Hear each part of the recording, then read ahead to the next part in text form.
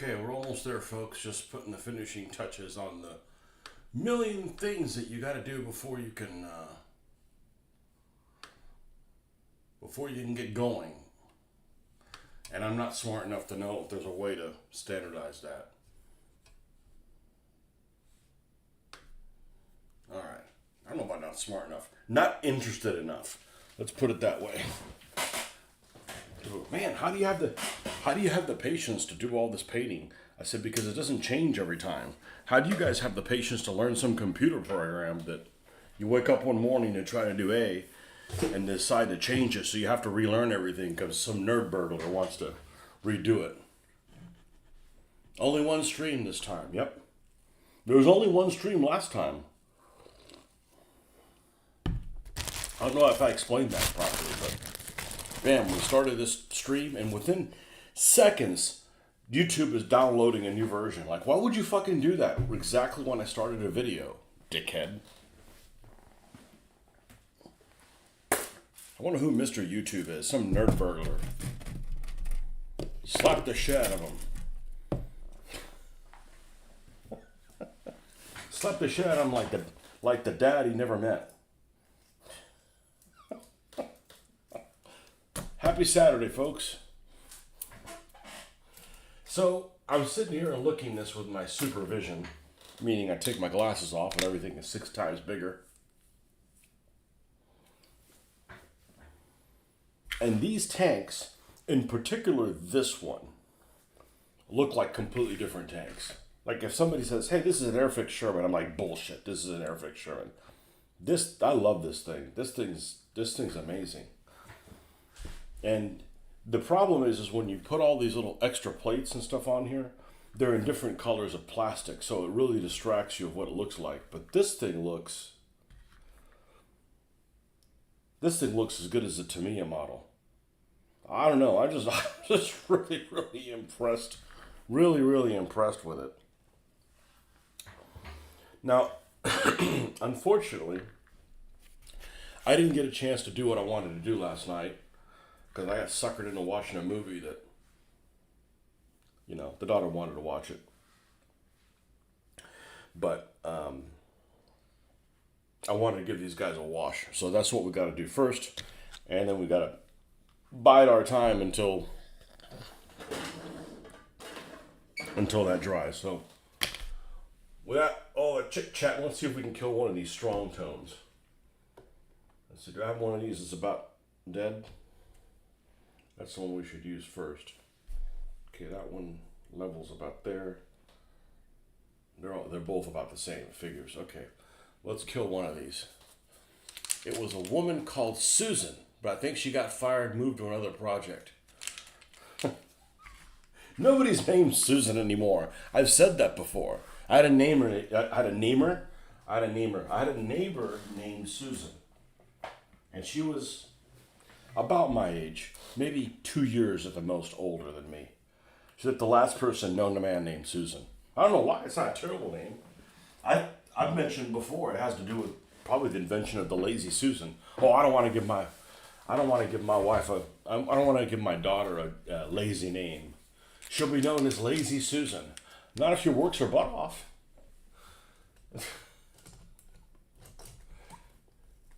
Hey, you could name her Francine. She'll still be named Lazy Susan if she's sitting around not doing anything.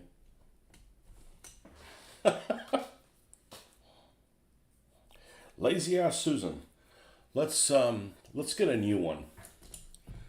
It's not like we have a shortage of brushes or anything like that.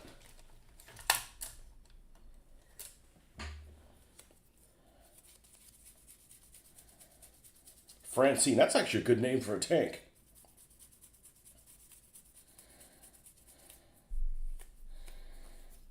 It's one of them old names. So I know you guys want to know that. I know you guys want to know what the names of these tanks are going to be. And I want to tell you, but I got to keep something from you guys.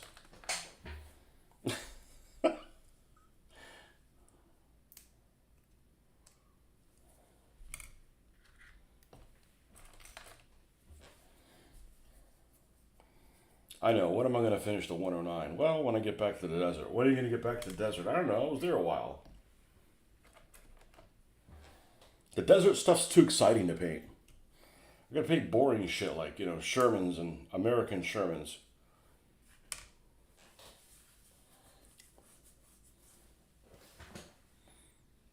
Good morning, Benjamin. I'll try to stay on here a little longer. Hey, you showed up yesterday when I was going to the salt mines.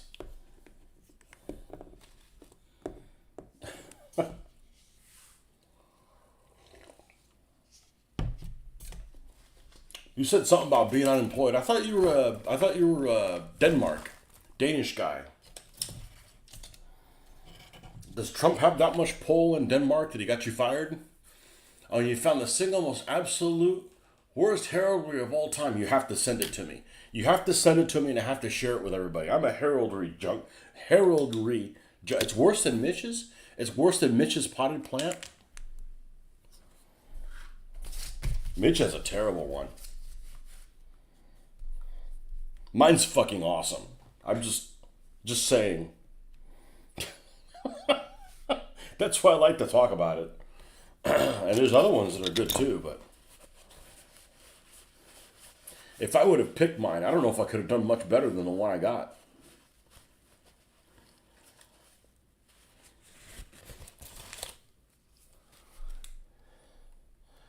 Mitch's 3-stem marijuana plant. Oh shit. Yeah, we're just going to use some strong tone here.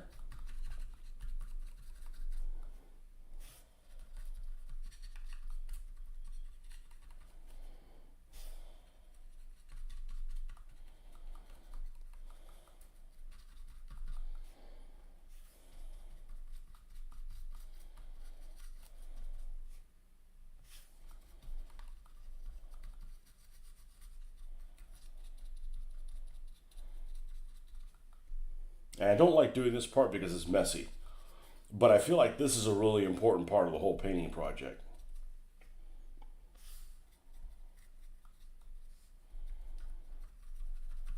And this is not my doing. I don't know that I would have come up with this on my own.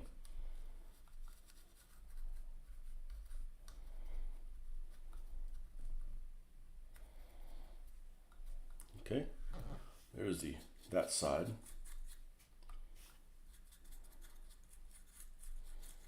Now, would I buy more of these models for $2 a piece?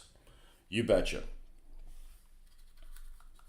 Whatever they go for, $8 or $9, there's better options out there.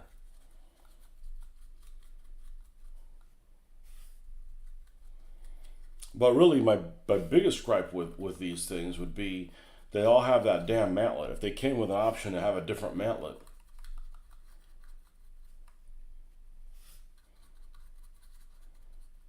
I need to find a 176 scale model M34A1 mantlet, and then we can go to town.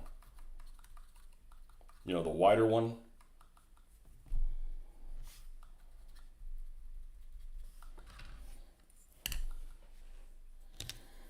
Yeah, Ben, I haven't seen you at the. You've been taking. I've either been showing up late or your crumpet break's been earlier. But I've been missing you in the morning. I work for a travel agency. See, I would think that would be an ideal job for me. But is there a need for travel agencies? And I don't mean that to disparage you, but like my wife is really good at that. She does that for like travel planning for like executives. Let me kill this light a little bit so I can look at the screen when it comes up.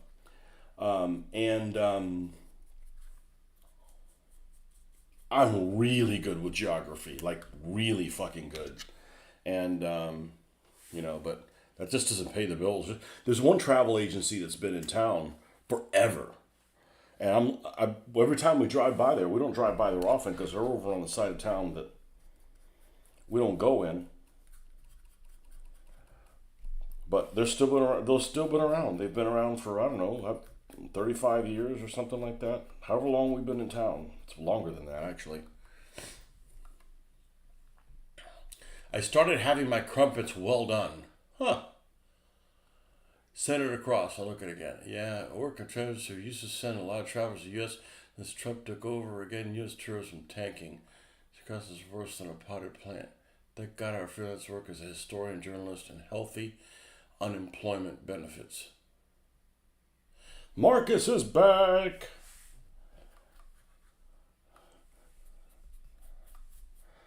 Marcus is back on D-Day.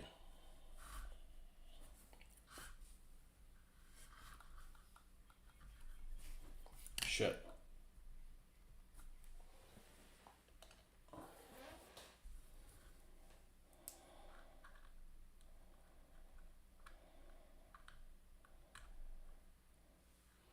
Okay. Let's go. Let's take a look at that. Let's see what world's worst. I hope there's a name that comes with it. What make are these? These are Airfix tanks.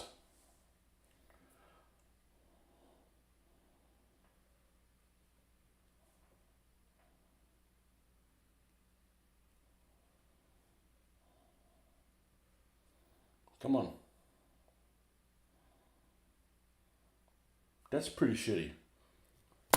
I gotta know what the name of that heraldry is. That checks all the boxes of shittiness.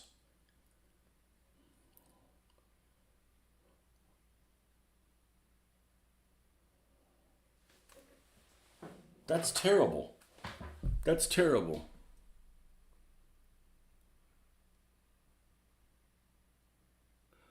First of all, why would you put antlers on a stump? The stump has already been cut. It doesn't look like somebody's head. You know, if you're going to do, if you want to do the blue and yellow motif, why is there green? Why is the stump green? And why do you have a fully unshaven bastard? Or is he a picked? Is he a dirty picked or whatever? But he's shaven. What in the four fucks is that? All right, I need a surname for that thing. It's a town in Poland. I bet the Russians and the Germans just bypass that place. Oh, we don't want any shit. We don't want whatever they're selling there. That is horrible. That is horrible. And then they go and like, let's give this guy a sword? Nah. Let's give him a stick that we're too lazy to color in a certain color. So we'll leave it the same color as the background. Oh, but we'll give it a crown because you know it's royalty. Yeah, a royal piece of shit. Yep, that's. I'm gonna have to find and see if I can find a worse heraldry than that. But I don't think I'm gonna be able to do better than that. Herb Deborog. Herb, yeah, they're definitely smoking the herb there.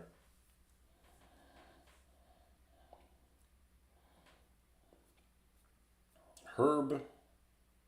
Where's this place so I'll never go there? Herb Deborog.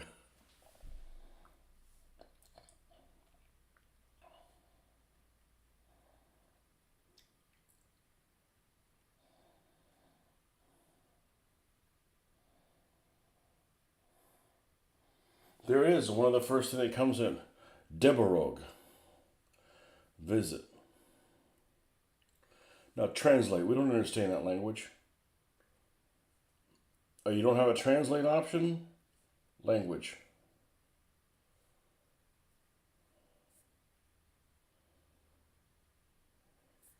Huh. It's interesting. It doesn't have a translate option. Okay, well, that's horrible.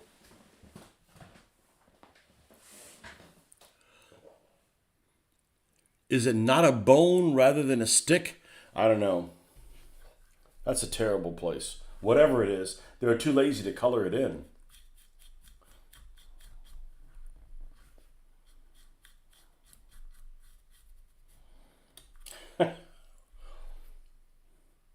And I took one last look at my Shermans to make sure, because when you get these Shermans, they tell you it's a Sherman Mark I. Okay, no such thing. So what is it really? Because Shermans are just as complicated as, any Panzer, as far as, nomenclature and stuff.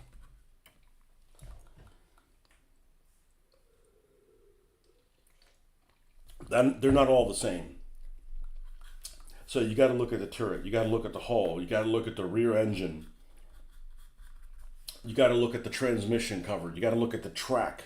I mean, you don't have to look at those things, but those are things all you can look at.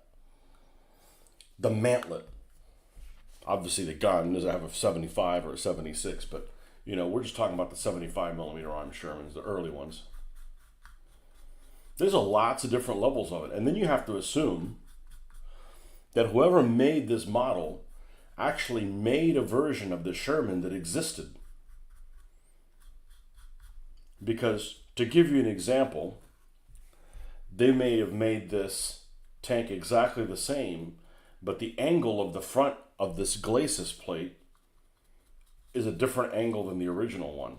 So then you're creating basically a tank that never existed.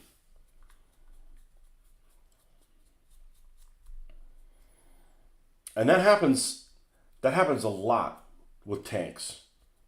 And there may be subtle differences.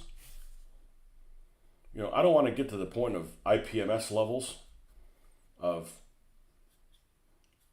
it just kind of needs to look correctish, right? Because again, this is a $2 tank.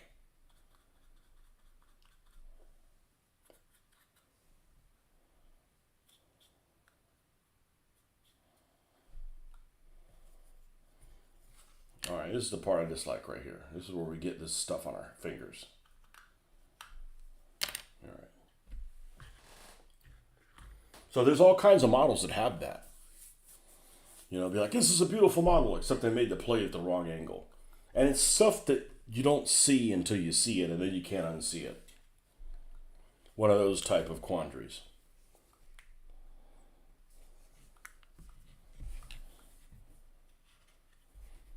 So from what I've been able to tell, and sometimes, you'll have a tank that's like, man, this really should have the late pattern tracks, not the early pattern tracks. But what are you going to do? Spend a lot of money on the late pattern tracks? So a Sherman Mark I, that makes you think like, oh, well, whatever Sherman, it's super early. Well, it kind of is, but it's an M4, just a standard M4 Sherman with the early transmission housing and the early gun mantlet.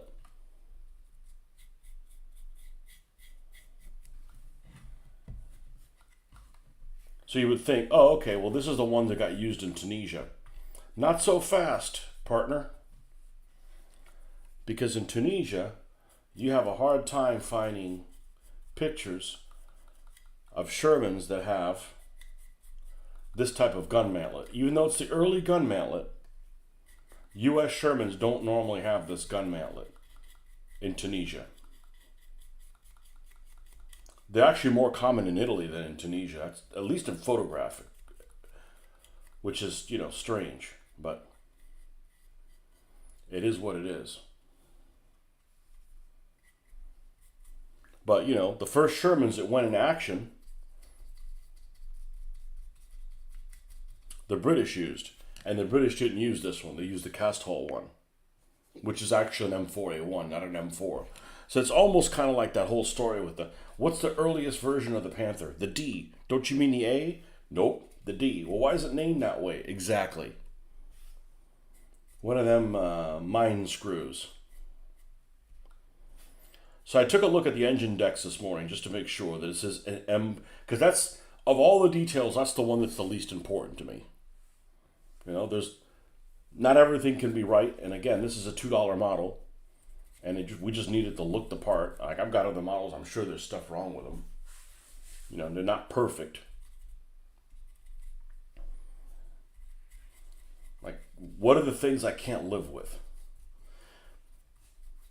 And the engine deck is probably the least important one of them all, but it is an M4 engine deck, or it's close to it's an M4 engine deck with errors. Let's put it that way. It was intended to be an M4 engine deck when they built this model.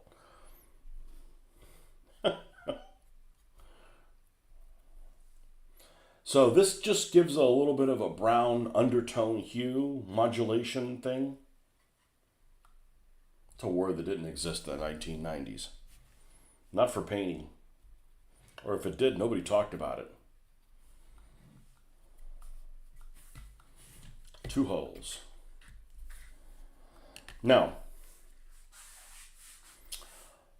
I spliced this together big time. I've never done anything like this. And because I'm using dissimilar materials, it's hard to tell if we have a smooth transition between them. It really is. Just like this Sherman with the applique plates looks out of place. It didn't look like it was going to turn out really well when I was building it. Now that it's painted just in the basic tone, I'm in love with it. This one, we have the spliced front. I'm going to leave it as is. I'm going to leave it as is because these are like extra sections anyways.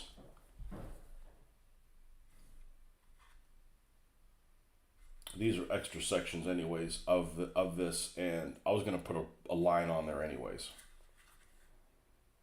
So we're going to leave it. We're going to leave this as is.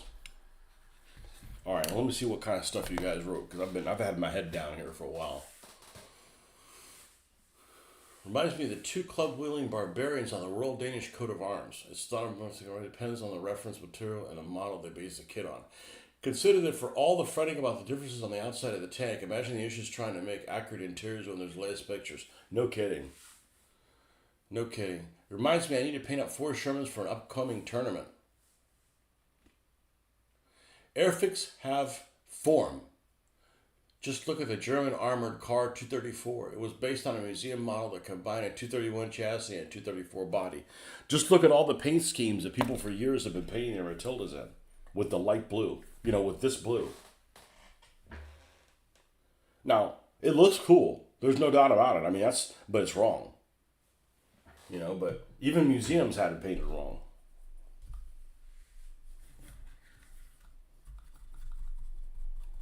So,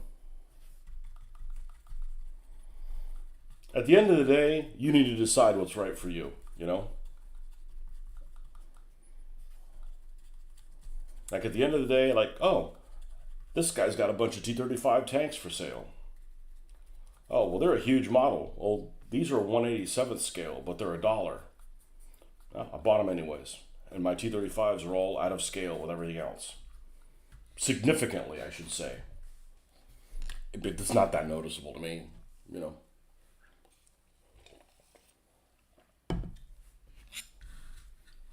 Especially when I bought the first T-35 tank, 1990. The only T-35 you could get was probably by Skytrex at the time.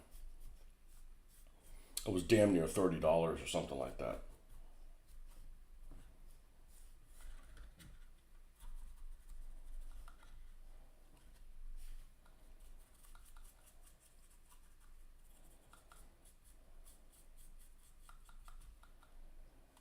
Who knows what they really were?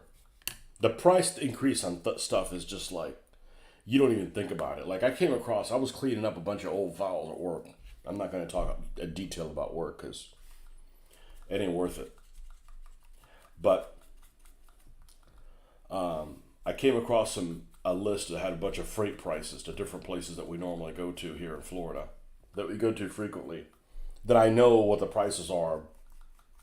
And this was from 2002, 2003, which I know was over 20 years ago. But if you told me when 2002 was, my reaction isn't that it's a long time ago. But anyhow, the prices are literally double what they are now. They're double now than what they used to be. I'm looking at those prices and I'm like, holy shit, that's cheap. So,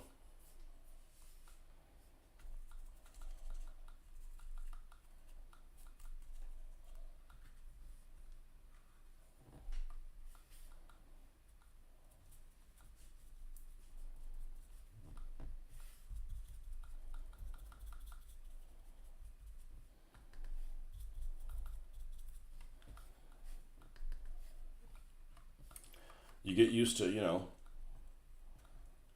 you sometimes get used to how much things are.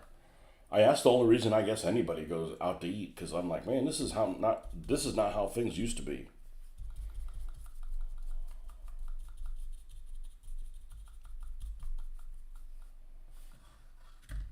Okay.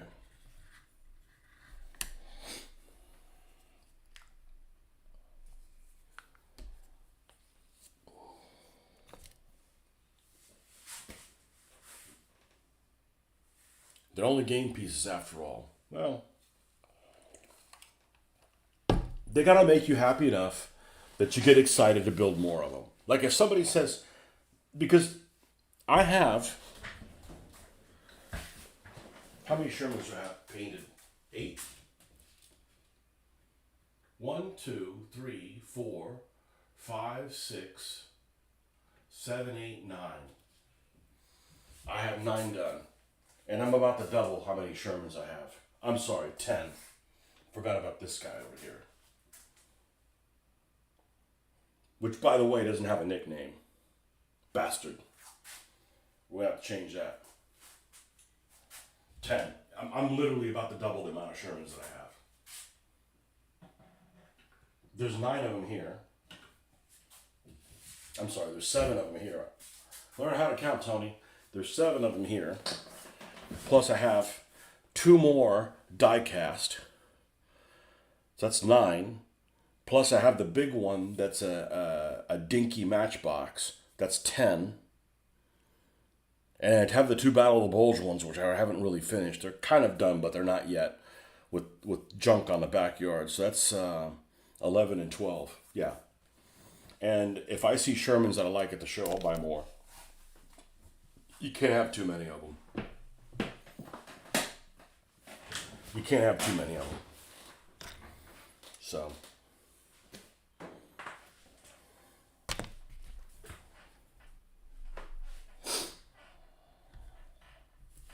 Well, for right now, I'm not playing any games, so they're showpieces. Now, next week, notice how I phrase this. If everything goes according to the plan, it's not really a plan, what is planned, I'm going to have a few days to myself here. Now, that would normally be like, hey, that'd be a good time to run a game, right? But to do that, I've got to clear everything off that table and lose my build area. I don't think I'm going to do that. I don't think I'm going to do that. I don't want to do it bad enough. I don't want to do it bad enough. And I'm enjoying doing this. What is next week? Yeah, next week I got a game night on Tuesday with Mitch. I mean, I do need to pick that area up a little bit when we work on the next batch of Shermans.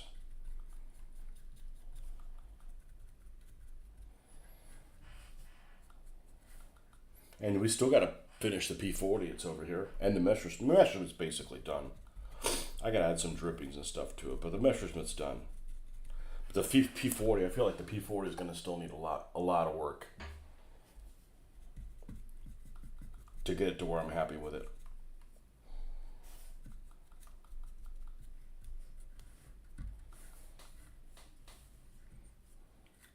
That's kind of cool. All I'm doing is working on American stuff. Most people are like Germans with a side of Germans and more Germans.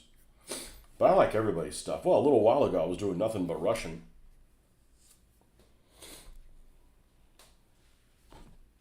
Off topic. Am I going to winter base the vehicles at the top of the screen? Yeah, I have gotten around to it. Yeah. Yep. I have to winter base this one. This was a set of tracks that I had that, remember I got 2 T3045s from Fujimi. One of them, it came with tracks. The other one did not come with tracks. Actually, I was supposed to get one kit and there were two tank models shoved in there, but only one set of tracks. All right, so no harm. I wasn't upset that I didn't have a set of tracks. So I had an old set of Eschi tracks that way back when, I read before the internet, really, before you go on the internet and get a bunch of different opinions. Because now you go and you read an article, there's one opinion on how to do something. Well, I guess that's the way to do it. Instead of, having all kinds of different things. But I wanted to shrink the tracks on it, and I put it in hot water, and I guess the water was a little too hot, and it shrank.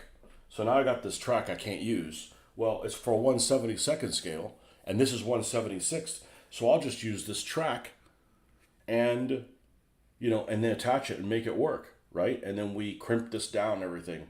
And I did on this side, I woke up one morning last week, and I looked over here, I think it was last week, it might have been the week before, and this had split. The track had split here at the front. And all this is tied in. So I think we're going to epoxy this thing down as close as we can get. And then we're going to snow cover this. We'll put snow over it. But yes, that's my intention. I don't want to lose momentum. And of all the vehicles that I've painted recently, I think my snow vehicles are the ones that impressed me the most. I'm like, I've never done this before. And then you're done with one, like, why haven't I done this before? This is literally like the most pleasing stuff that I've made. So. But it's the drippings. I think the drippings is the last frontier. And most of my tanks don't have drippings on them. But you can fix those up. Now I don't remember. Was one of my 235s? One of my 235s was the original one and didn't have drippings on it. So they re-dripped.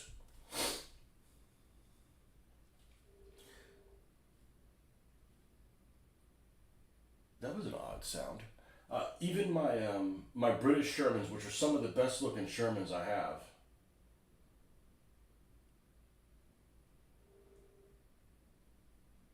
those don't have drippings on them. But that's all they need. So it's easy. Just go back to them, give them a little coat of spray paint if you want. Done.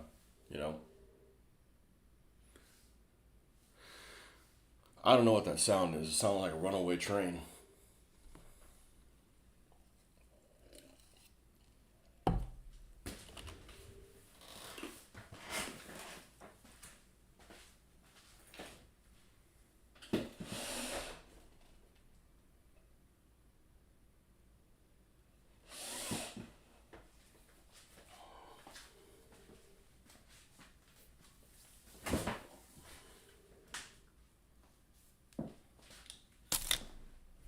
Anyhow.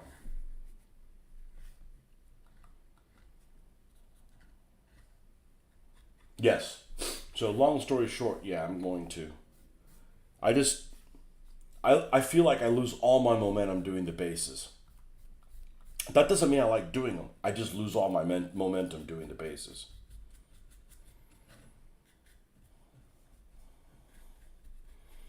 And it's because the basing requires drying time. And it requires more drying time than anything else. So you've got to work on something while you're doing that driving time, so you get involved in something else.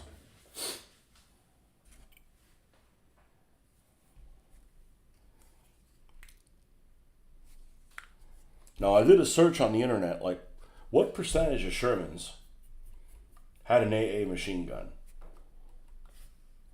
And I got some half-ass AI response that sounds about half. So I'm probably not going to put AA machine guns on these things, or certainly not worry about them at this stage. Because I got to find them. I got a couple extra 50 cals. What the fuck is that sound? Weird ass people. This isn't New York where you can just make weird sounds and get away with it. We gonna shoot your ass.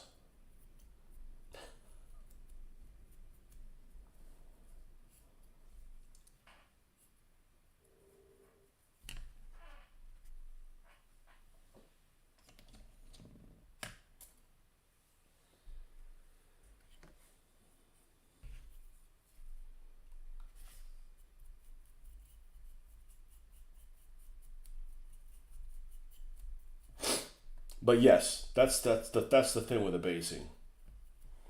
And I hope I don't hate life doing this, but I had to put this thing on a base because of the track situation. And the two M4A1s are in the same situation as well. So, but right now, what I do like is it's easier to grab. However, when it's going to be time to goop this, I need to be able to push that goop deep enough and also be able to paint it that you're not going to see it. It'll work out. It'll work out all right, or I'll never do it again.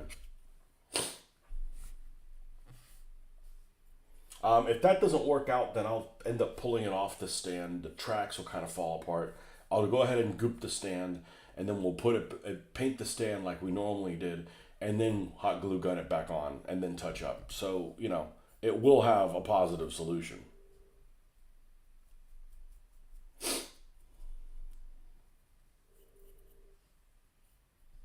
You guys hear that?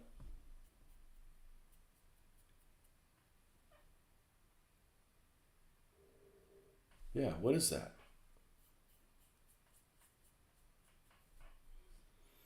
The Russians are coming.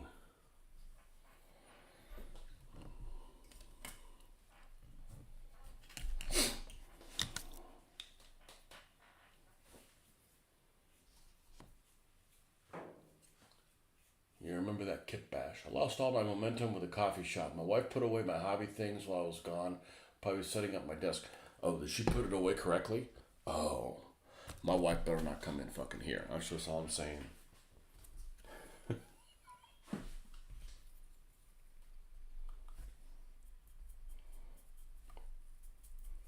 You know how you get your wife from coming into your area? You say, oh, there's some stuff in here you're not allowed to see. And not like, you're doing something wrong, but like there's a surprise for you. Won't see her. Shh. Hope she doesn't subscribe to this channel. I don't fuck with her things. Like when I put away clothes, anything like that, what I don't like doing is like encountering something that you don't know where it goes. So you're like, you lose all momentum. It's all about losing momentum. If you lose momentum, it's like, it's just too difficult to start back up again.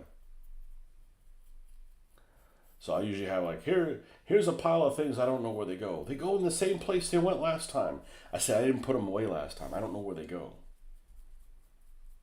Like I wouldn't want somebody just taking my tweezers and going, I don't know where these go. Let's put them in here. And like, I spend like an hour looking for them or more. Give up. I have to give up before I find them. You got to remember that. You spend an hour first, then give up looking for them. Then you can find them, but not if you talk about finding them, because then you're not going to find them.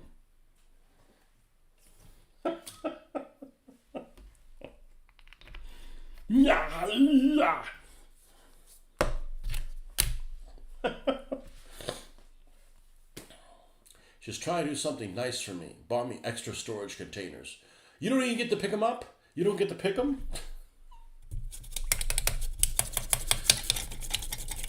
My wife did something nice for me. She bought me a car with her money. I didn't get to pick the color? Bitch. What color car would you never drive? I'm not a big red car fan. Blue. I like the color blue. Not in a car. I don't know. Just something about it.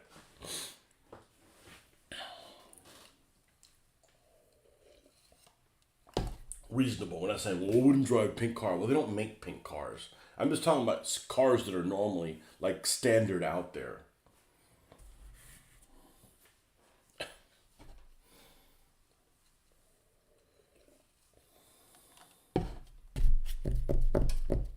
See, this is the what do I do now business, right? All right. So these tanks are not going to be one unit. Okay, so they don't all have to be the same company. They don't have to be something else. As a matter of fact, one of them, the one with the sand guards, sand skirts, whatever you call them, I can't ever decide what I'm going to call them, is going to have a round star on the turret. So it could be Italy, but I'm not making it specifically for Italy. The sand guards make the tank look significantly different. It's really weird.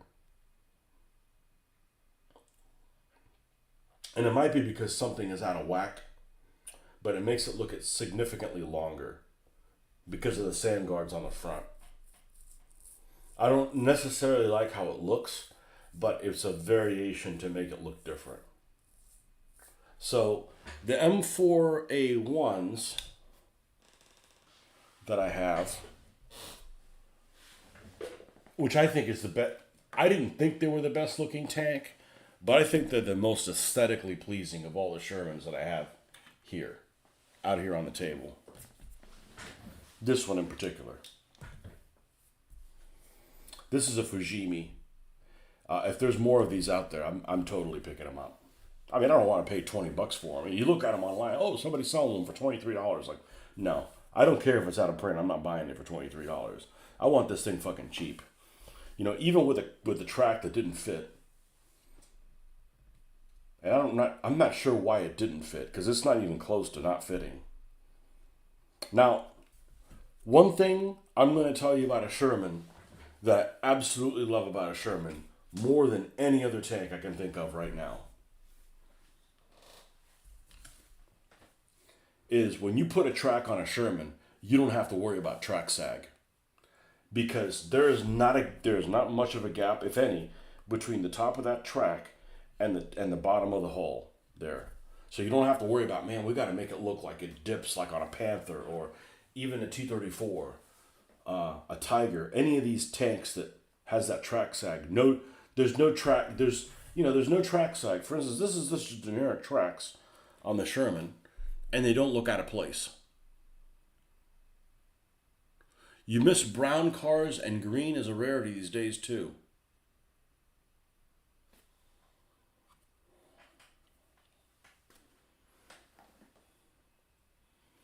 So that's a beauty of it, is that even if I wanted to add track sag in there, it'd only sag in a couple different places and it wouldn't be that noticeable. So from that standpoint,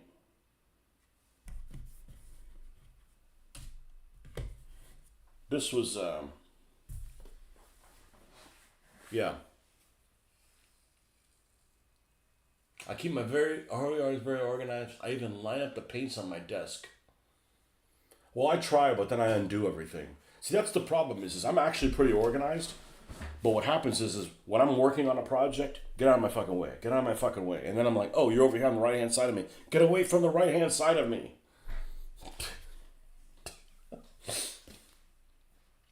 All of my paints need to be lieutenants. Go over there. Go to the left.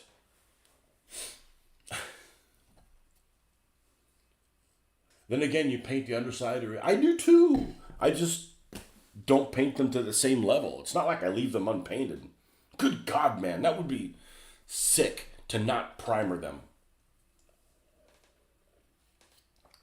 Te falta el barro en la cara, ese operador de radio todo engrasado. I'm missing the mud on the face. The radio operator was all greasy. Yeah, the radio operator basically has the easiest job. So they made him do all the maintenance shit. Like if there's any maintenance stuff that needs to be done, that's to go and do it, dude. Hey, go and do this. Hey, go and do that. Go and do the other thing. So one of the things that I did, I'll catch up the people that are in California time for a second, is I'm following these. This model is actually really good. I don't know how accurate it is. It looks like it's accurate. Okay. It's a pretty. I don't know what the hell the front of this is on the front of the tank, but we'll just forget that. Other than that, on the front of the tank, this looks like a very accurate tank, or it looks the part of a Sherman M4A1 with the M34 mantlet, which is more common in Italy. A lot more common in Italy than anywhere else. We're just waiting for this shit to dry anyways. That one's almost dry. I can see it. So I'm putting this thing together, and the shell ejection port / pistol port that's in the side of the turret which isn't marked where it goes, by the way. It's completely smooth. It just points to it. So I remember looking at reference material. I install it upside down. I install it 180 degrees. And the other morning, Wednesday morning, I think, I realized it and go, shit, I got to do something about that. I had already made the castings of these because all the armor fasts don't have this. And now I can't unsee it. And this model that I got from Don, this is pre-built this way. Which, by the way, hand sanitizer will take that paint off. And after I ripped all these tracks off, because the tracks that were on there before they were either hard metal tracks or they were hard metal tracks, or they were just crumbling like a cockroach. Like, you know what I'm talking about. You kill some cockroach, and then he's been sitting there dead for a while, and you go pick him up, and he just falls apart with you like he's made out of sand or something like that. Like that. So I had to take all that stuff off, and then luckily I had another pair of tracks that were rubber, even though they were broken. So we spliced them together with hot glue. This is going to look fine, but that's why I needed to go ahead and put it on a stand. This one's missing half of the tracks too. So these two have track issues. But as far as a model, it's a beautiful model. But I was able to actually put that glue around the edge, soften it a little bit, come in here and slice it off, and then turn it 180 and put it back on. And like, okay, learn another skill.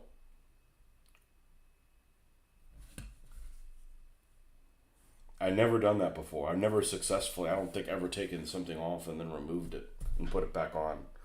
But that's this weld. The weld cement is great. The sprue goo is amazing. The sprue goo is excellent. Now, Jeffrey said make sure you use the hard plastic, works better. I use this Airfix plastic, which is definitely on the hard end of it. And with that California sprue goo from Microweld, I didn't keep the Microweld stuff, but Microscale makes their weld cement that's called Microweld, and it has green writing on it, just like Microsol's in red, Microset is in blue, and Microweld is actually in green. And it's the same thing as this. It doesn't have a little bottle with a brush or whatever. You use a regular paintbrush. It's water soluble. You just use a regular paintbrush and apply it that way. You just need to put this on something because this thing's kind of top heavy. So I just poured mine out and used it in an old Tamiya container. And I was using both. The Tamiya one works quicker, but the Microweld smells a lot better. The Microweld actually smells good the same way that this smells good. Like, it's still toxic. You don't want to drink it. This smells good. You open this up and you're like, it's like, So, whenever we run out of Microweld, which is probably not going to happen anytime soon, I'll be buying more of that just to use as sprue goo stuff, because that tester stuff is for the birds. That stuff is terrible. Did it already get pitched? It's going to get pitched if it didn't get pitched. It's horrible. It's hazardous to humanity. Damn you, Rust-Oleum. I don't know where that stuff is toxic. I think I got rid of it. It used to be the Testors one that came in the container. You know which one I'm talking about? The one that came in a container like this from Testors. It was the original one. Like, everything was squeeze type tube glue, and then Testors made their liquid one. The magic water, right? Way back when in the 70s and the 80s. And my dad would always use that. And I was a kid. I was an impatient kid, and I'm like, why is this taking forever to dry? You need to have patience, young grasshopper. But it smelled okay. It still smelled like a chemical, but it smelled all right. But the new Testors is horrible. Horrible. It smells like acetone.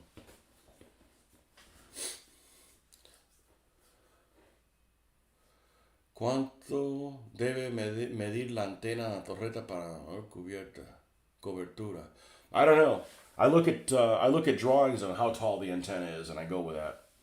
I'm not super anal about making sure it's the right height. A lot of it is just gotta look. It's gotta look convincing. You gotta be convinced the way it looks. It's still a little wet.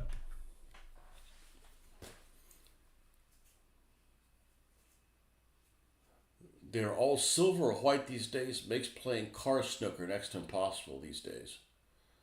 Or black. Black, red, white, silver. Blue. Blue is, of all those, is the least favorable colors. And it depends on the car brand. You know, if you have certain things are here in the United States, for some reason, there's this putty color that all of a sudden in the last 3 years is really popular. It's like this, but it's got more brown in it. And it doesn't have any metallic flakes in it at all. It's like, I'm fine with any color as long as it's metallic, right? Cars don't need to be, you know, like you painted them with a spray paint. And that putty color is pop. I'm like, I wouldn't drive one of them things.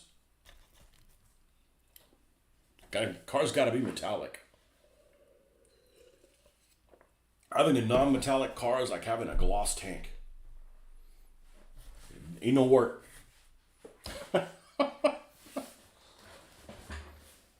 All right, so on A Tale of Three Olive Drabs, this was done with the Ammo Mig Olive Drab. And the reason I did the Ammo Mig Olive Drab is I don't like to dry brush this stuff at all. It's way too watery. It's great paint. There's nothing wrong with it. It's just way too damn watery. So I was actually thinking of the same way I do the British ones, and which, by the way, I got the idea from Flames of War. Shout out to I don't play Flames of War, but I like their paint guides. They have some pretty good ideas of people doing paint guides. Their Shermans are bronze green, and then I do the wash, and then I do Russian uniform, and like they look the part. They look exactly how I want them to look. Let's grab one of them. I actually love the color of them. Let's scrub this front. I think this is a front line. This front line piece of shit thing. Actually, yeah. I was going to grab the... Of course, they've been weathered. M4A4. Should be longer. It is.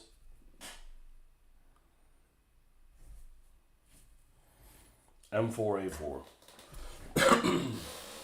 And I guess this is the Matchbox Firefly. I don't know if this is the Matchbox Firefly or if it's the Airfix Firefly, because both of them are 176, right?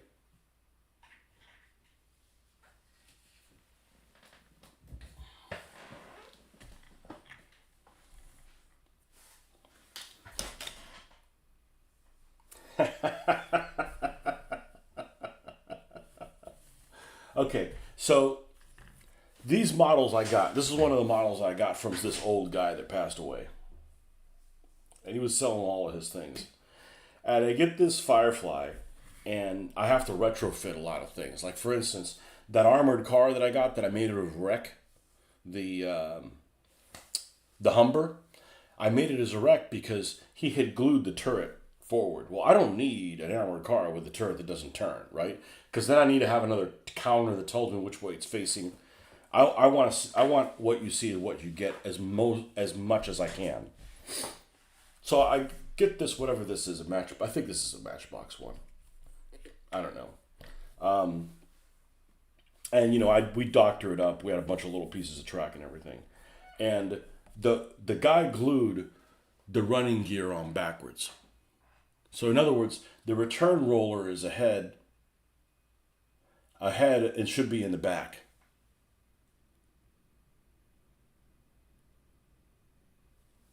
You know, I didn't build it that way. I wasn't going to tear the whole damn thing up. I don't think I noticed it until it was too late. I don't think I noticed it until it was too late. Ajax.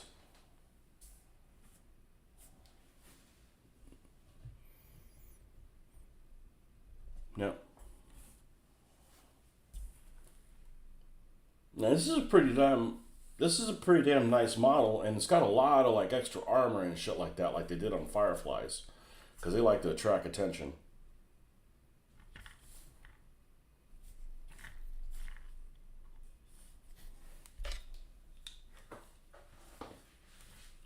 But it's got no rustifications on it. So at some point when it goes into action, I'm probably going to rustify it. Oh, look, there's actually a gap here between the front. There's like an actual line between the front fender and the side one. And mine has the two inadvertently as well. So I'm glad I left it the way it is. Cool. Yeah, the hue, I'm really happy with the hue on these British vehicles.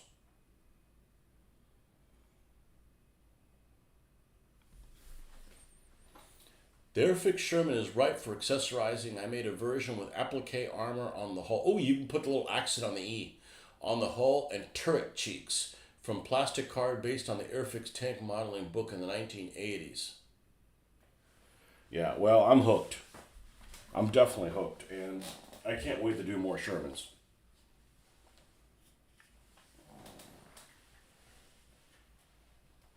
I can't wait to do more Shermans.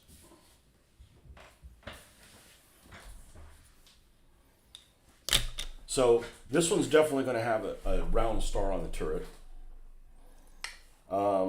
which says Italy, but it might be one of the exceptions of it or whatever. All three of them are going to have nicknames. I'm going to try to not do them all in block lettering.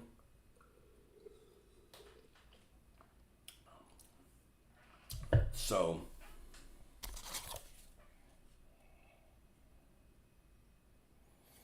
and some of them are going to have turret numbers on them because I do like the way these yellow turret numbers look on them.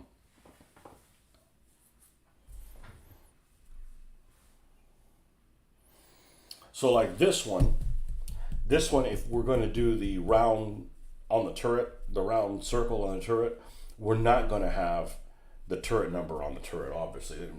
That's too much. But like this one's missing something. So this one's probably going to be the one that has the turret number on the side on the side of the turret. And we'll have a white star down here. How we doing on the turrets? Come on, man, you guys need to dry.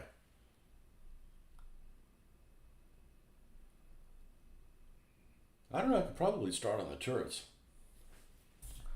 Yeah, so the one that goes with this one, this is going to have the yellow number on the side of the turret.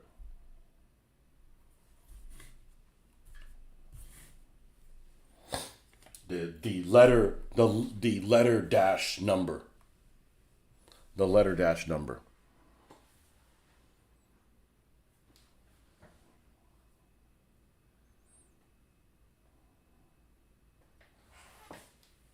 All right.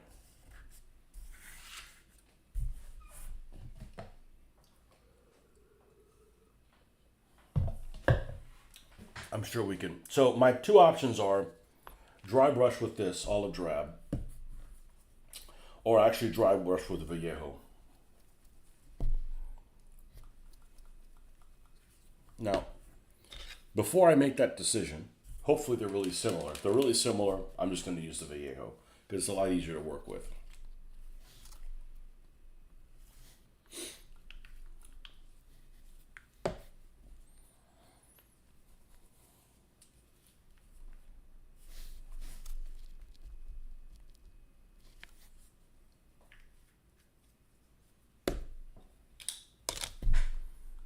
It's a lot more green.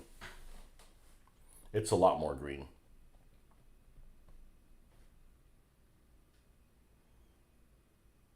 Not to be confused with brown violet.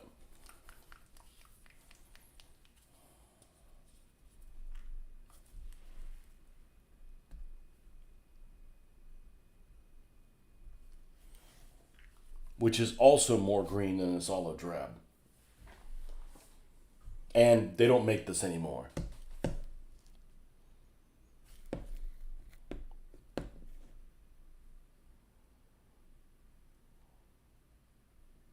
So I think what I'm going to do is I'm actually going to use the Vallejo. I'm going to use the olive drab.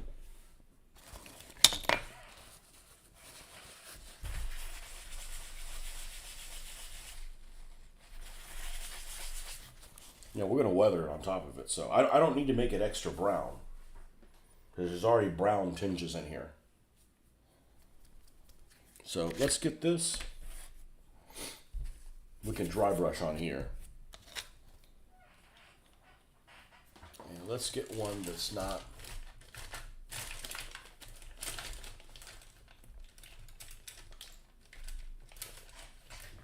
Nah, these guys deserve a new one.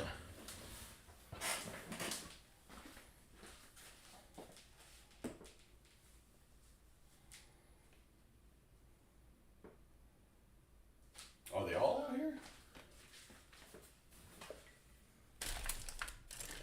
I didn't think they were. Maybe they are.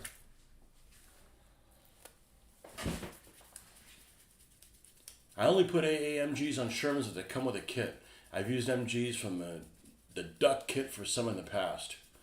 I'm going to build a duck at some point. I just need to find one at the right price. Which, by the way, I heard back from Airfix. They suppose they're going to send me the pieces. We'll see when they get here. I've got so many things going on. I'm not exactly in a hurry to get those pieces for the ME110. They'll be welcome when they get here, but...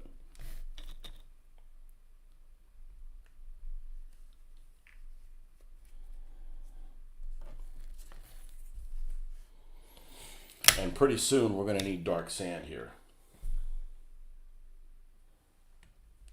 That's going to be the mix. That's going to be the mix-in color. Now we still got. The problem is if I paint over that, it's going to pull that wash and then soil it in other areas. So I need to make sure that it's dry as it can be.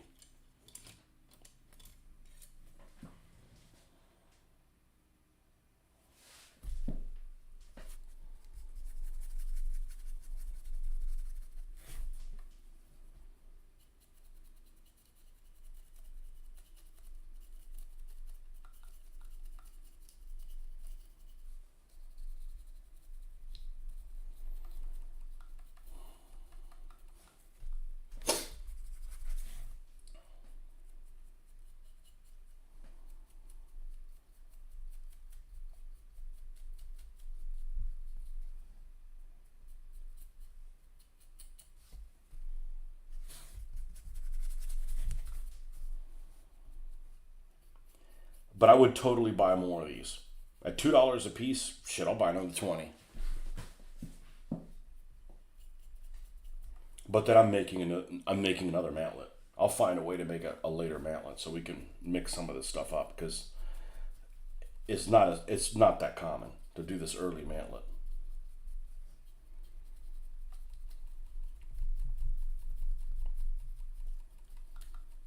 This is just a base olive drab color on it.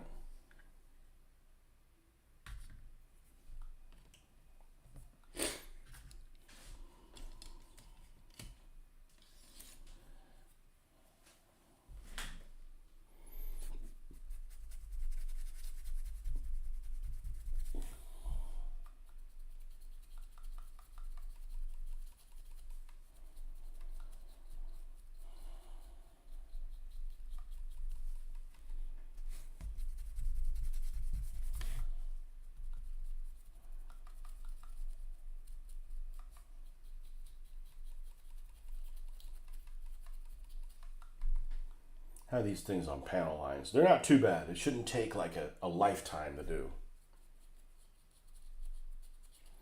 Sometimes they take a really long time to do that. I feel like I did something recently. It just took forever. Oh, the plane took forever.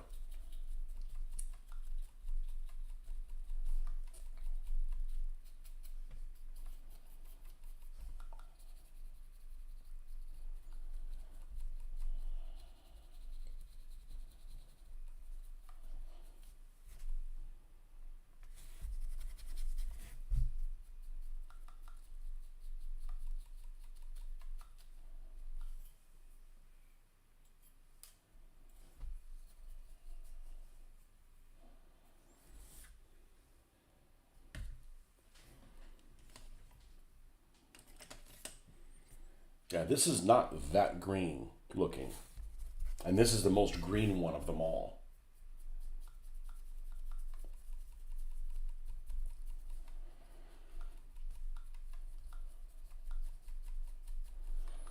Now, the marine tanks, you could use the same color, but then there was another color called, it's a certain green that I believe is equivalent to RLM 82, or it's 82 or 83.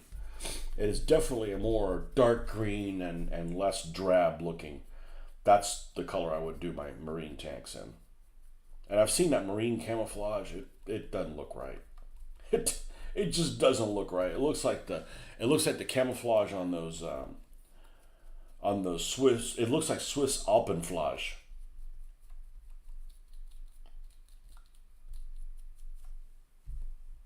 But the marine tanks seem to have really big names.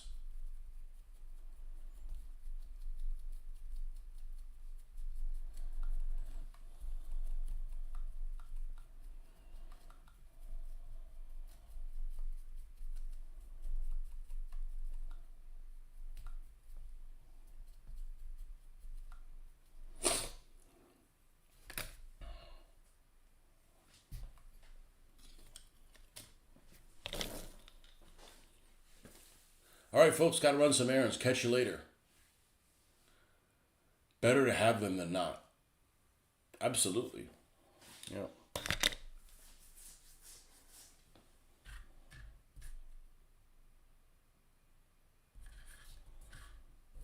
All right, let's play with fire.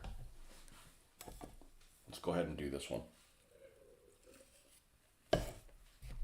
I have a feeling when I'm done with this, it won't even be recognizable. It'll be like, that's an Airfix Sherman? Yeah. No, it's not. Yeah, it is.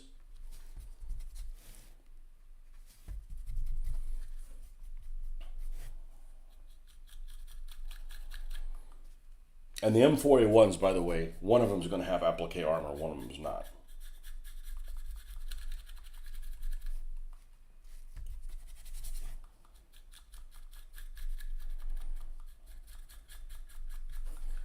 Now, the rest of this painting process is awesome because it doesn't take a long time. Like, it's dry immediately.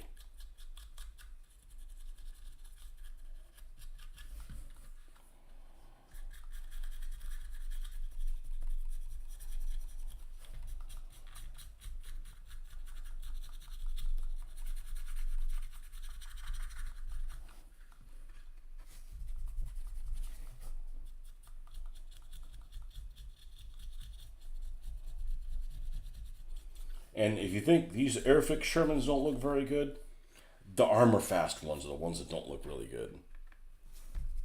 They look really weird. And you can't unsee it.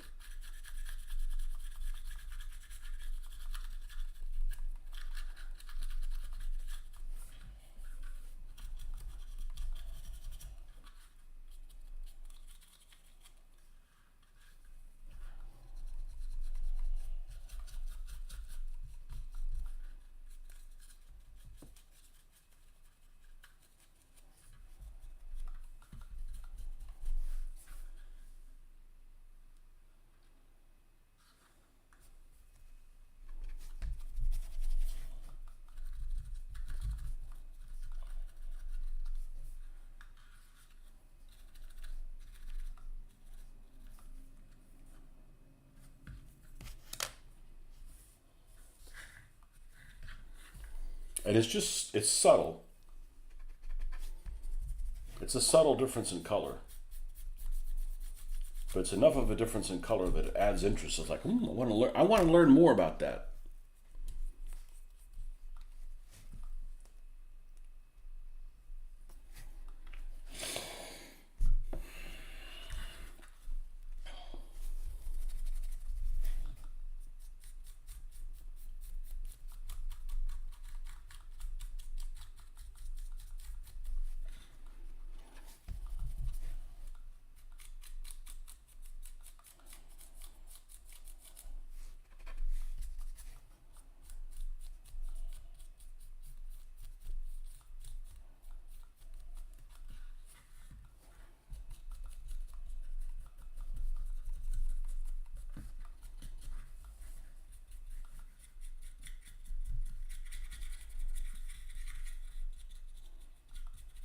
I started doing this way because I didn't have an airbrush.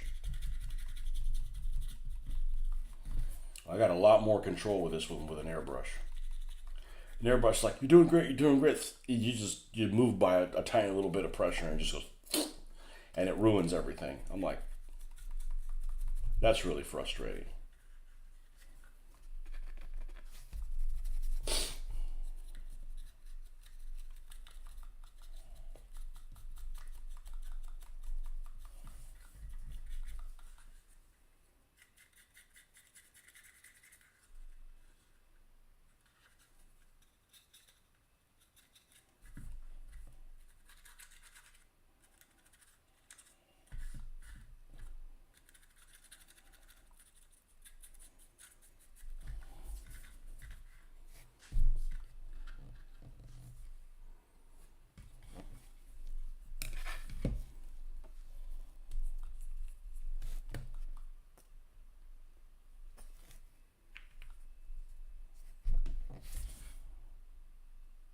I don't know if I'm going to paint the road wheels. The problem with painting the road wheels is this.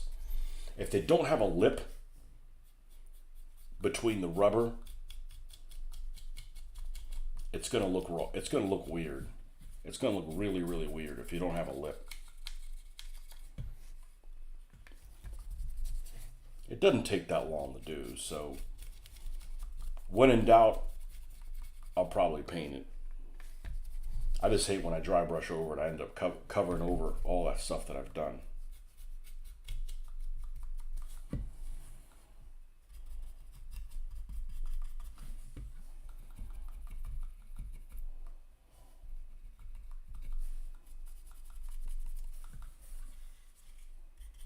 What was pretty amazing is I was just looking and I ended up getting this piece of metal.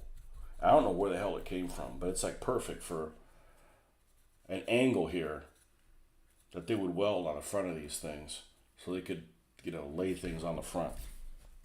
I found that yesterday morning. I was like, son of a bitch. I think I was just happened to be an extra piece.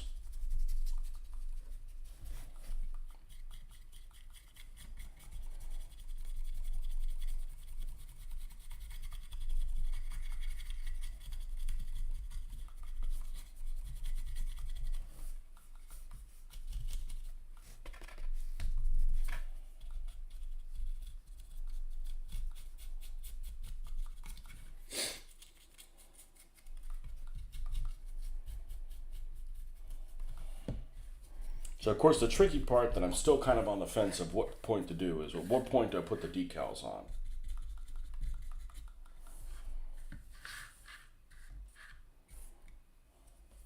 I don't do it yet because right now we're not really weathering. This is just we're making the tank. If you painted the tank and you left it out in the sun, it's gonna modulate this way. See how we got one that looks like with the.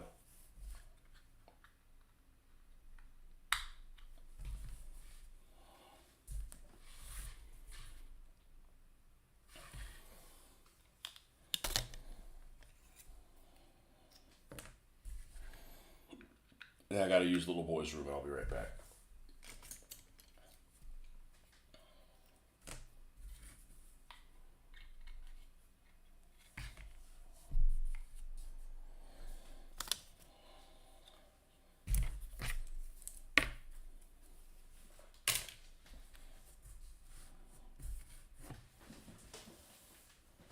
I'll be right back in a second, folks.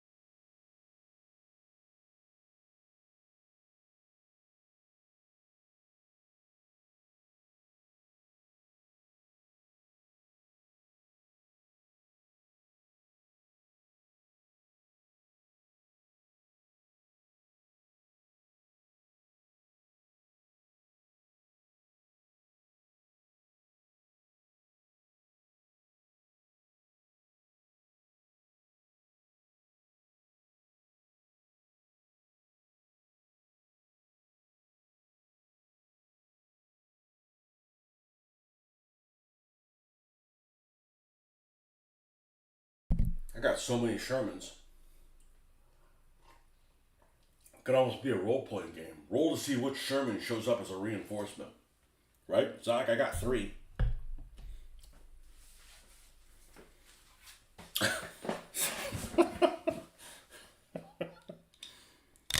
Roll for which Sherman shows up.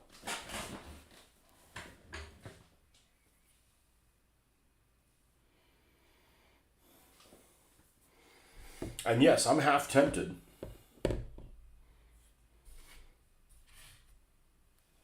We've only touched the very top of the coat of vehicle combat. This one's going to behave like it's got those armor plates on it. And this is going to behave like it's got sandbags on it. And it may not be a big difference, but it might. Now, I was reading something that I wasn't even looking for it, and it said that some people didn't have a problem with them adding extra armor to the Shermans, and some people were like really frowned upon it because you're putting like, the armor isn't really much like stuff like this, but when you start adding a bunch of sandbags, it really slows the vehicle down. And I know this sounds strange, but the Sherman's actually one of the faster tanks, one of the faster main battle tanks.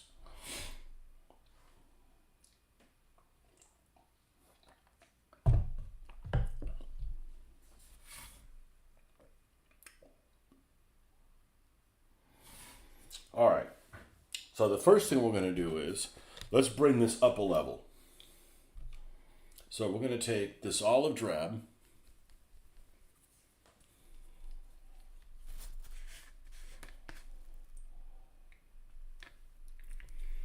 and we're going to take dark sand,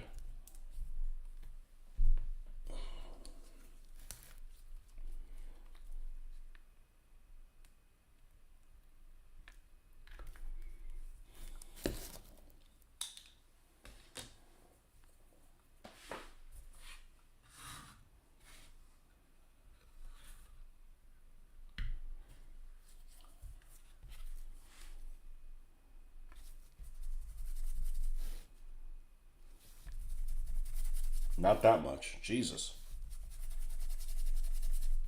I think this might still be too much. Maybe not.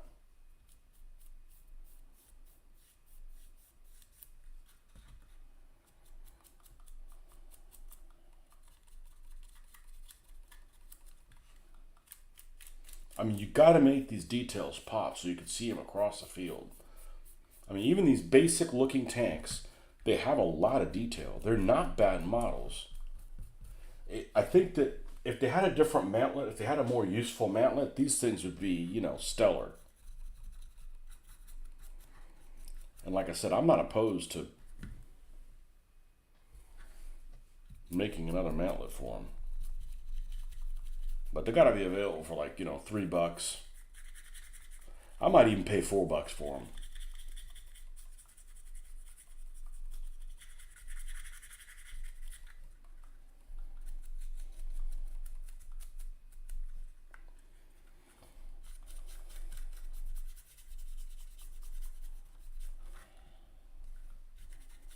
I don't know that I picked.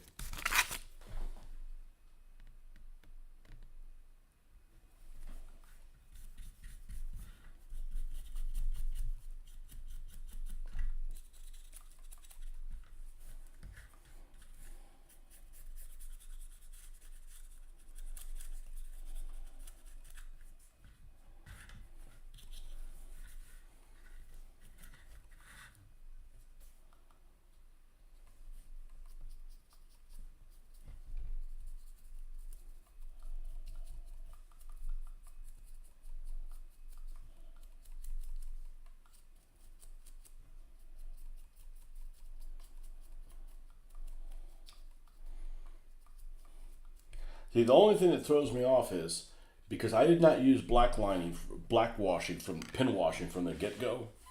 That wasn't one of my steps, so I'm still kind of like, okay, what do I do the pin washing it? Do I do before or after the decals? And I think I do it before.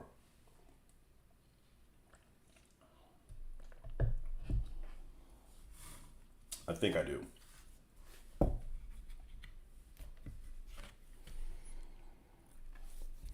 So what I did is I decided that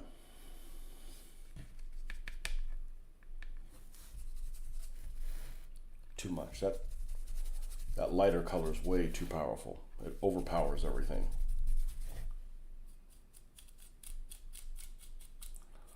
Then I'm going to kind of go with the nomenclature that they did in that Lafayette Pool article for these guys. So they're either going to be E's, F's, D's, G's, H's, or I's. And they're not necessarily all the same company.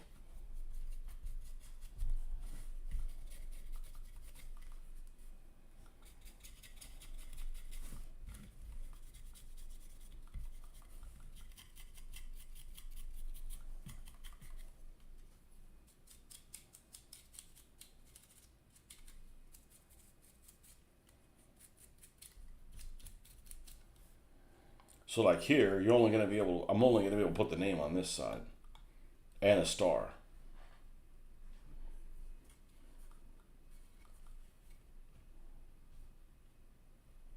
As a matter of fact,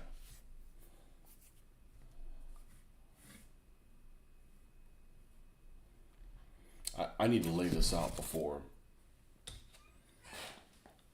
I get started on the wrong foot, because I do want them to be different.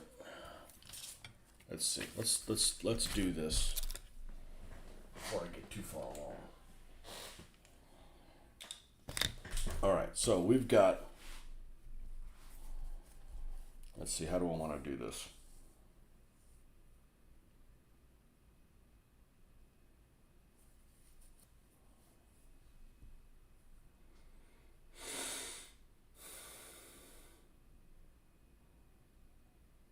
Oh, how do I want to place this out?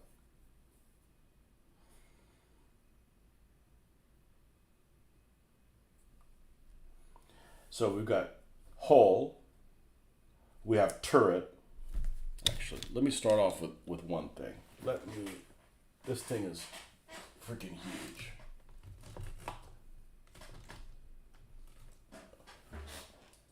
There we go. Okay, so we need hull, front. I'm going to need to list these categories this way, and then the tanks across here. All right. All right, so we're going to do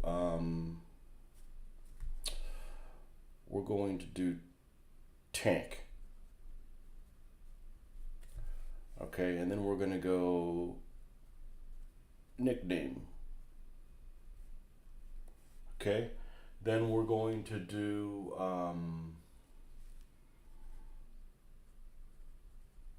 turret,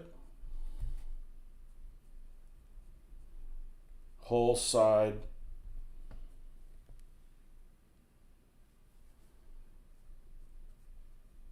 glacis,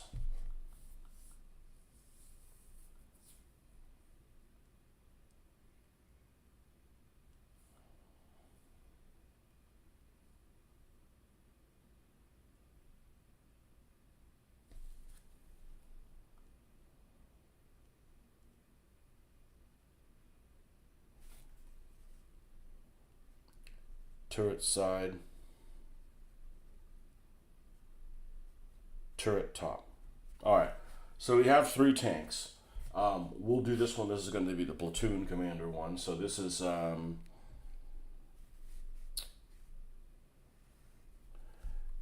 to be M4 applique.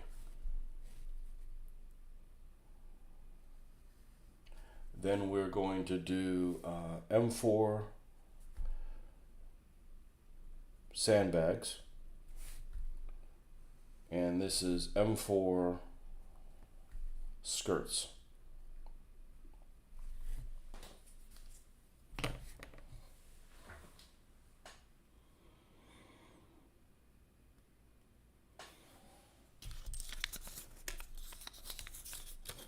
All right, so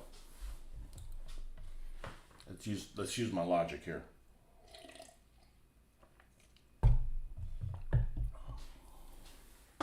This one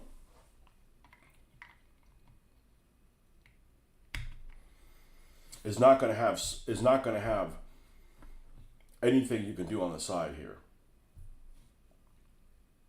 Which I probably should have put a star on there before. Maybe I'll try to paint a star underneath it like there was one on there before.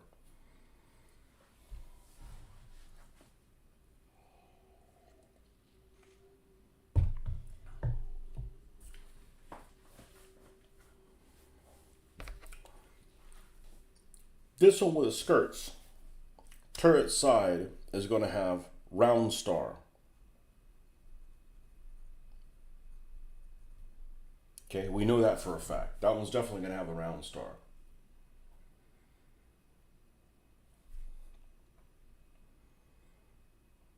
And because this has a round star, we're going to put, there's no point in putting it here. Just put a round star on the top of the turret of this one right here, of sandbags. Turret top, round star. Obviously different size. The ones on the turret tops are very small.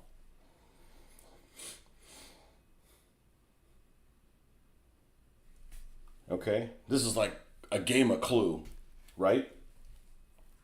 So because this one has the skirts and it has a round star on the side of the turret, we're not going to put a round star on the glacis, so it's too much roundness, okay?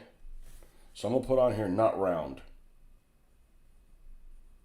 NR.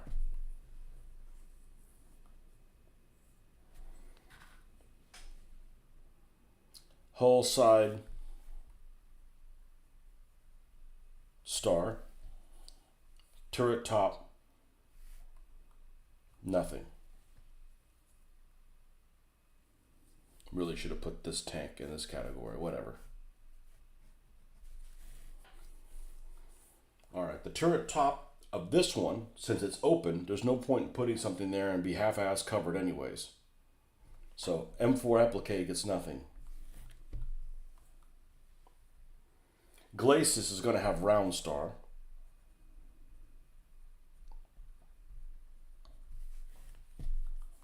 Hull side's going to have a star.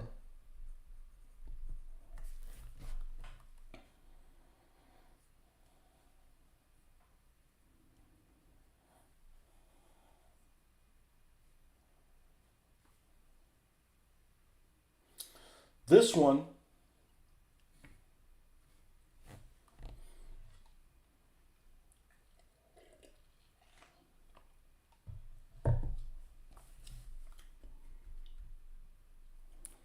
this on the hull side, it's going to put blacked out star. Maybe I'll do that. Maybe I'll do a blacked out star on the turret and then no star on the hull.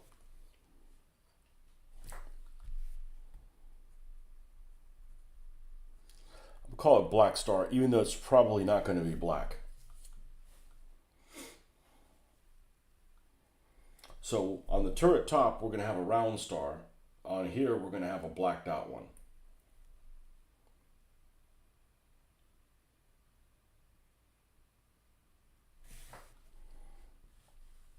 Glacis, don't really have anything on here. No space for that.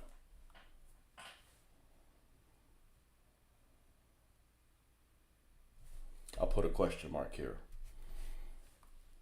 And the turret side of the M4 applique is going to have a number.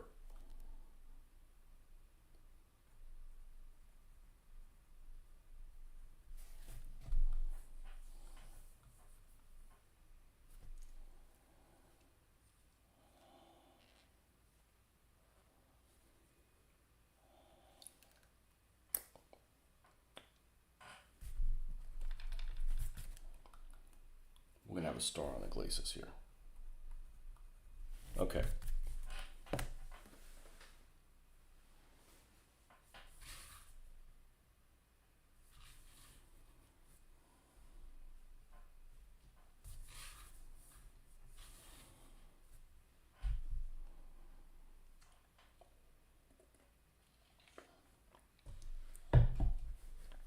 Which one has the number? This one?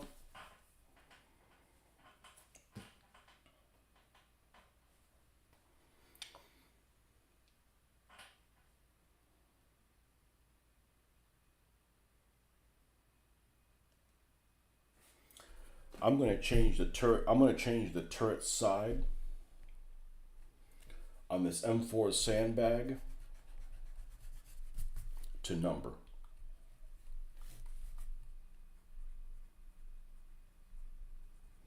And the whole side, I'm going to change it to Black Star.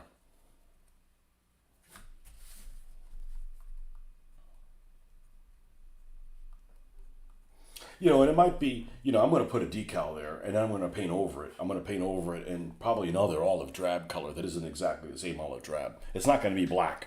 It's just going to be, you can see a star. It's just going to be, you know, and I don't think I'm going to hand paint one because it needs to be kind of neat.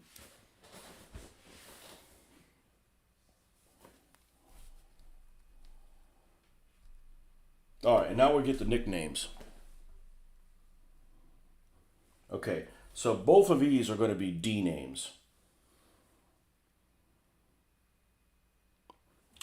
This one, the one with the sandbags, is going to be Dumb Luck.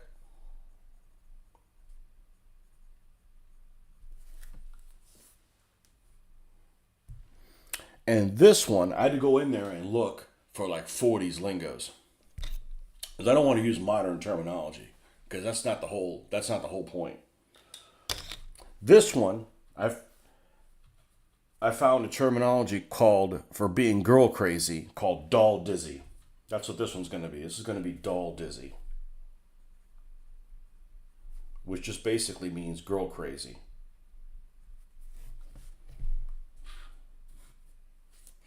And then this one, and these are going to have D numbers. So, you know, doll dizzy is going to be D something or another, and then this one's going to be D something else. And they're probably going to be in yellow, both of them.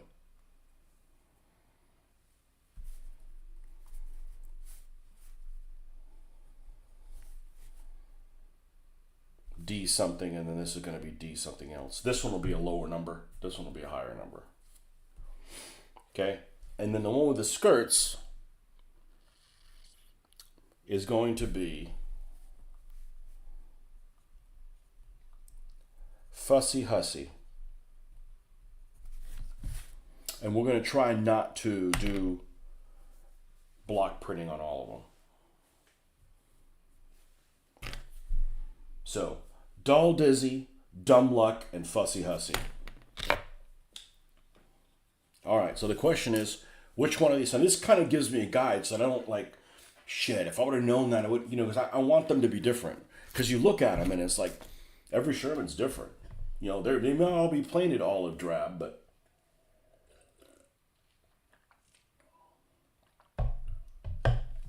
all right, now I got to remember which of these that I add this stuff to.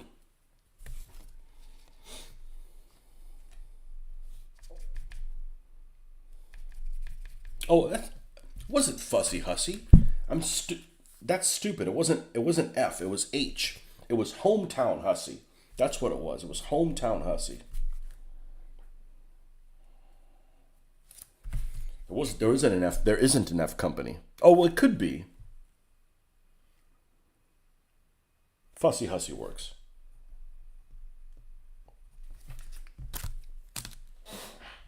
Fussy Hussy works.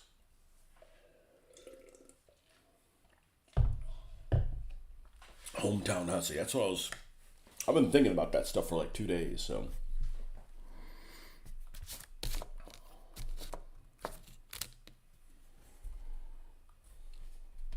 We gotta leave nicknames for the other stuff too, so, you know. There are other tanks.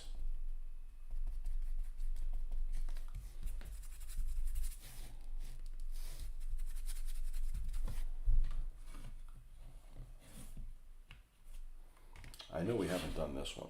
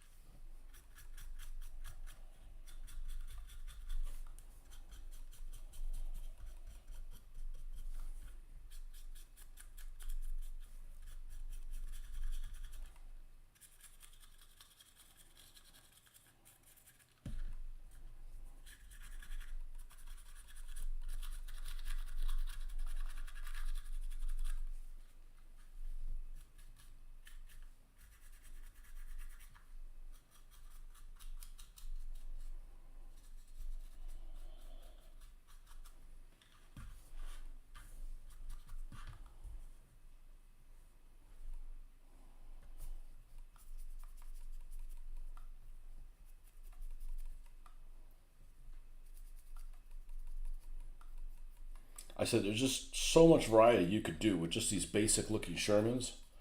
Like, man, like one that's apparently a really good model is the Heller one, which is funny because Heller is one of those brands that if you told me a Heller kits were just trash for the longest time. But apparently the Heller, which is a French decaled Sherman, their M4A2, has a bunch of French decals. I don't need decals. I'll make my own. All right, I just need stars. I can do the rest.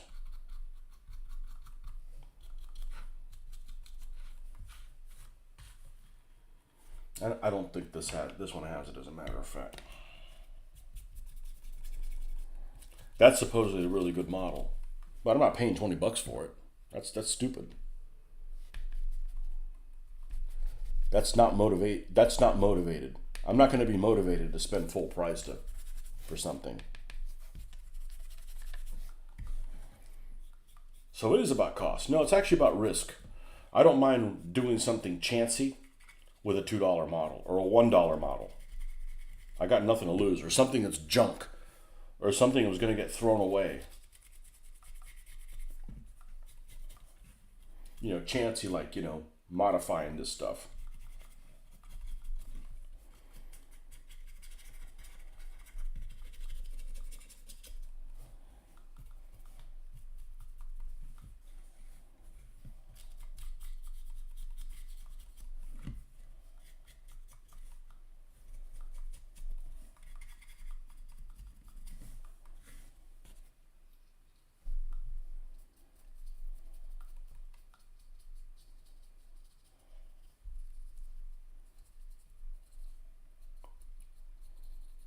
And you look at a real picture of a tank, and it looked like trash compared to some of these miniatures.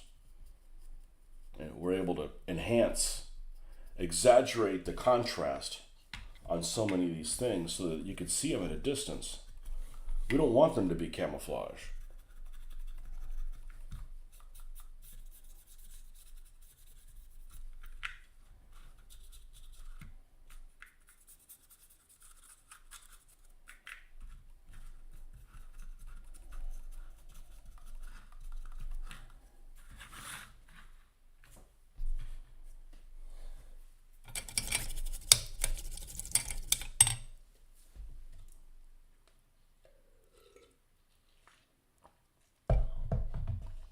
This is the same tank, and look how different it looks because of having the side skirts on it. It looks like a totally different model. It looks so much longer, this one, than this one. All right, I gotta go take some Advil. I'm feeling something in my neck. Make that go away. I'll be right back. What are we gonna do next? We're gonna black line, or are we going to decal? I think we're gonna decal because I don't want to black line stuff and then splooge that clear coat on it and it mess up the black lining. So we're gonna decal next. Bring it back.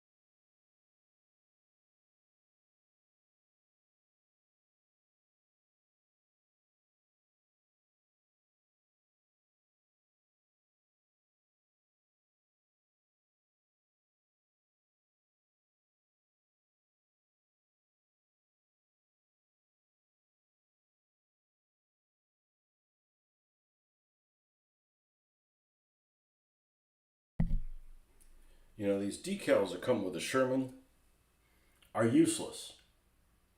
They're absolutely useless. The only thing that's useful maybe is that triangles around the corner, around the turret. Useless. This is the decals that came with the Hasegawa half track.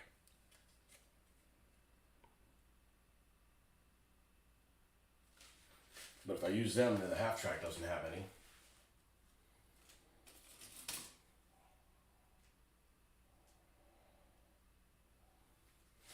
I don't know what decals this went to, but look at this.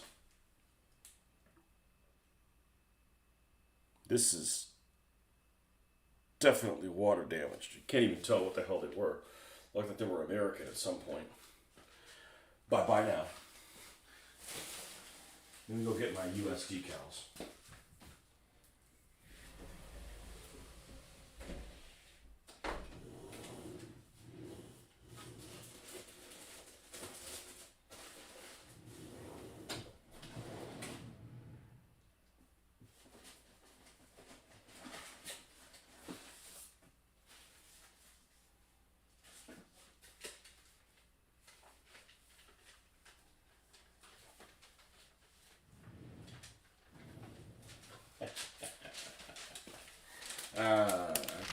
I got a trick. I got a trick I'm gonna play on myself.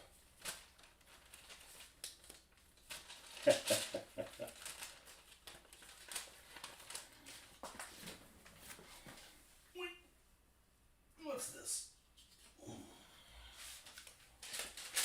We don't need any Germanic decals.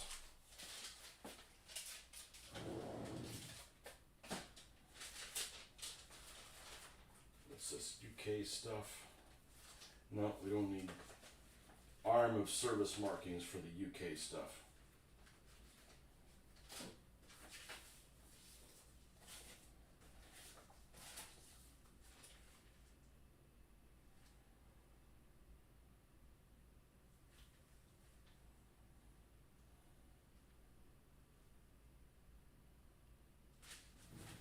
I'm going to pull out these District Miniatures bridge markers. That might add a bit of pop of color. What's this? More British decals? No. All right, here's the American stuff.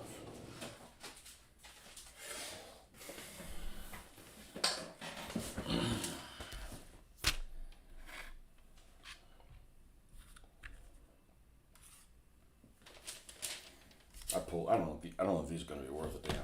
I don't even know what the hell they are.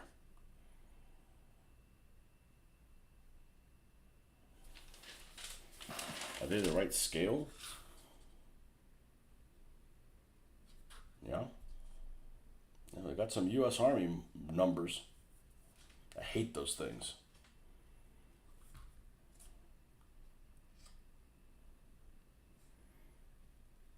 I don't know what you'd have this big armor thing for, but it says M4A1. I guess that goes with the M4A1s. Okay, so we'll use these two for the M4A1s. I'm not worried about tank numbers. The thing that I hate the most about American tanks is that there's arbitrary number starts with a 3. I don't really care for them. Let's use this as a little place to put this as I sort through them. All right, these are from Alaran, which are all one sheet. Damn them. Decal details. I don't remember if these are all one sheet, meaning the whole piece is all on one sheet, and these are rounds.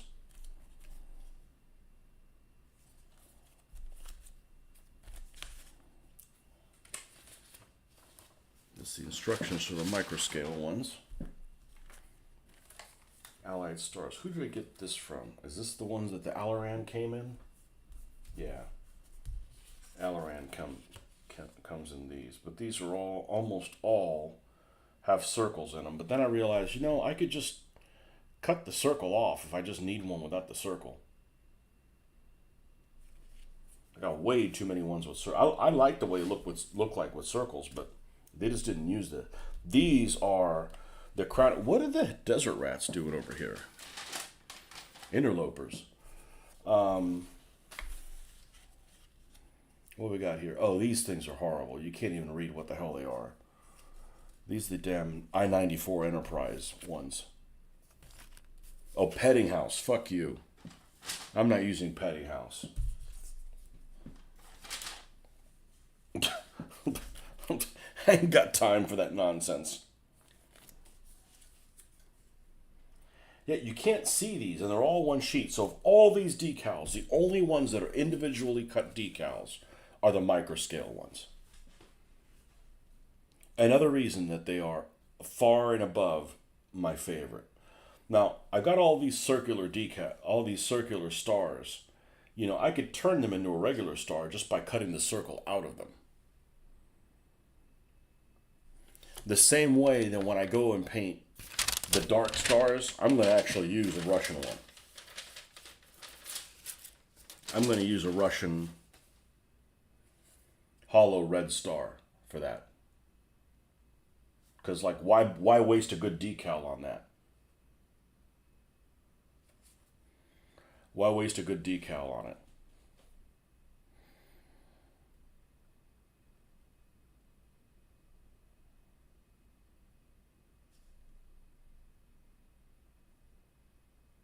Or a hollow white one. I guess the white one is to have this red one go over it, but I'm not. That's like post-war shit. Like, I'm not doing that.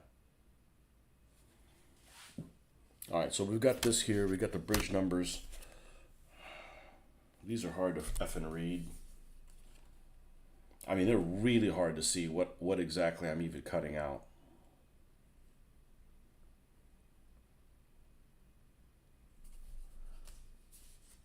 I just don't want to deal with it this morning. I'm getting a headache thinking about it. This is the White Scout car. All right. We're certainly not going to use that one. If that's the case, it's the same reason. Okay, so we're down on microscale and Alaran, I'm going to use as much. I'm going to use as much microscale as I can. I'm not going to use the Alaran. It's a pain in the fucking ass. All right. So, based on my little chart that I made here,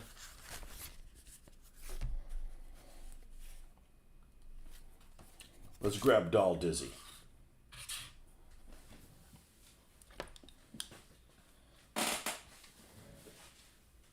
And get our Pledge Floor Care. And we definitely want to use a brush that's in good shape for this. We don't want to use one that's going to have any leftover.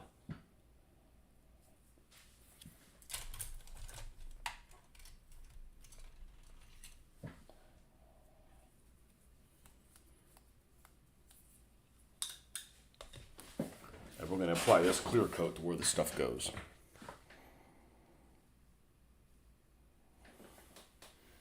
Okay, so Doll Dizzy.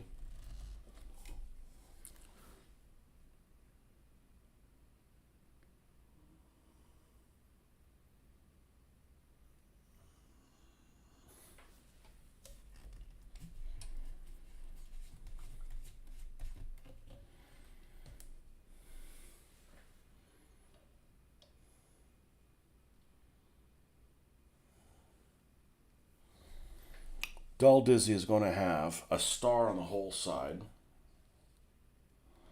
We also have to have the nickname. So I'm not sure if it's going to go here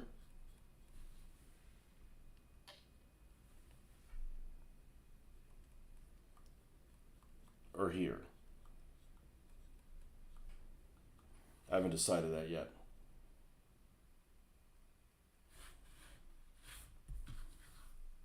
And likewise, I don't know if it's going to go here or here.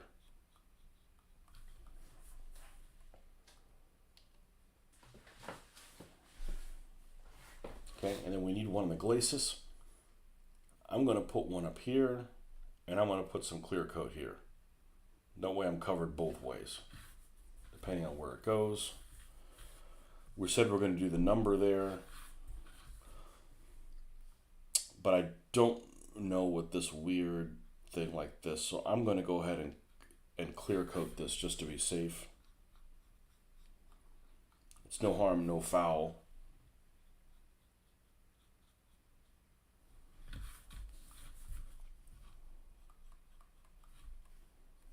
Okay, and that Dull Dizzy is done. All right, Dumb Luck. Dumb Luck is going to have a turret top decal.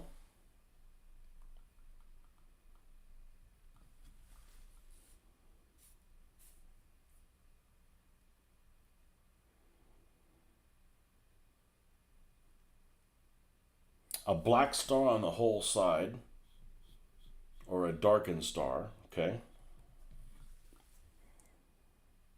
I'm going to go ahead and do this as well. I got, it doesn't hurt anything by having it on there.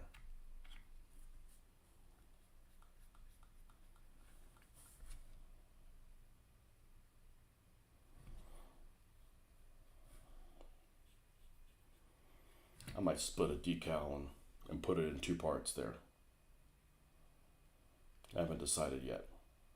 Maybe I will, maybe I won't do that.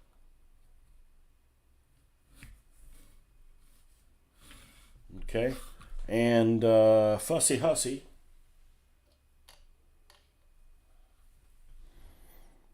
Fussy Hussy's going to have a star here at the front.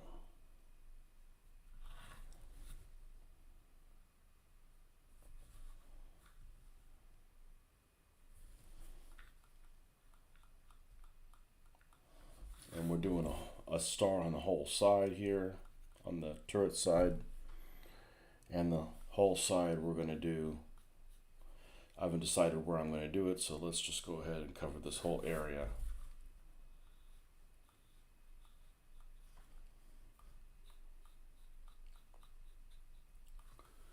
With the clear.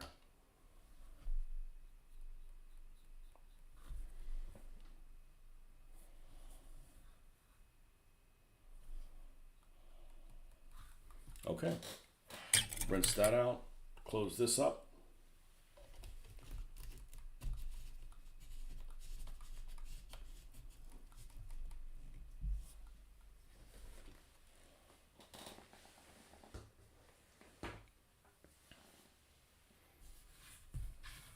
Now that needs to dry a little bit. It's like the drying game.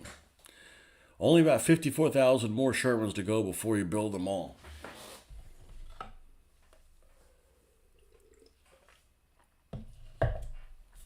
I really like them. I really like them because, oh no, I just feel like they're unloved.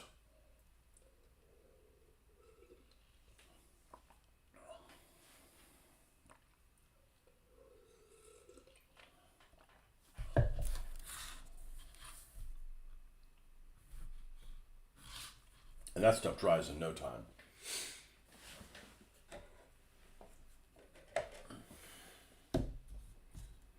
Micro set.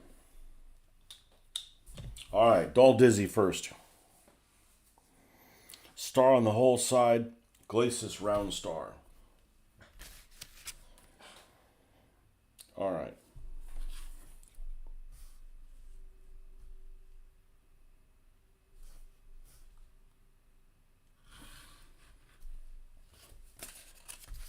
I'm going to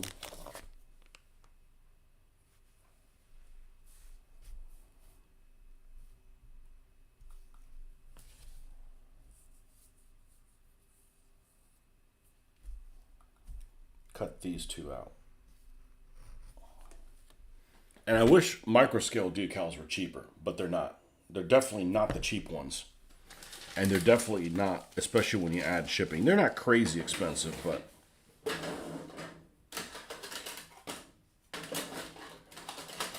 some of them literally will send them to you like in an envelope. Here's our cutting board. I'm going to cut those on something that's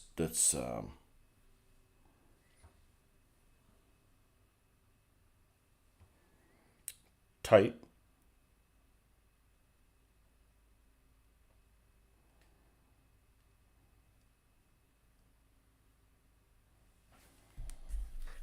right, so we're going to do the turret decals. What I'm going to do is I'm going to attempt to remove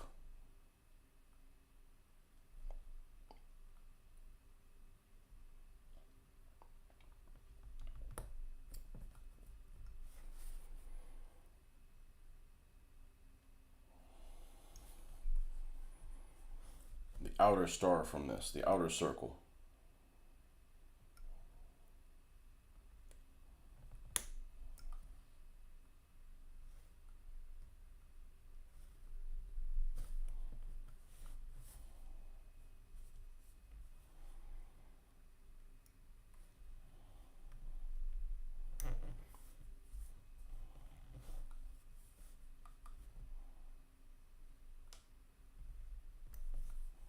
Just get this extra meat off. And then we'll put one on. We'll see if this works out okay. I've got stars I don't have to do this to, but I don't have any from Microscale. I got to use these other brands.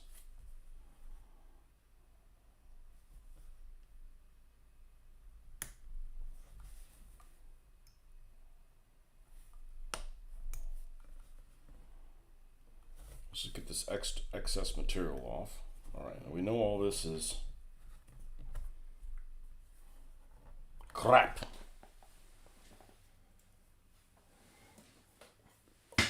It's not Scottish, it's crap. Now, see if I can go cross-eyed here.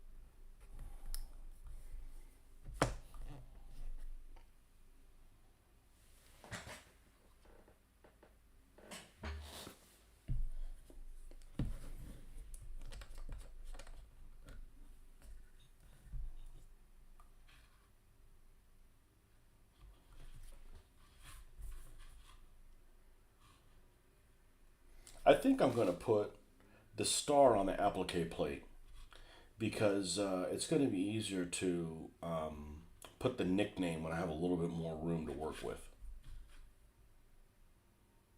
I think that's what I'm going to do. We'll see if I like it. I may not like it.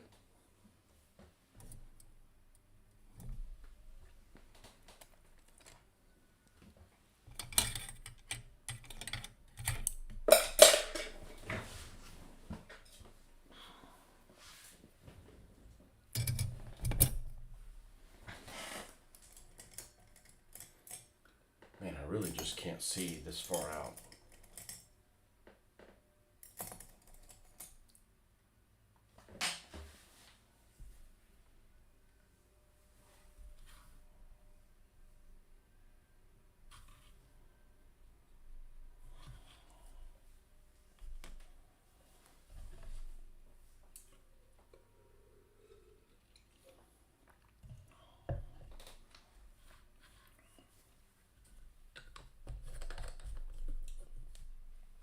Oh, let me put wing decal. Well, why did I put stuff on two places? I don't know. I like wasting my time.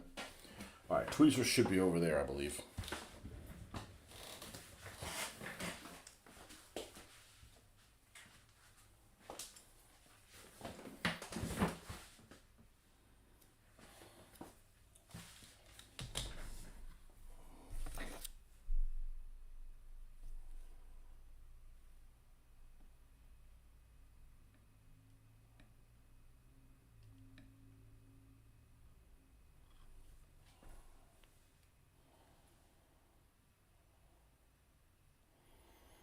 here's the good news is I didn't remove any corners. The bad news is I have a little bit of line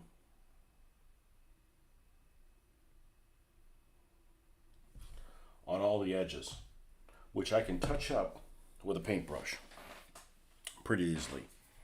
So I think that's the way to do it if you're going to remove that.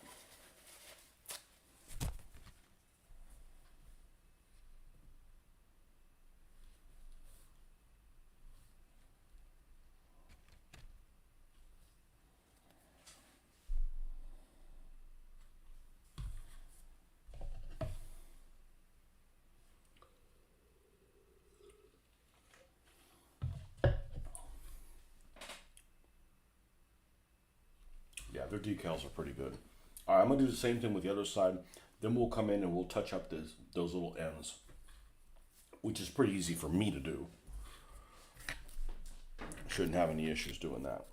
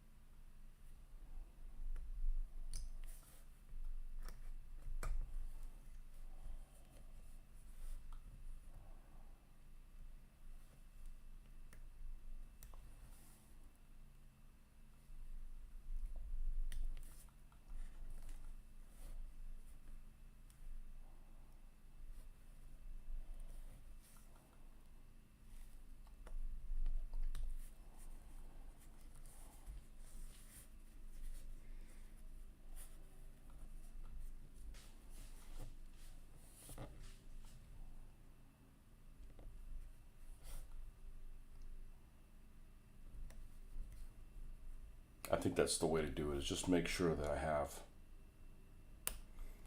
a little bit of that line showing. That's nothing to clean up.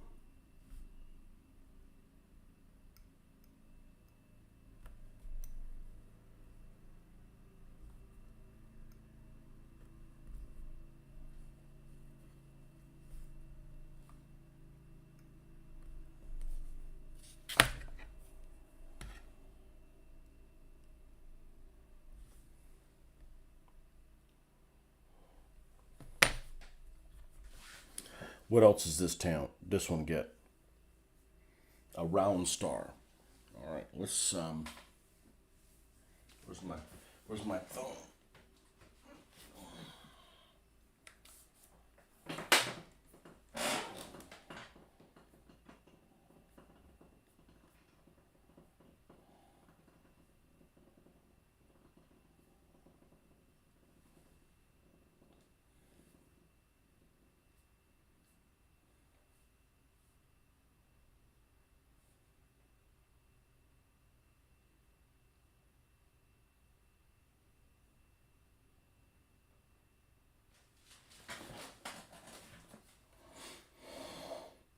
All right, so we're going to look for M4 Sherman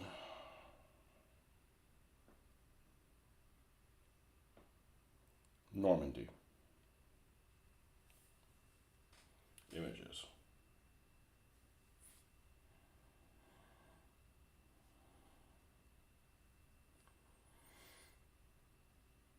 Okay, that's a solid.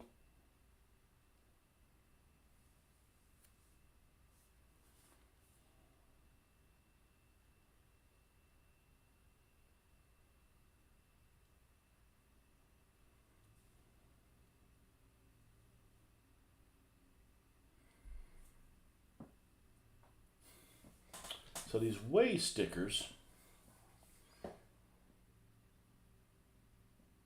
sometimes they have them here, sometimes they have them over there. Looks like the circled stars on the glacis seem to be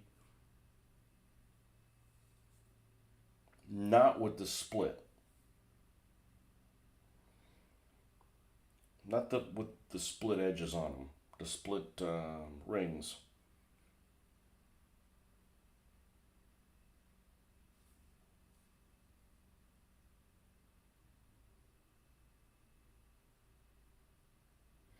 Yeah, you see this? You see this, and this is automatically like a an Italy type thing. Italy will tend to have the stars that were circled on the turrets. So Fussy Hussy will have that. Not necessarily that she's bound for Italy.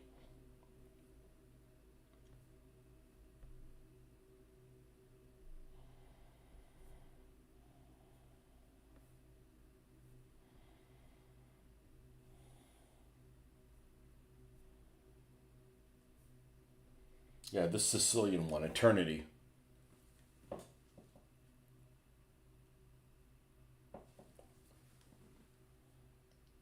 And I actually like how that looks.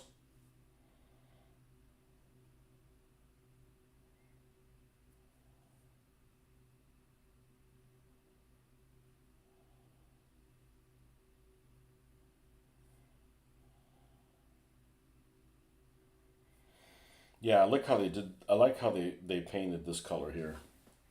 They did the star, but almost looks like green. So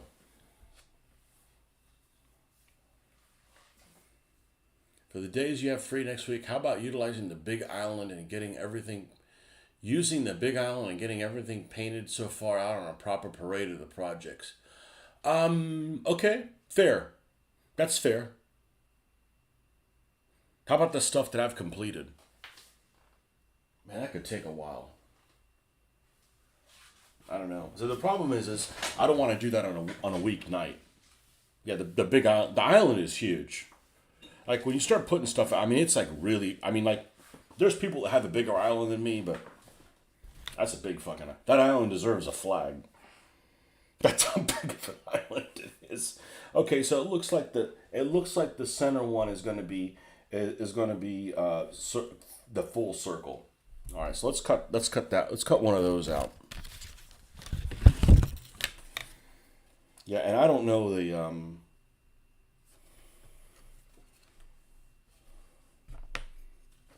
need to be here during the week and gone on the weekend. Oh, and there's like two different thicknesses of those. No, we'll use this one. Welcome to the Big Island.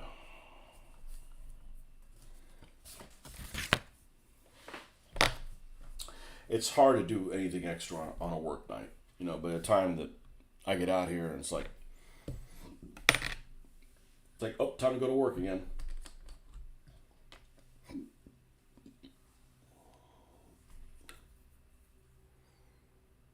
Yeah, I really don't want to disrupt what I'm doing just to put on a game.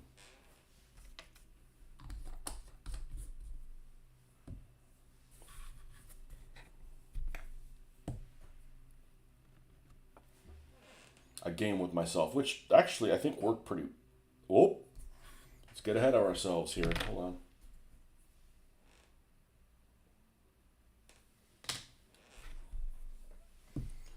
Multitasking is not what I'm good at.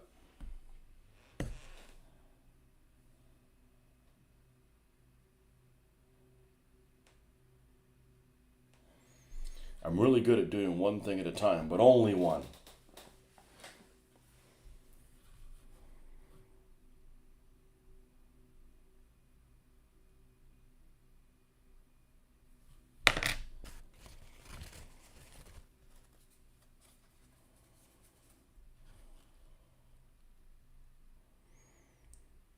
I don't remember the last thing other than these Shermans that I'm working on right now that has really improved the things that I'm able to do. Like I've never added applique army on it. I'm like, I can't wait to do more. Like it looks really fucking good.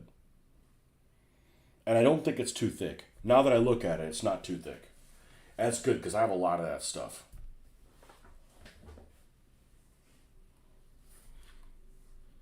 It's like the right thickness here on the front of the driver and the assistant driver compartments.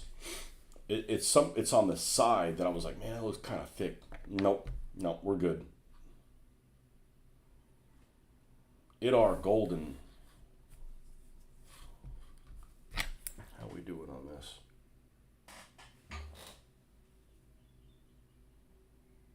Those decals from Academy Minicraft. Man, those things released like super fast.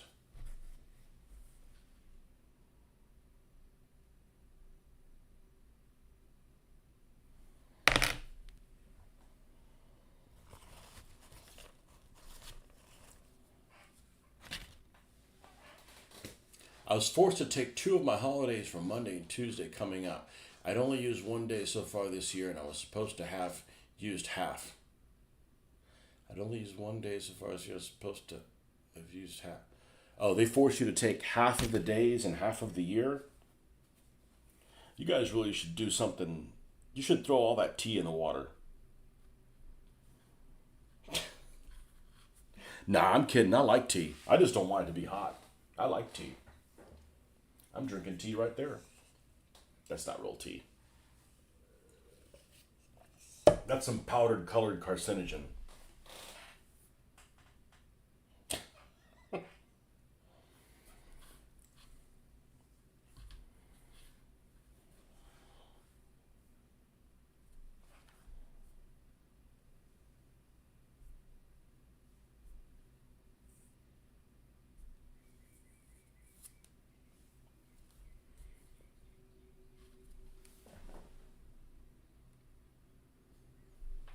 That's all the decals on this one.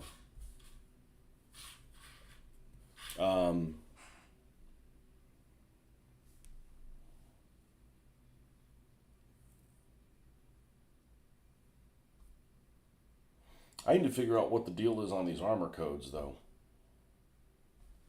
The weight things. I don't mind putting them on there. It's another pop of color. Look at this sexy thing.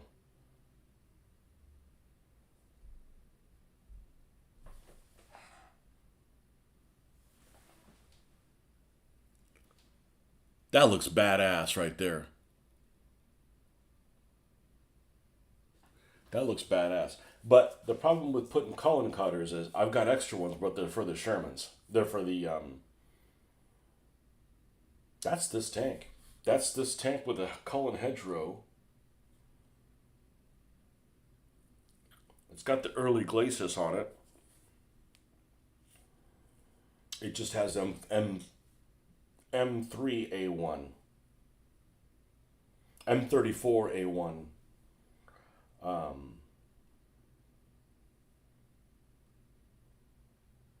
cover.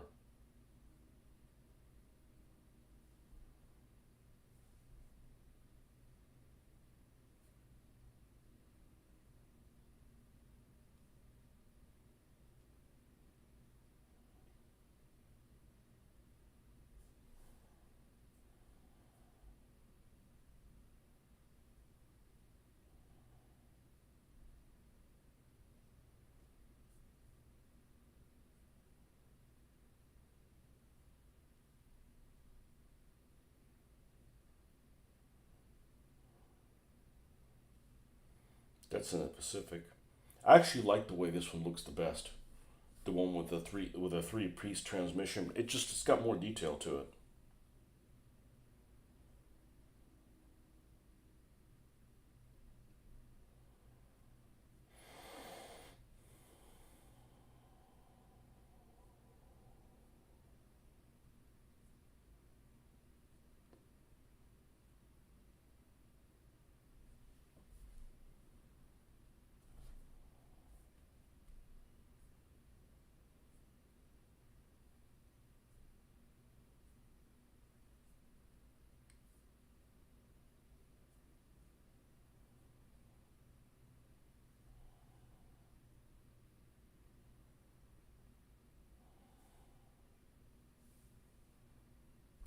All right.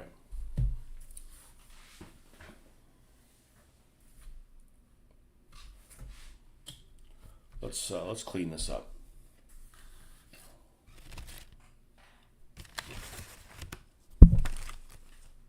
cold lemon tea would suit me. Probably. I love the taste of black tea, of English black tea. I just don't want it to be warm.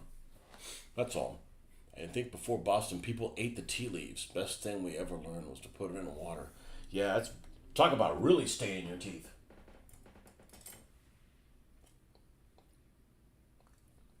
This one should do. This one should do nicely. Now, this is the color that's in it. This U.S. Olive Drab. However, if I paint this U.S. Olive Drab, even though this is the first dry brush color, it's going to stand out too much. I actually need to mix a little bit of black in with it. A wee tad.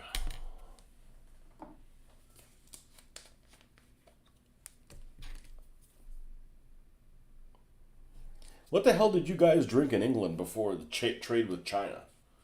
Right, 'cause that's where all the tea comes from, is China. Beer. Gin. I thought people in England were very gin forward, and I don't know. Maybe that was a period specific. It doesn't seem like that's the case. I mean, I happen to like gin.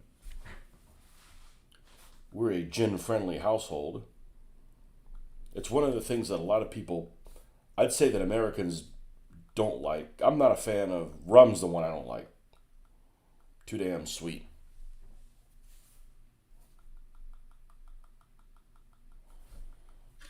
All right, here we go. And let's go do what I'm good at.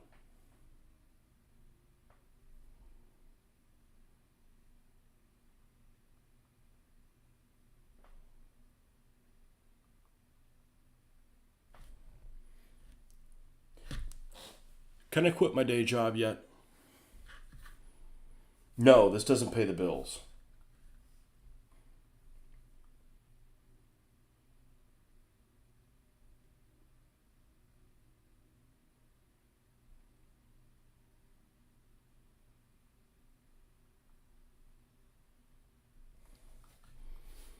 Yeah, I can't wait to do more Shermans. Jumbos. I want a pair of Jumbos. But those Italeri double sets, I've never seen those in a store anywhere.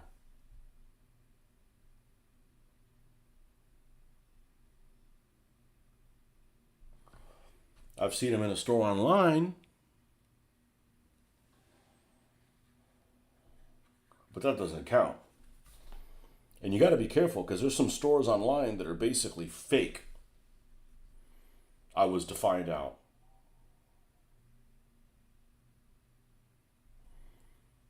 And the one I found, not only are they fake, but they have multiple stores that are fake.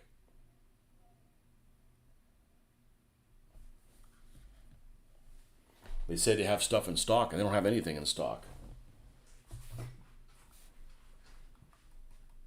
There's the store that I ended up ordering some stuff from. It was when I was trying to get those KV1s and 2s.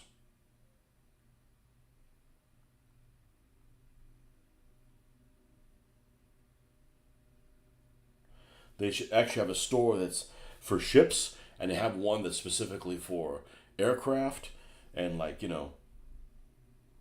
what a mess that was.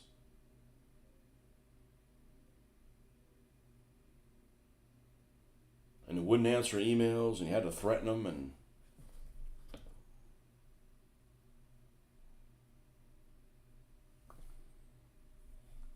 look at that. So basically what I did is I took a bunch of decals that kept me from ordering more.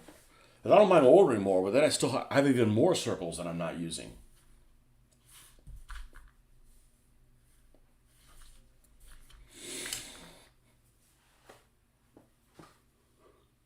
Woo! Aside from beer, I always heard people drank herbal teas like mint or nettle. Isn't nettle like thistle? Thistle, nettle, and weeds. Like, like pointy shit. Like, oh, I got stuck in the nettles. They drank beer as fermentation process made the water drinkable. The rich had the best beer and the poor got the dregs called small beer. Of course, the rich got the best beer. That's why you revolt against them every 10 years or something.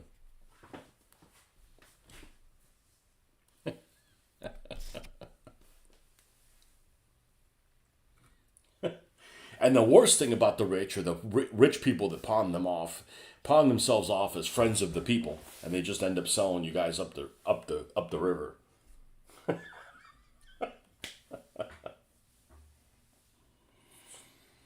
All right, next one. I'm glad I did this little chart. It's allowing me to continue moving forward.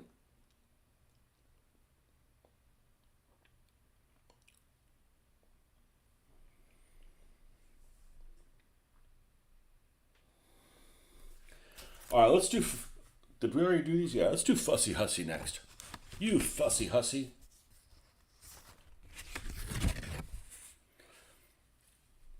Nettle stings from microscopic barbs on the leaves. Oh, they're really that small, huh? We have these things here in Florida called sand spurs. Let me show you what they are. I would think that they have them wherever you guys are at in England as well. They're really prominent during the beach. And if you think stepping on a Lego is bad, short of a landmine, these things are horrible.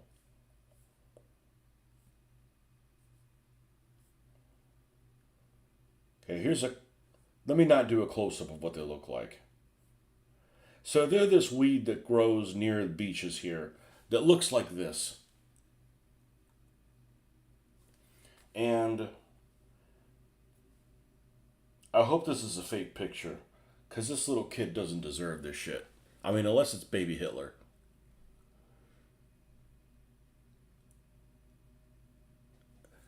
It's like nature's porcupine.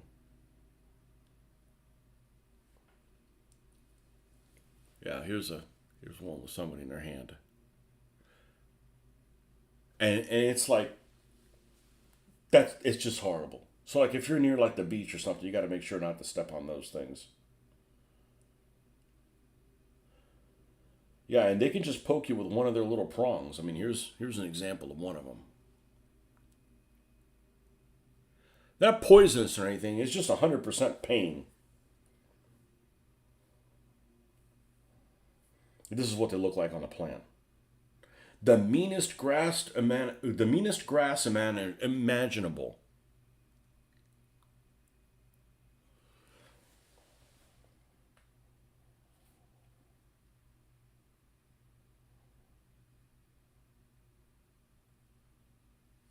And you wearing them funny rubber shoes. It'll stick into the funny rubber shoe too.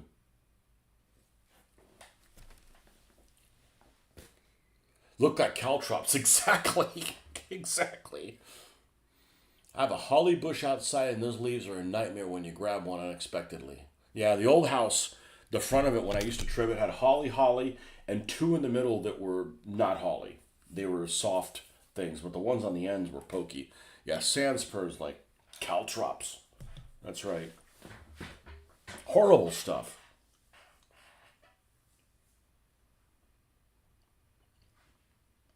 Proof that there's a God and she hates you.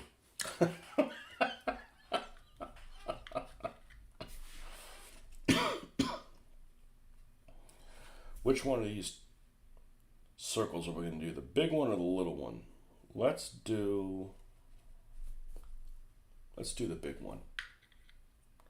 Because the big one's going to be too large to use for the glacis for these other things. So let's go ahead and do this.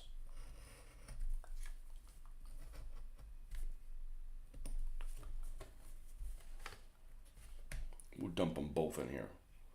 Push them all the way to the bottom like you're drowning your children in a bathtub. I wonder what happened to the woman that did that. There was a woman in Texas, I don't know, it's probably 20 years ago. She had like 5 or 6 or 8 head of kids. She had a lot of kids and drowned them all in a bathtub. Like,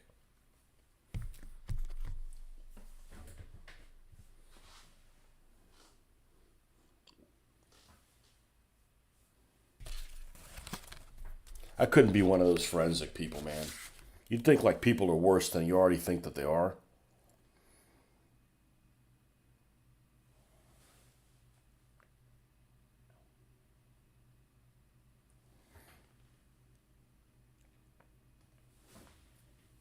Star on the glacis.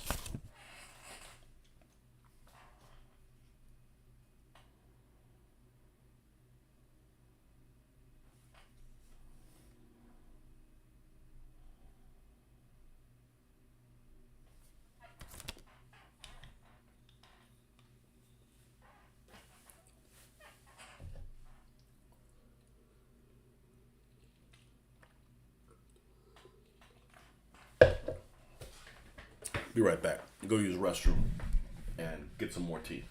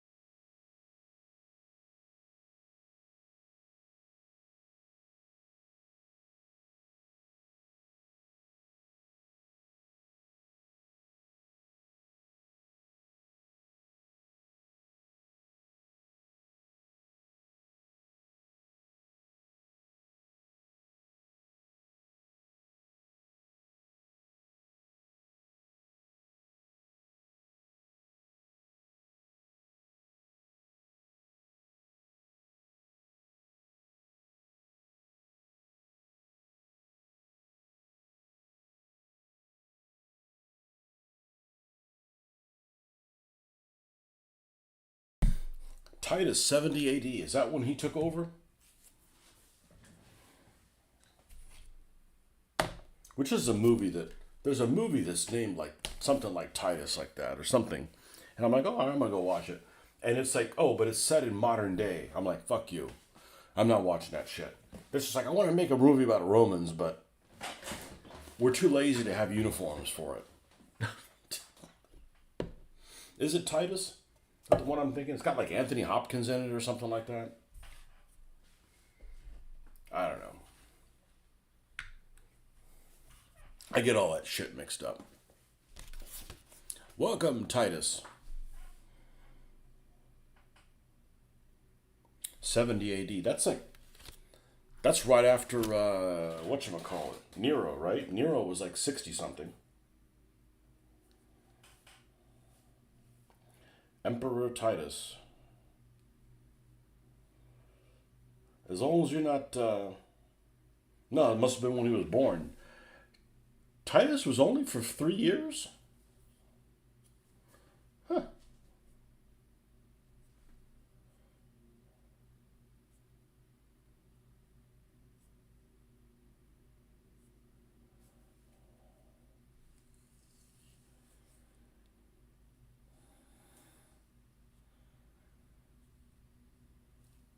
Oh, he's the guy that came after Vespasian. Vespasian was the year of the four emperors. And he's the guy that came out on top. I gotta remember that shit. I'm gonna forget all my ancient and medieval history. I don't play it. Yeah, I'm not gonna play that game anymore.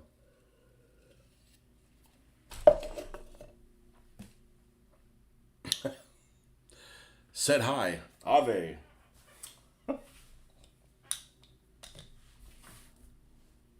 You just do the Hitler salute? Nope, that's the Roman salute, my friend.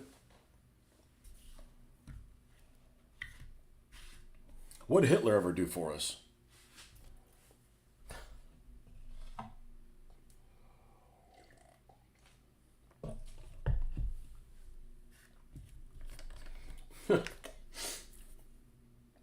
What did Hitler ever do for us?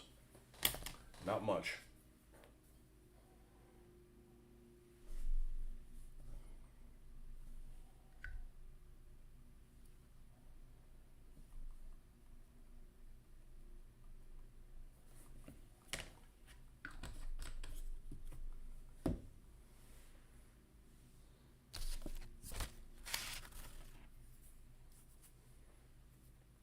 All right, let's get these little roundels out here.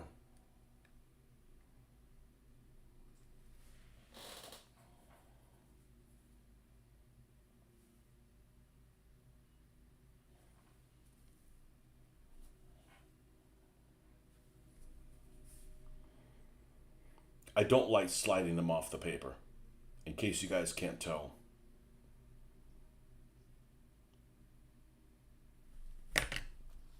I tend to put them on my finger and works fine every time.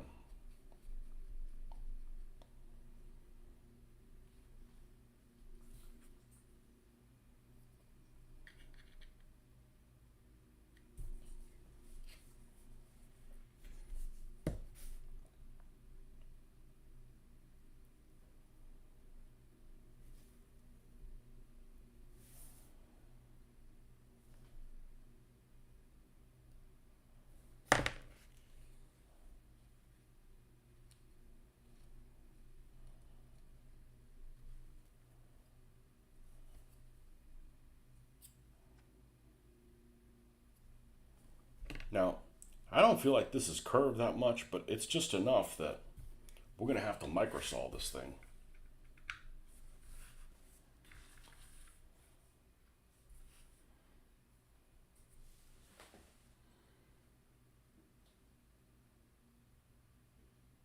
Now the whole side, it says a star. I don't know that I'm going to combine the. I don't know that I'm going to combine the one on the turret with the one on the whole side. I don't know that I've seen. I don't know that I've seen that. You'll be rushing to paint up 223 Ben stands without him. Oh, you're going to make me look shit up. Who the hell's 223? Shit. I want to say that's like pre-Islamic Arab or something like that.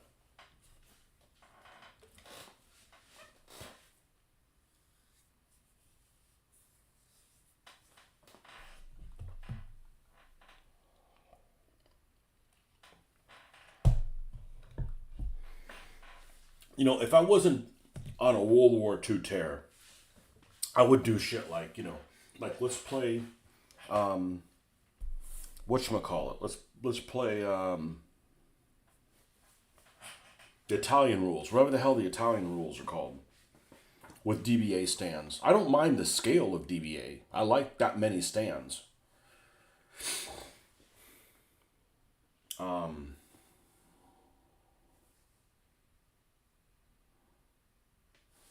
Yeah, I don't want to get into the whole, I got to get this done by a certain time. I'm like,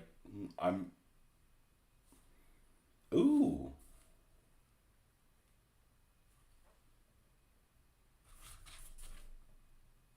Let's move this a little bit further back. Back. A little bit.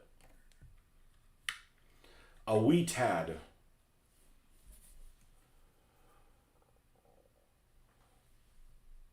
Impetus. Impetus, the Italian rules. I have them. I printed them in color. I've looked at them. Of course, it also has problems with, a lot of these rules have problems with, like, what things are called. Like, I don't want to call skirmishers anything other than skirmishers, right? And then, because they're Italian, knights are called, like cavalleria pesada or something like that. Or the Italian equivalent of a cavalleria pesada. CP. That's what their knights are called. So I have to go in there and like rename everything. Like, we don't want to call them, they need to be called heavy cavalry. or shock cavalry or something. But anagrams in Italian don't really work. There we go. That's a little bit. That's a little bit more my style there. Right, what did we say we had on this thing? I'm gonna look at this. I'm gonna look at U.S. Tanks Italy. M4 Sherman Italy.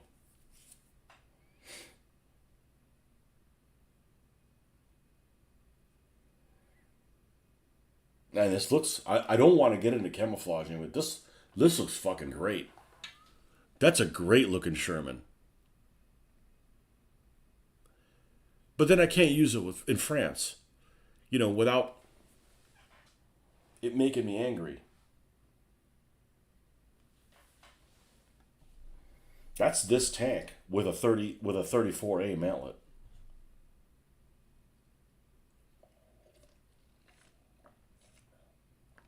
Oh, and it's got a little round.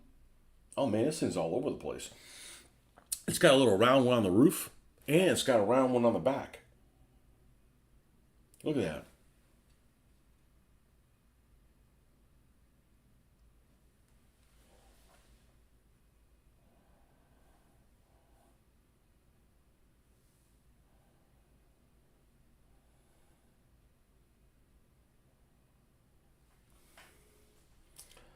I'm going to. I'm not going to put a marking on the side here. We'll leave it on the turret.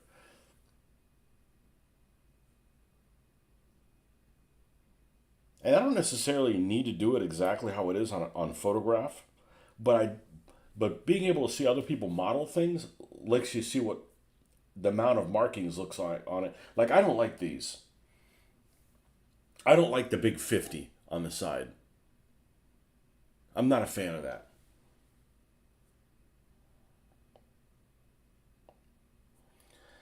I think the Americans were pretty slack on bridge weight markings. I don't see a whole lot of vehicles with them on them.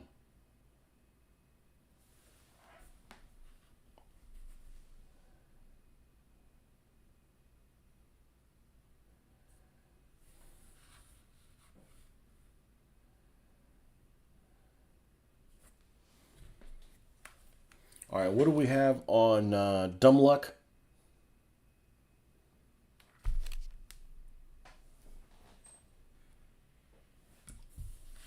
Dumb Luck is going to have a round circle on the top. What do they tend to look like? Solid.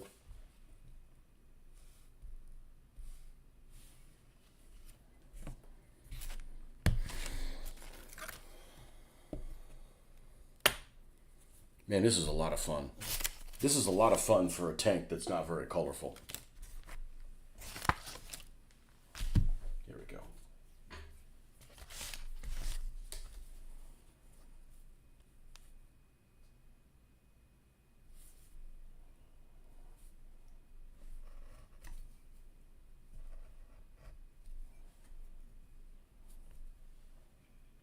Okay.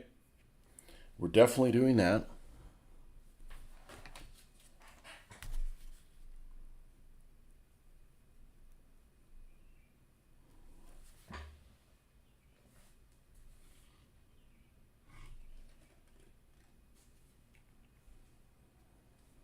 I'm going to put a tiny star here at the front.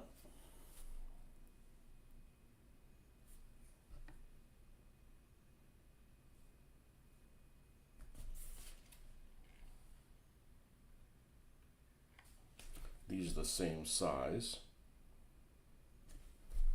If I do one of these and cut it off, that's going to be too. Yeah, I think that's what I want to do. I got two of those. Let's take one of these. These are the best decals. Period. End of story.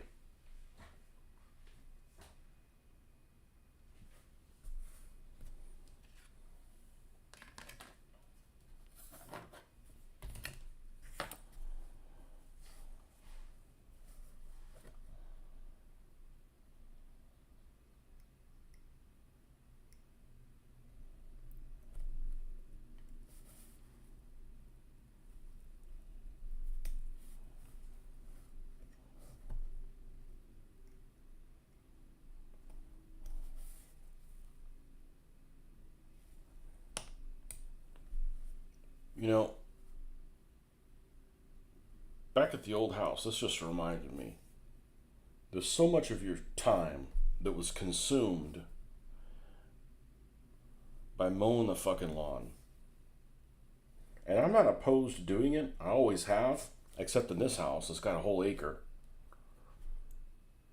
You know, you'd be out there most of your day with a push mower, which is what I had. You know, self-propelled push mower. I'm not buying a riding lawnmower. Those are expensive. They're like multiple $1,000s. You know, multiple $1,000s for the privilege of mowing your own lawn. Let's see if we can just paint it up. You have more than enough for any scenario you'll do, so you can always branch out.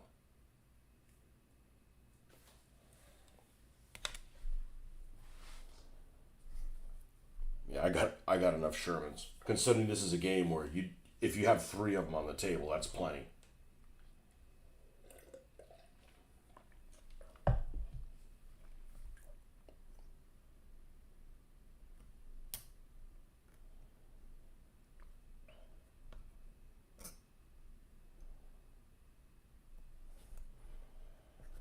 The difficult thing isn't this it's this small, it's the contrast.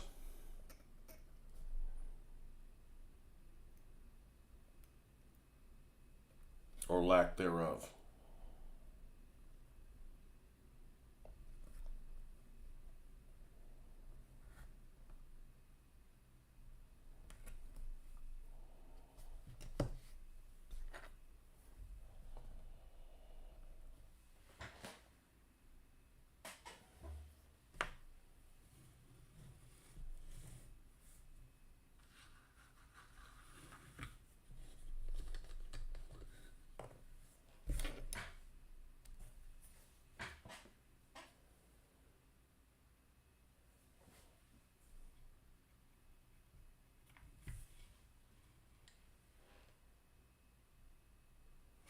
Now, for those of you that are paying attention, I did not put clear coat on the front of that hull of the Sherman.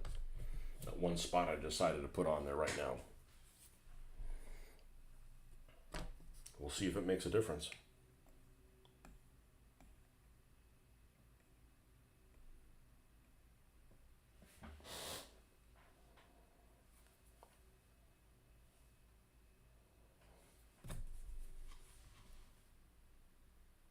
Oh, this is the roof.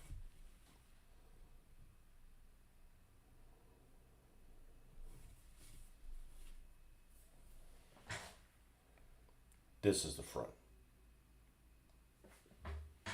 Well, that's not how you grab a decal.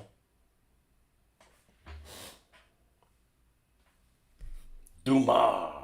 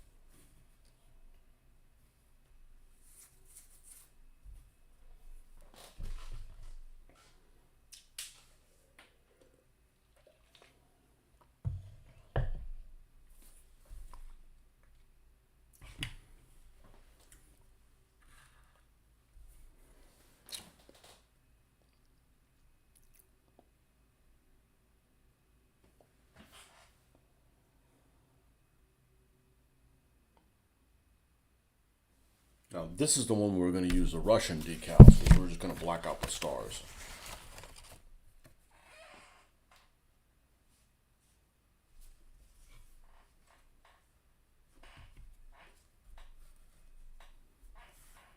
And we only need to use one.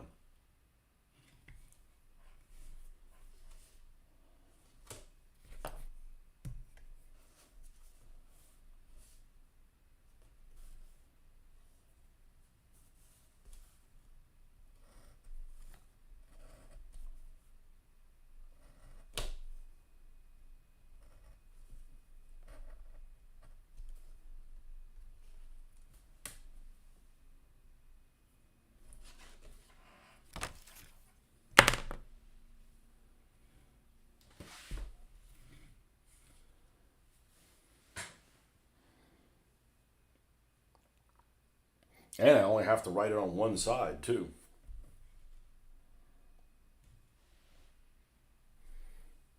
So this is going to have the nickname behind the star.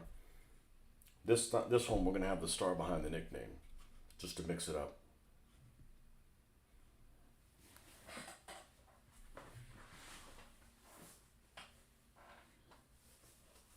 Like, I'd like to do the second armor division ones that have the black camo on them. But they don't have any markings on the side of the tanks. So the camouflage looks cool, but then it looks boring as hell. Like you forgot something.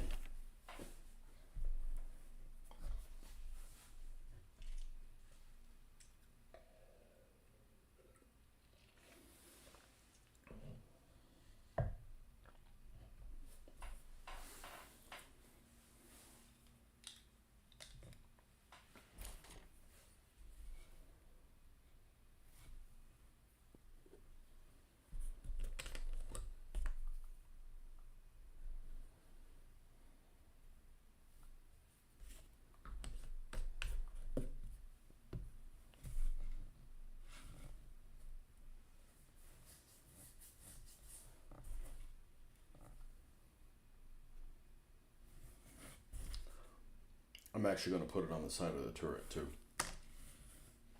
I'm going to black all of them out.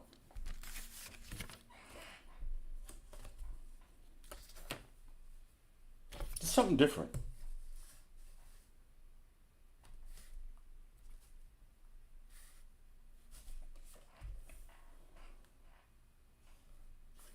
And we'll do smaller ones for those. They really don't have a use for these.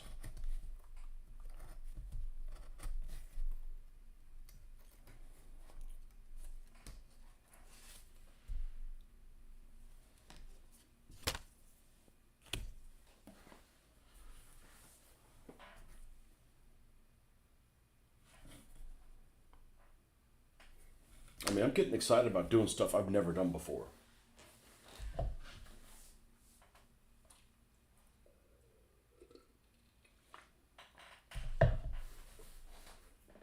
I'm really liking Doll Dizzy.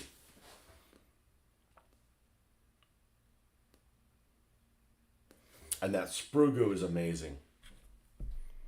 Freaking amazing. It welded all that little line like it's part of it.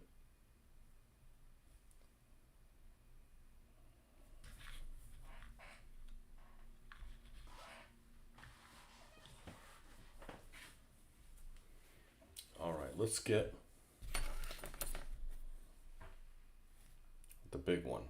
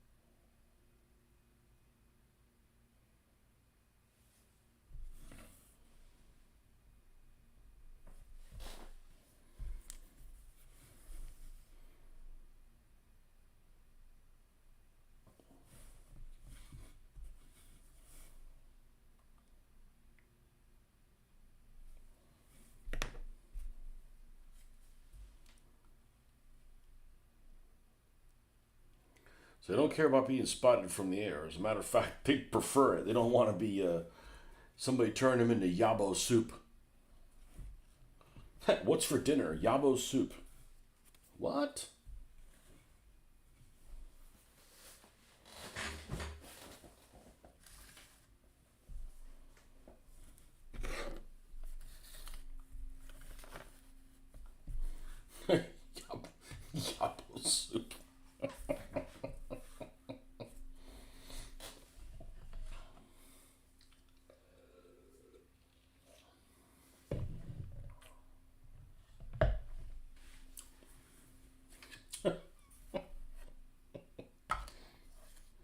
What's in it? You. What do you put in your yabo soup?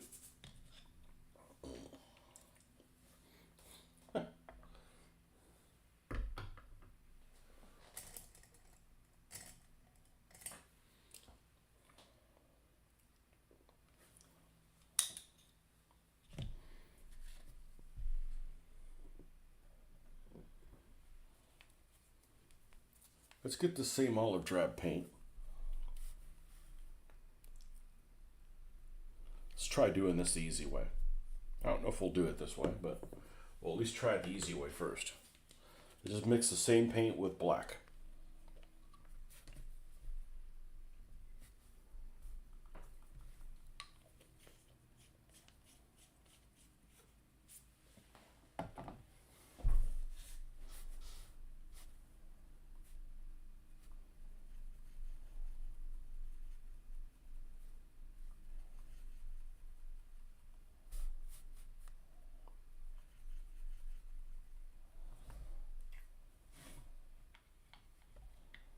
And I'm going to paint the center first.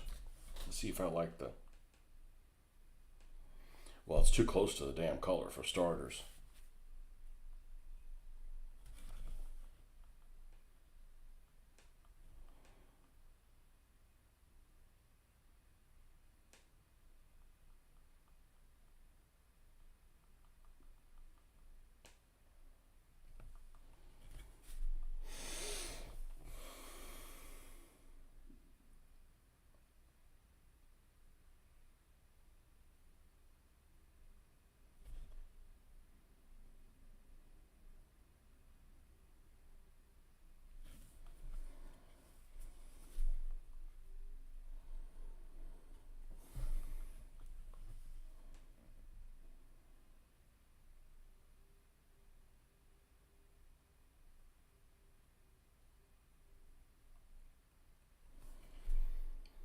And you would think that in a hurry they would just like paint over the whole damn thing, right? Like make it square or something like that. But no, it seems like they seem to follow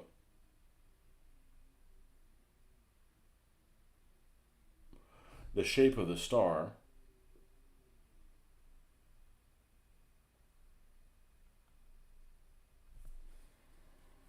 Pretty closely.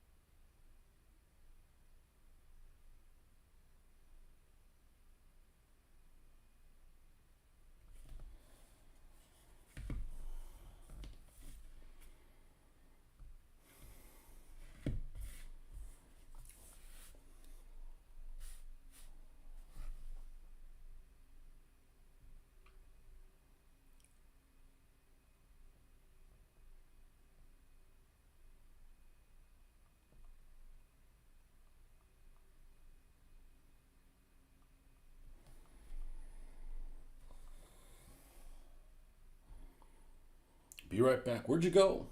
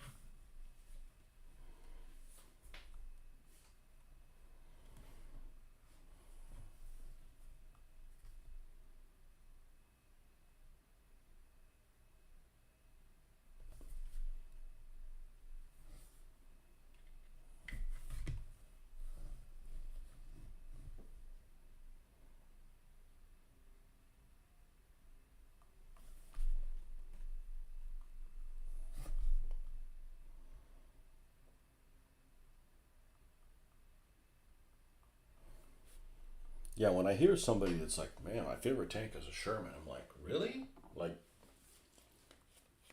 I mean, you shouldn't hate them, but like, your favorite tank? Really?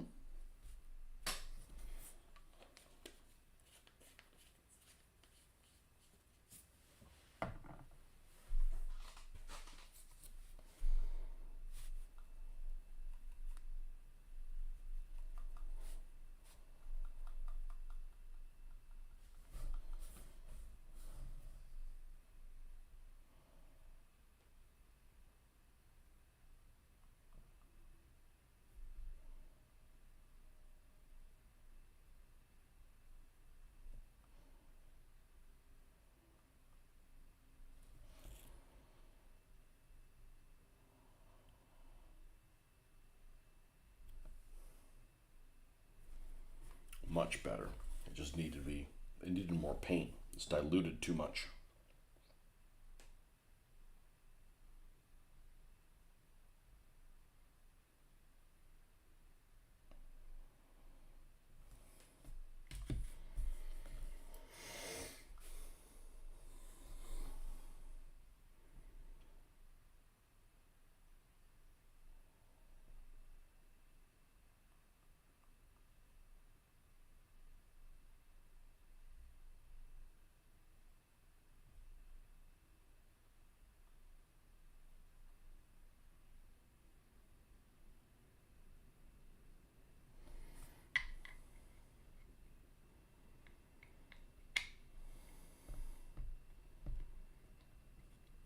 Come on.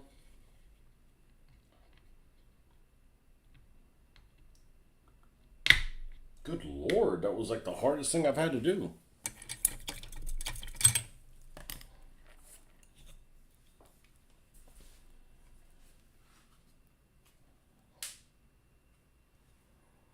Yeah, that looks the part. That looks the part.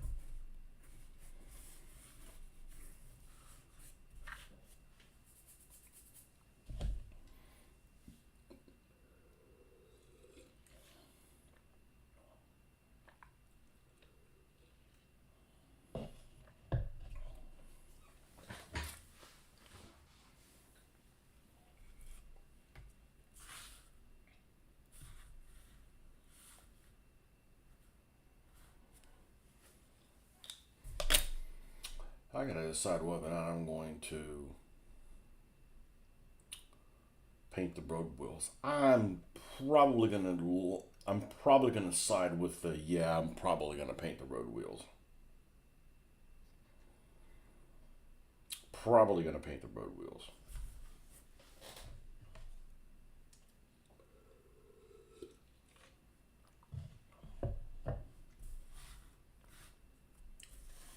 What I really want to do is paint the nicknames. So that's what I'm gonna do because I get to do whatever the fuck I want to do. Them's the rules. I'm gonna do this hobby how I want to do it, or I'm not gonna do this hobby.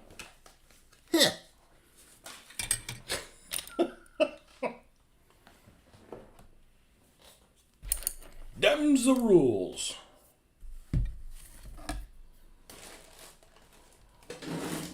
Put this away.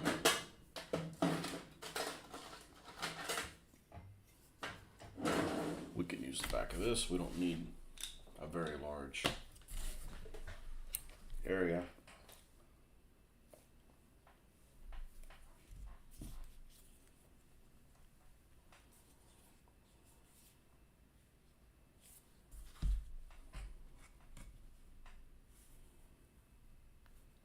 Oh, well, I'll be a horse's patoot. Again? Yes, I just wanted to be that for Christmas, for Halloween.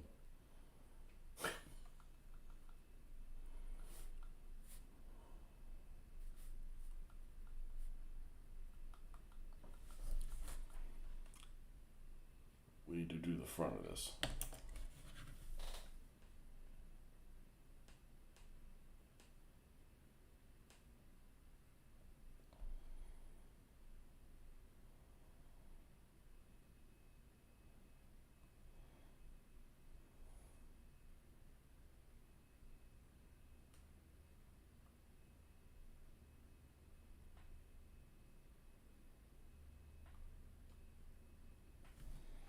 go. And let's see how this turned out. I don't really know what color I was using here. Maybe a little bit.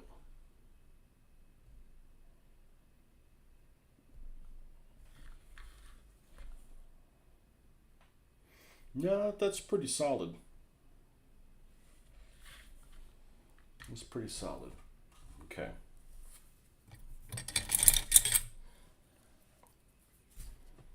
As I was.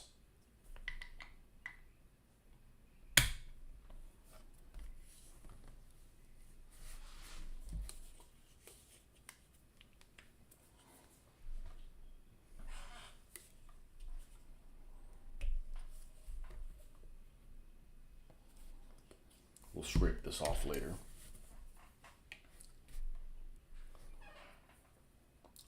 Let's make sure this is the one that we want to use. I think so. We need a little bit of black so we can sketch the name.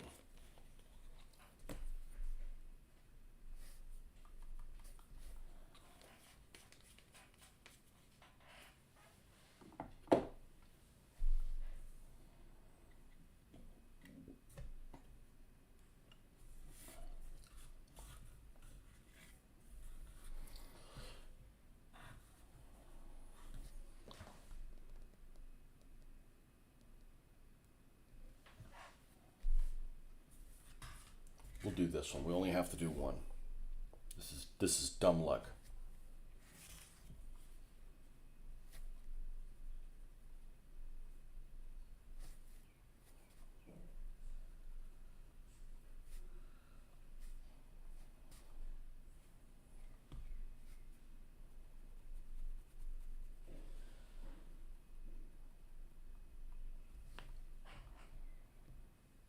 Now, how am I going to stack these? Because I want them to be different.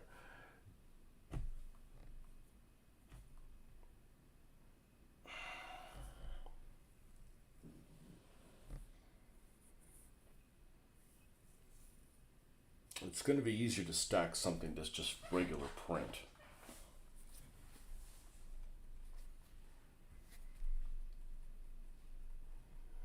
I feel like Doll Dizzy needs to be regular print. I'm going to do Dizzy first. What's the center name? What's the center letter? It isn't one. It's between. No, it's a Z. All right, so we're going to do a Z. I'm going to have to break my rules on the only do the verticals. You can't do the verticals when they're just when they're zigzags.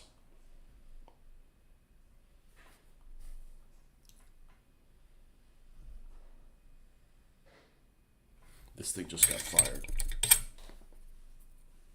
It's okay. It's just it's not up to.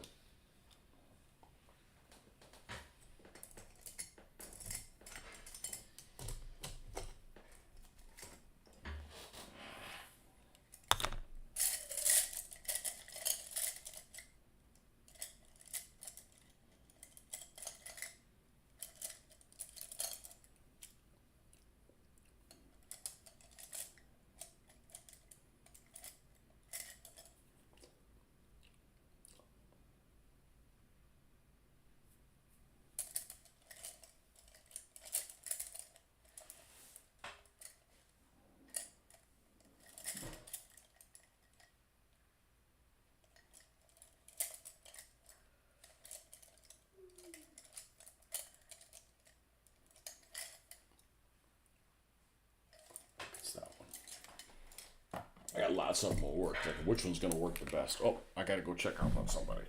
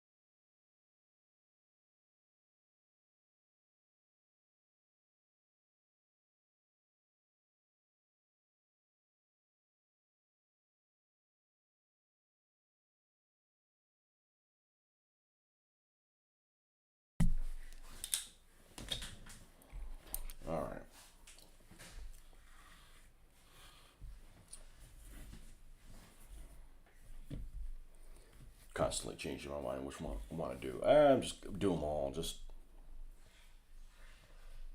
where'd my black go? Disappeared?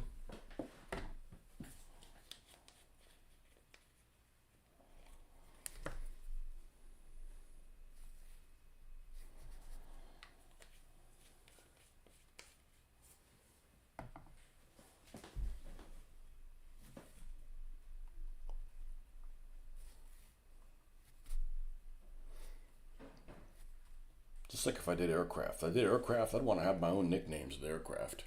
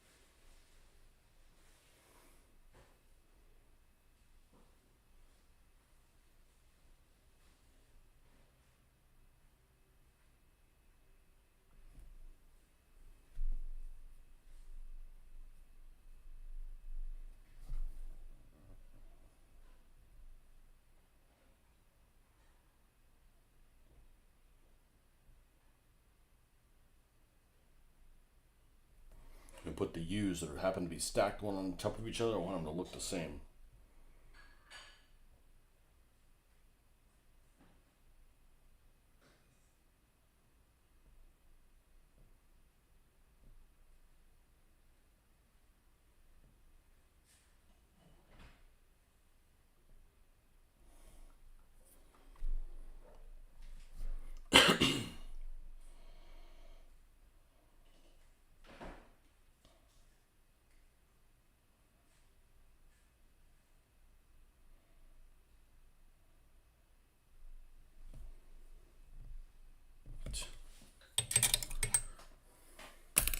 I'm being held down by what I do for a living. I'm telling you what.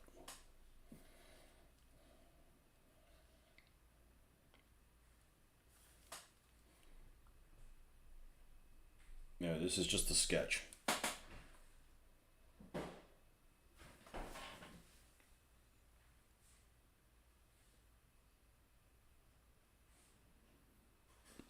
Now, if it was an airplane, we'd have some dice there.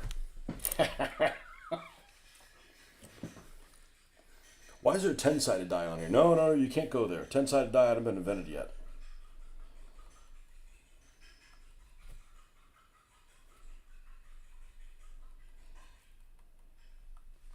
Ten-sided die hasn't been invented yet.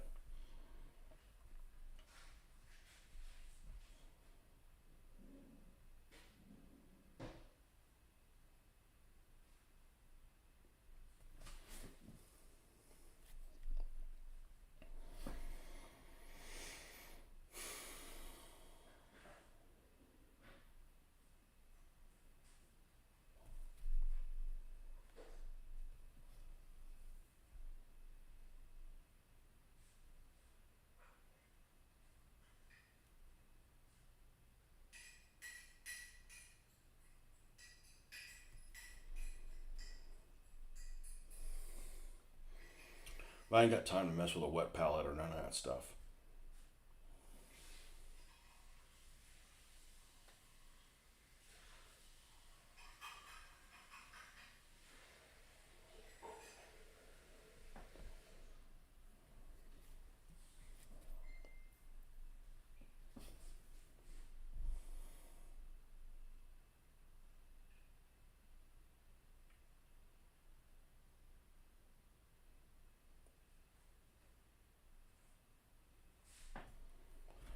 The one thing that's really helped me a lot with the painting of the individual names like that is, first of all, do a sketch, which helps pop the number, pop it out a little bit, just like in a light gray, and And also, when you're painting this stuff, don't push so hard on the surface. Just almost like hover above it.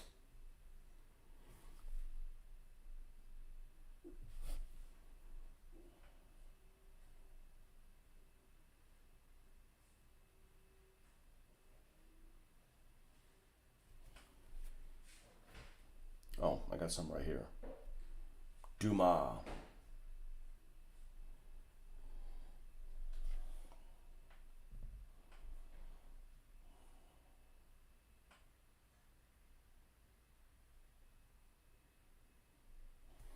Yeah, see, it's too dry.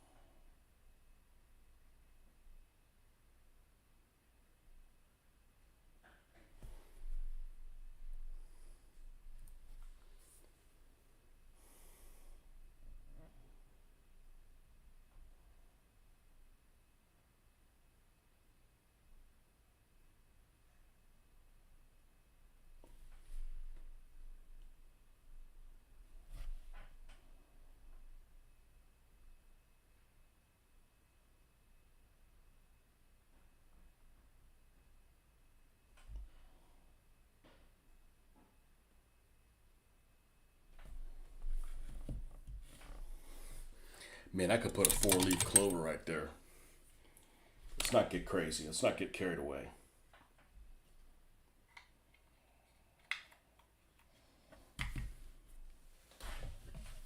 Dumb luck. Yeah, it's lucky because you got a bunch of sandbags on the front of it.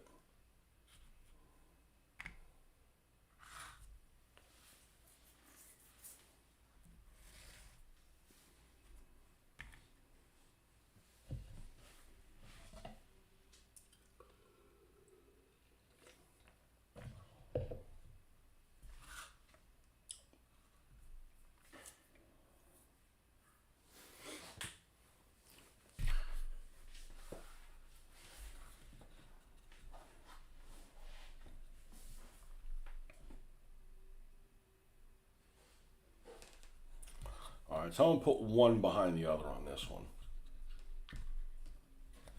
just to mix it up a little bit.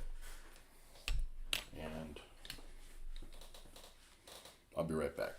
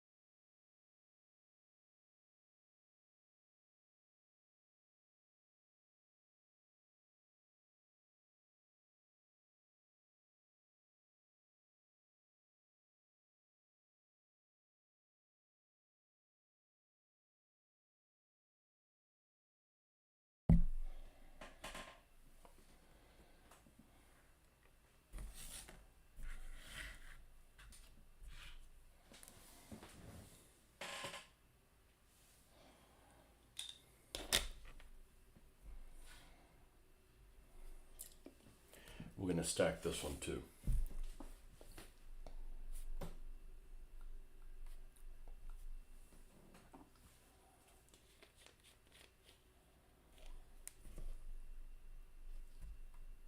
I know I could just use gray paint.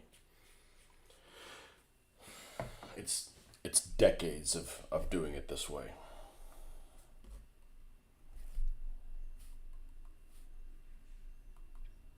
And using craft paint. Ain't nothing wrong with craft paint.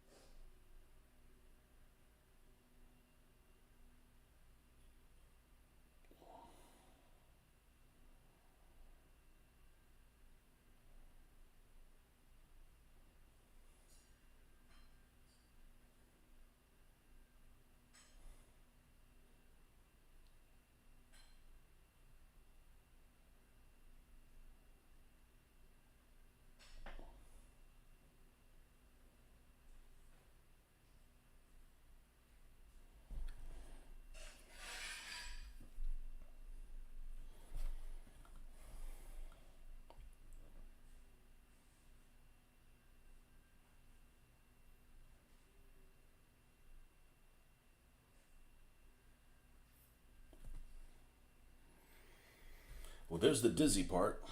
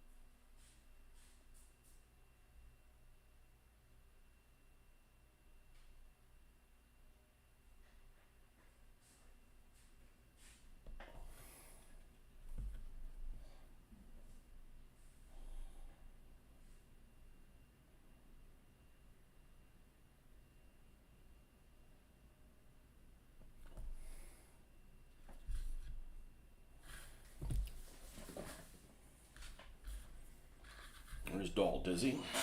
I'll do the same thing on the other side.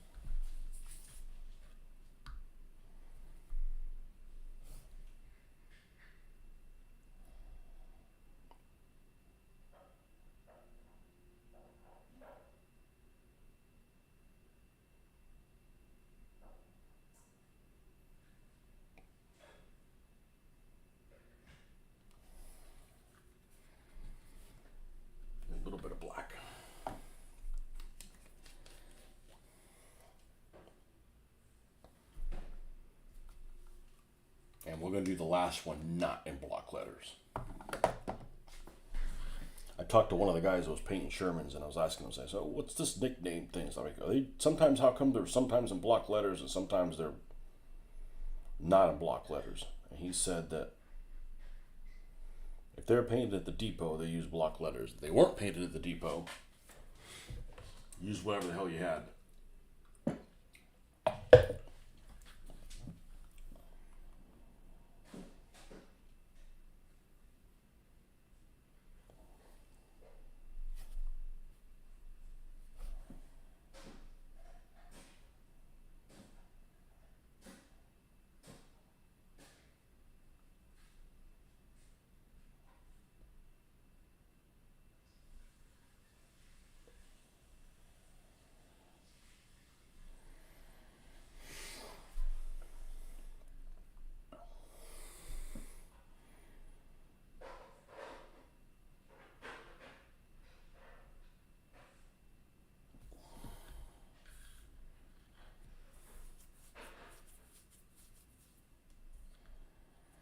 All right. And this is with no cleanup. This is going to need a little bit of cleanup on it.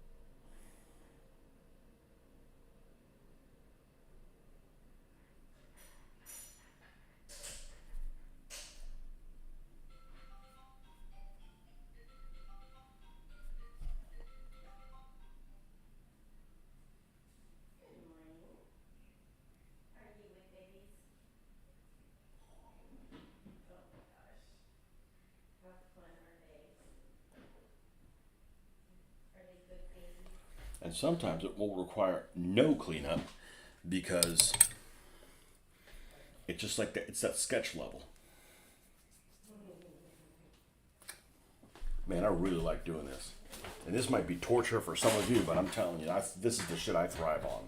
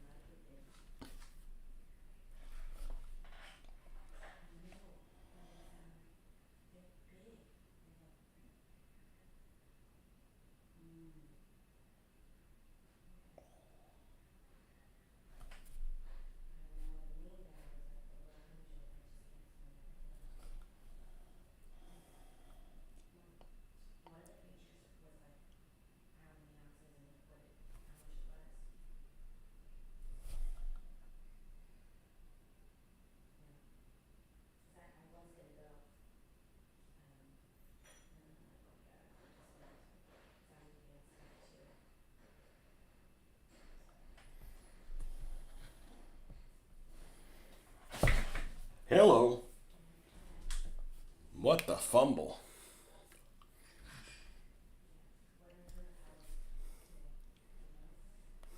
Don't be a fumble fuck.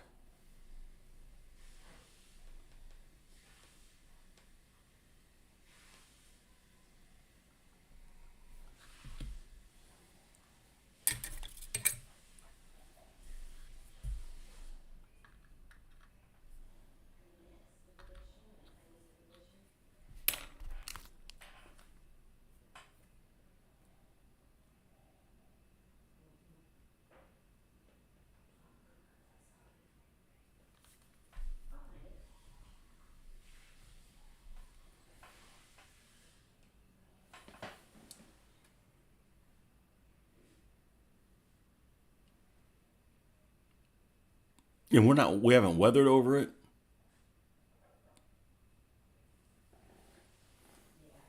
Haven't done drippings.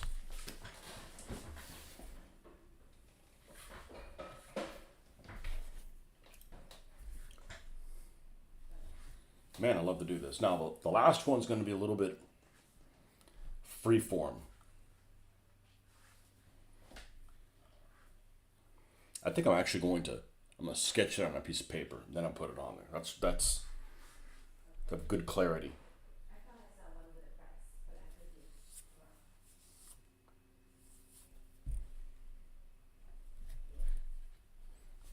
I put everybody to sleep. Hold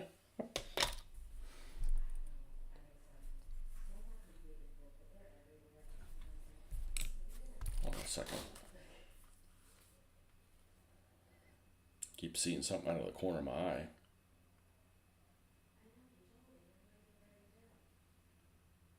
Nope. Okay.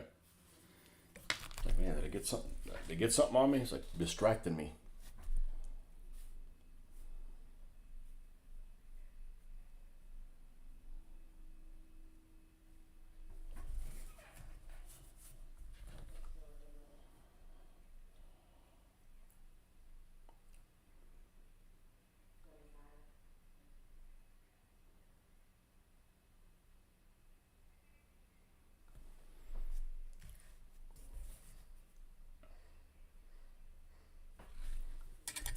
Let's clear this completely.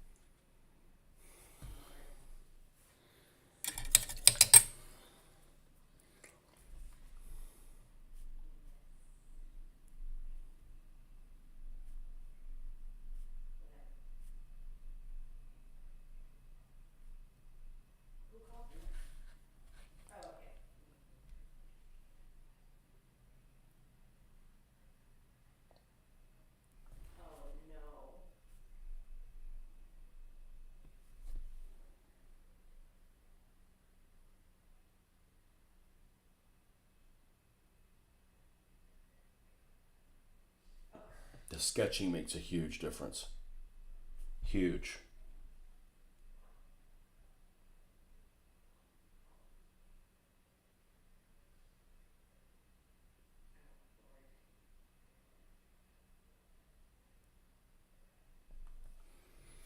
It's like almost you got to make sure that everything's spaced where you need it to be.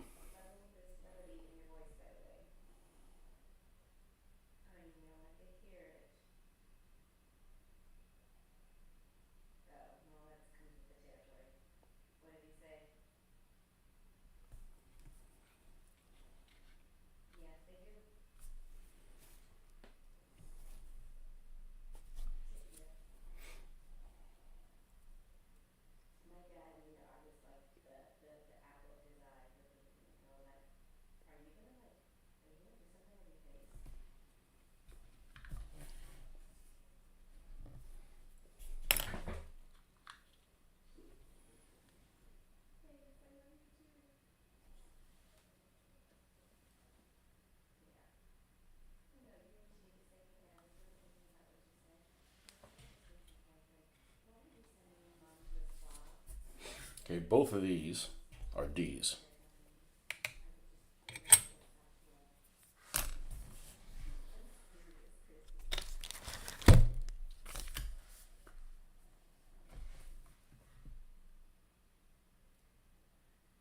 You know, I'm not going to script it. I'm not going to script it out.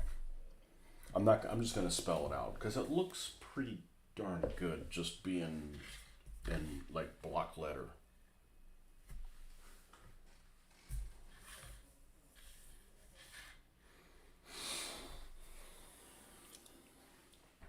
If it was an aircraft or something like that, maybe.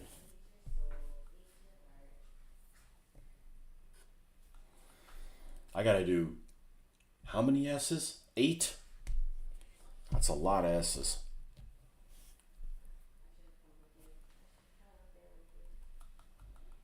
A little bit more than that.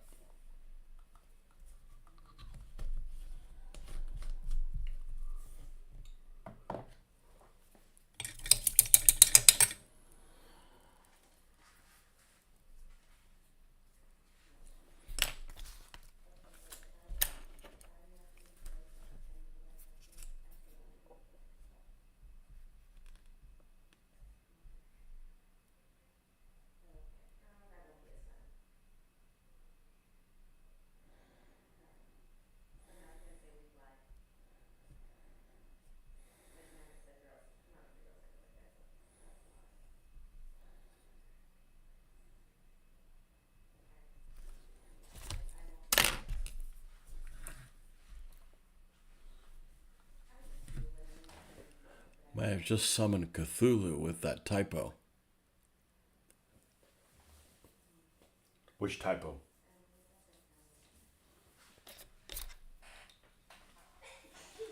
I doth return it. What is this?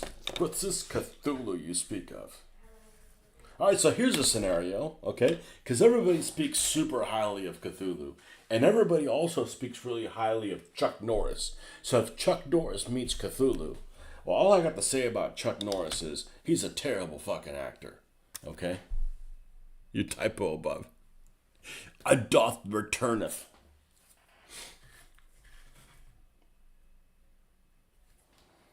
Oh, so you haven't seen any of these pictures? You son of a bitch. Well,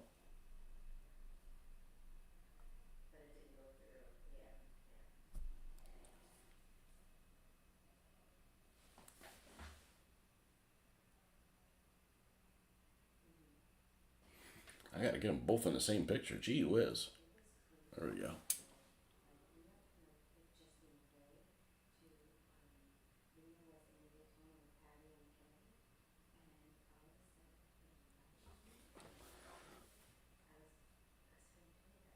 I mean, I just can't get enough of this shit. We're gonna scriptify this one a little bit.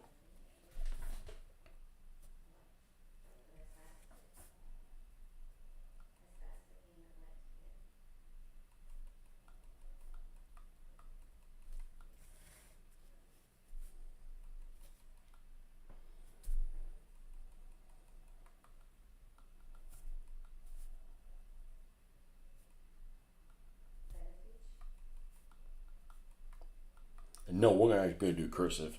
I don't think anybody dislikes cursive more than I do. I hate cursive.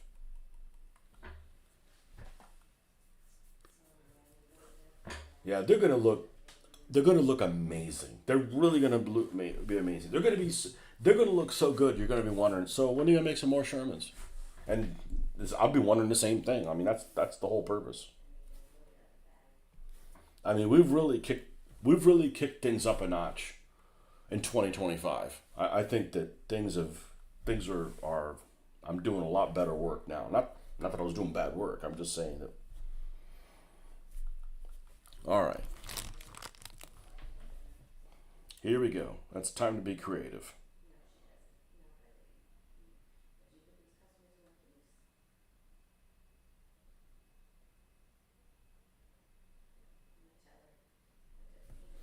And we're going to do some lowercase too. Ooh.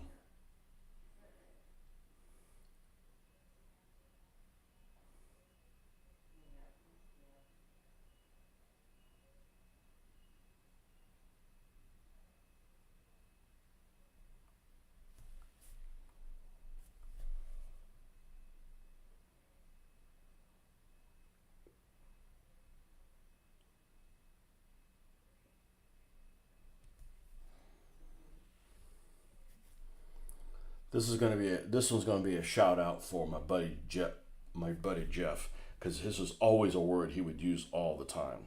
Hussy. You're such a hussy, and it's a word that they used back then.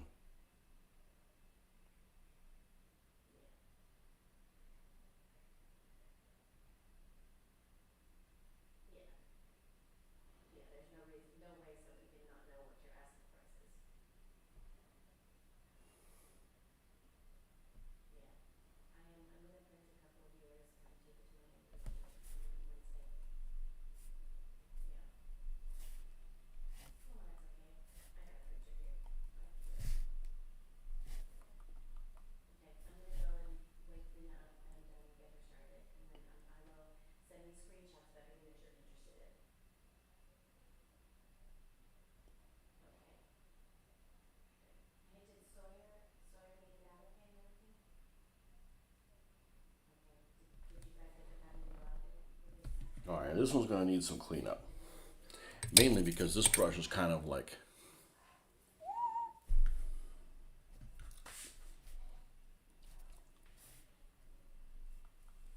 whatever that means. You having a good day? I don't know. My brush is kind of.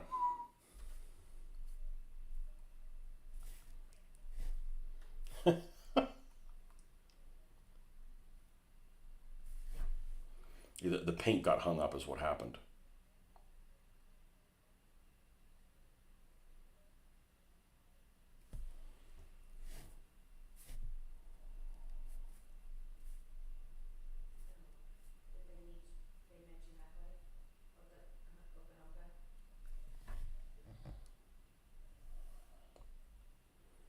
Yeah, when you go to IKEA, you can end up summoning some demons there with just naming their things.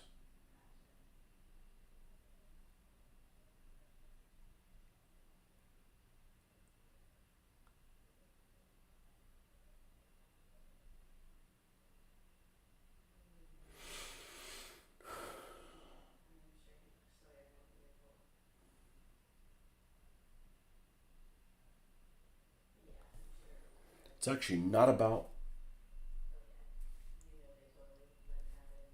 It's about the paint behaving, really. That's the biggest variable.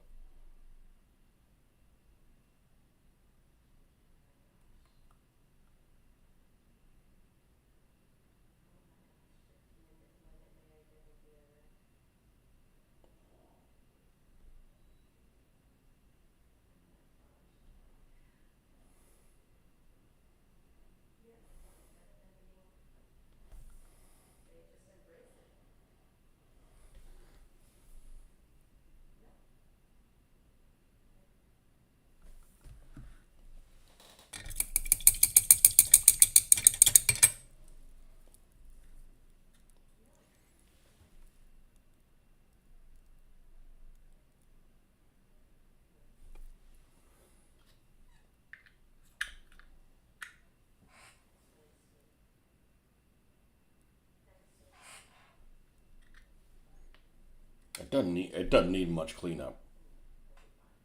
Now, if I was really got to go in there and paint some, bare-breasted chick, because that's what they did in the 1940s.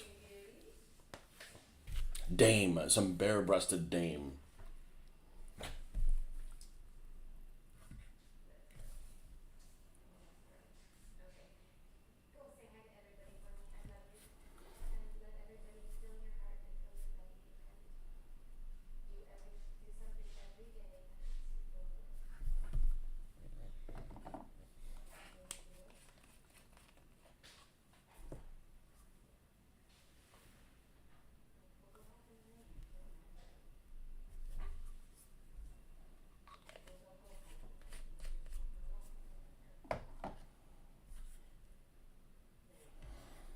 Be a good name for like a P-38, Fussy Hussy.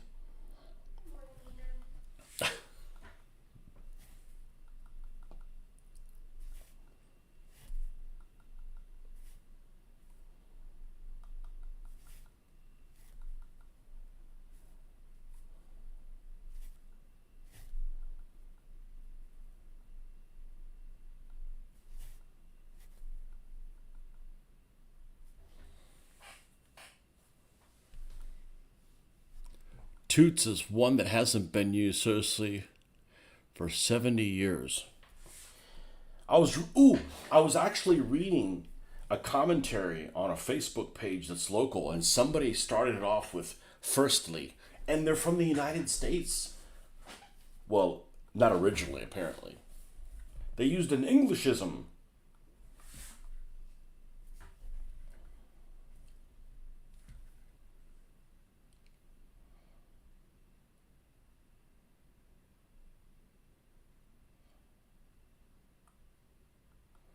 I always say if you see somebody use firstly in a sentence, they're not from the US. Not that there's anything wrong with it. That's just, I've never heard that before. Secondly, yes.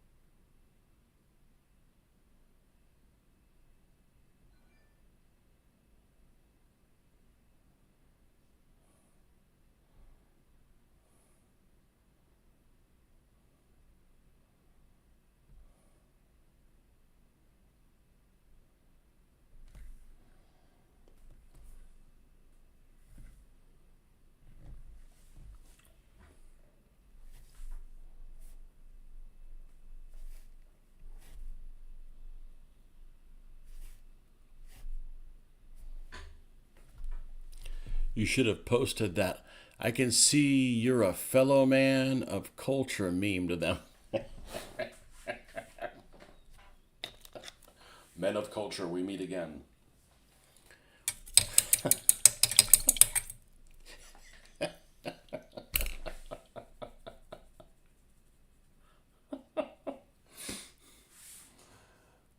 Speaking of Facebook, I've started seeing those what in the is going on memes. I did one this morning.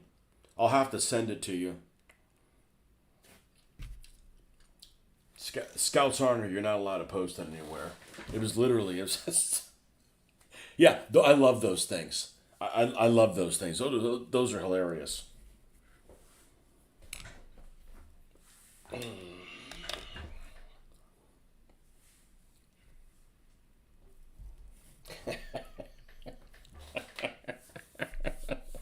I love those things.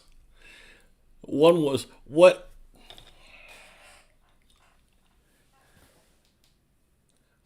in Captain's Bird Eye for dinner is going on here? I don't catch that because it's got to be, it's got to be the right, it's got to be the right content. I don't understand that commercial. I'm sure it's probably, I love those things. I love those things. I don't know what would you call that? What would you call that? Like, how do you say, hey, I like those sayings that go like,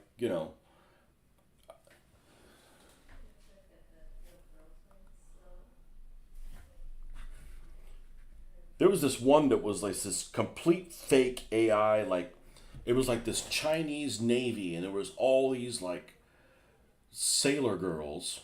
They were wearing Chinese sailor girls. They were just wearing like Navy outfits or whatever with skirts or whatever. Nothing provocative or anything like that.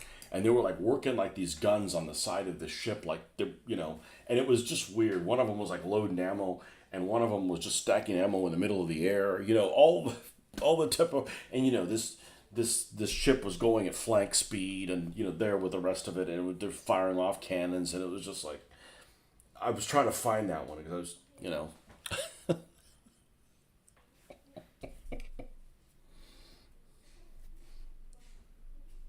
Yeah, I love those things. I don't know how you would describe that to somebody. Those type of sayings. Love them.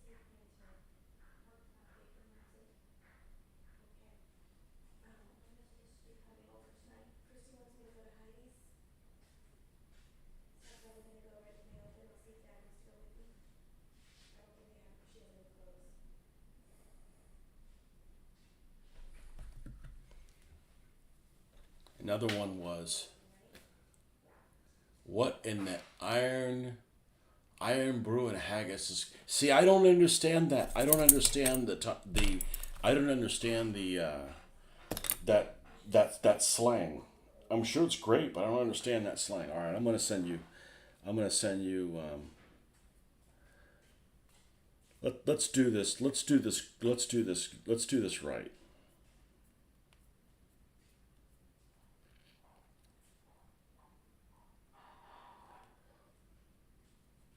All right, let's do this right. You're not allowed to share this, just so you know. You do not have my permission to share this. We'll see what you're made of.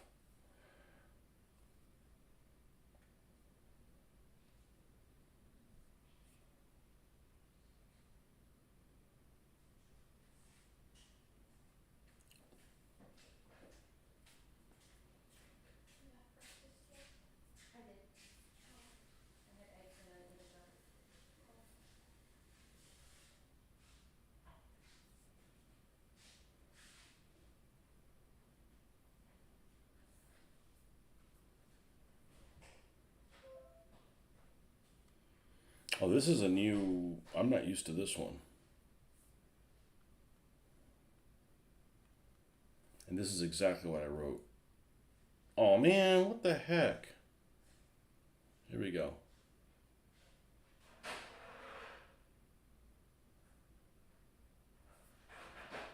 Oh, they got all these damn things now. Which is the one I used to? This is.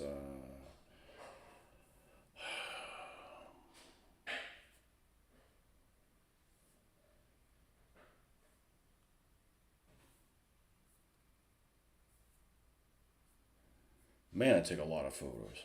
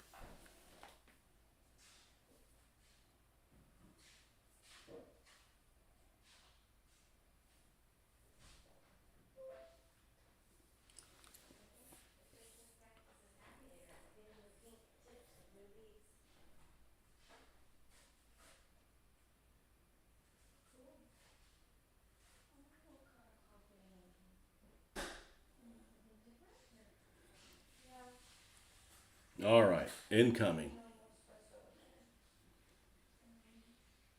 Hopefully, you get a chuckle out of it. Hold on a second. I don't know if this is going to come out correctly. So let me send it to myself first. I don't see the text on there. Yes, okay, it does come out okay. All right.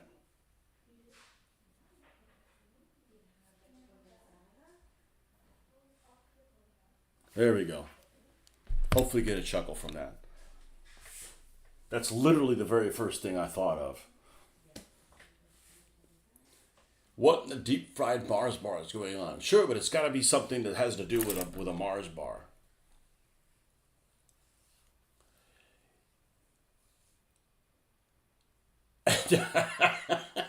That's literally the first thing I thought of.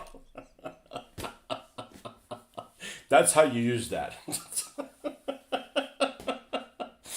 Who has a Scottish working class stereotype food? So it's just kind of random.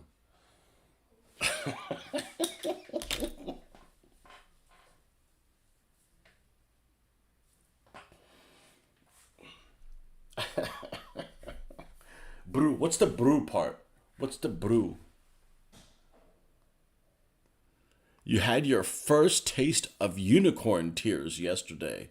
Really? Did it make you horny?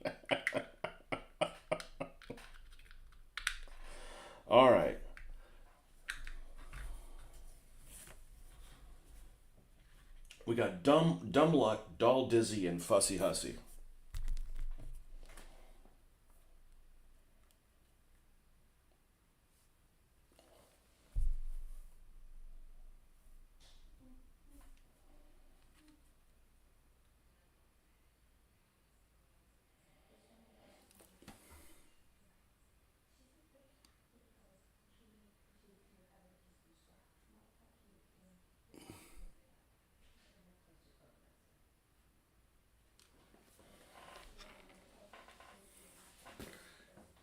Im Irn Brew is pretty good. I'm sure you can see it stateside in places. Irn Brew. The heck is that? Irn Brew. Irn Brew. It's a drink. Oh. Oh. British food. It's not food, it's a drink.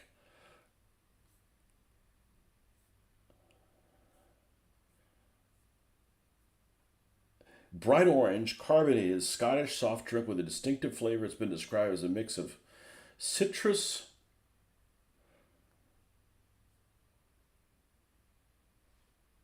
Scotland's other national drink. Okay. Imbrew. Where does it go? I was reading this and then I went to the thing on Wikipedia. Bright orange, distinctive, descriptive bubble gum. What? Is invented in Glasgow. The recipe remains a secret. If it's not Aaron Brew, it's crap.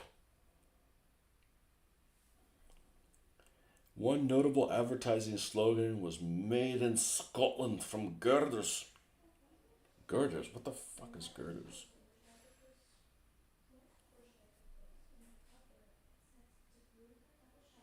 Oh, iron girders?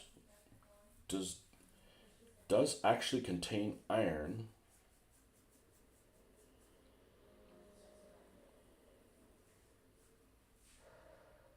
It's a sponsor of the Scottish Football League.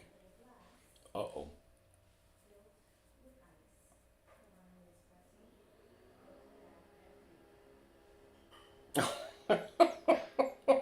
All right, hold on a second.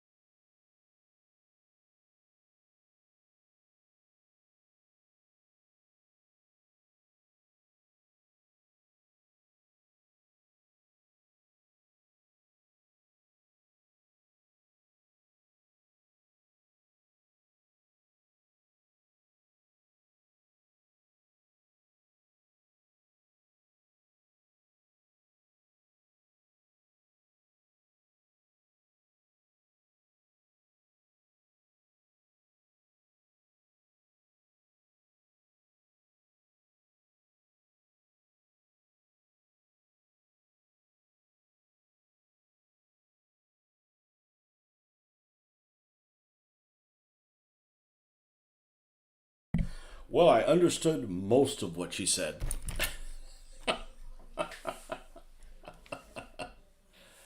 Iron brew.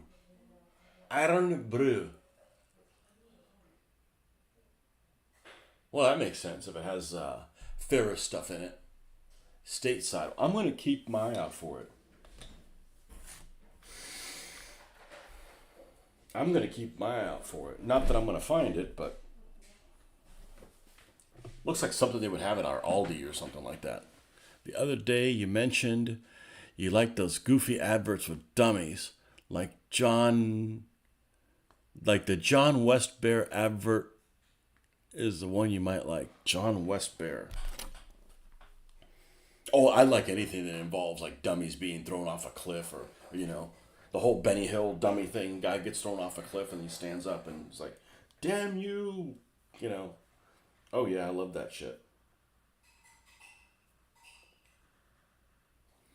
John West Bear.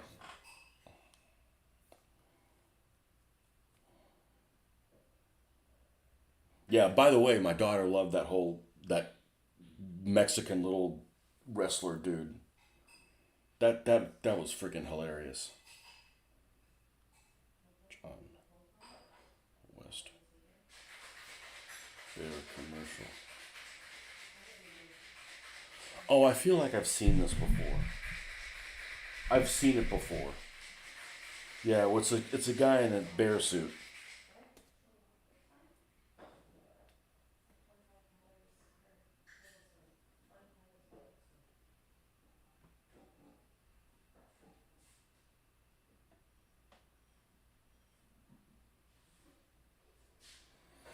You know, if that's a real, if all the other bears other than that one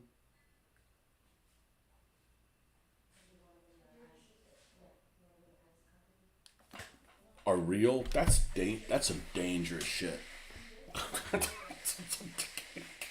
You you might end up having an outfit that's really attractive to a bear. All right, strong. It's time for some strong tune. All right, now the accent that lady had in that commercial, that had a little bit of an Irish twang to it. Am I right? Oh, that's strong tone. We don't want no strong tone. I almost fucked that up royally. Dark tone. A little bit of an. Scots tend to pronounce iron as iron. Iron. Well, my daughter liked it. Of course, she only saw Edinburgh. She only had a long weekend or something like that.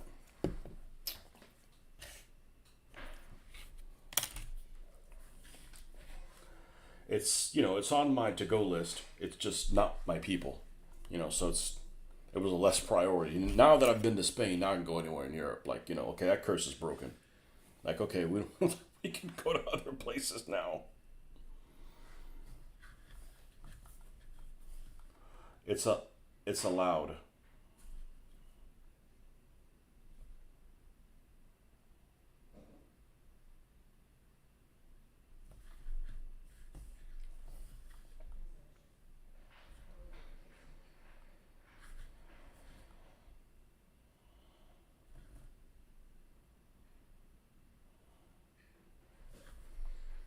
The, I have a feeling these are gonna look amazing. These are gonna be like my favorite things I painted.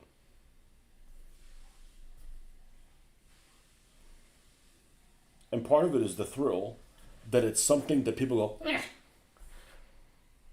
you don't want to paint that. That's an old thing. And part of it's like I got such a deal on them. Yeah. And unlike the T35s, the T35s were really cheap, but there's only so much you can do with them.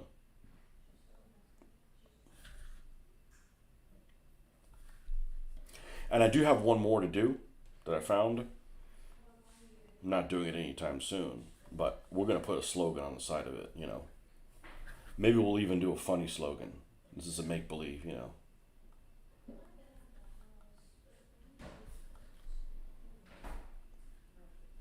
I mean, if there's a funny joke in the Soviet Union, I mean, other than the Soviet Union, is there any other funny jokes in the Soviet Union?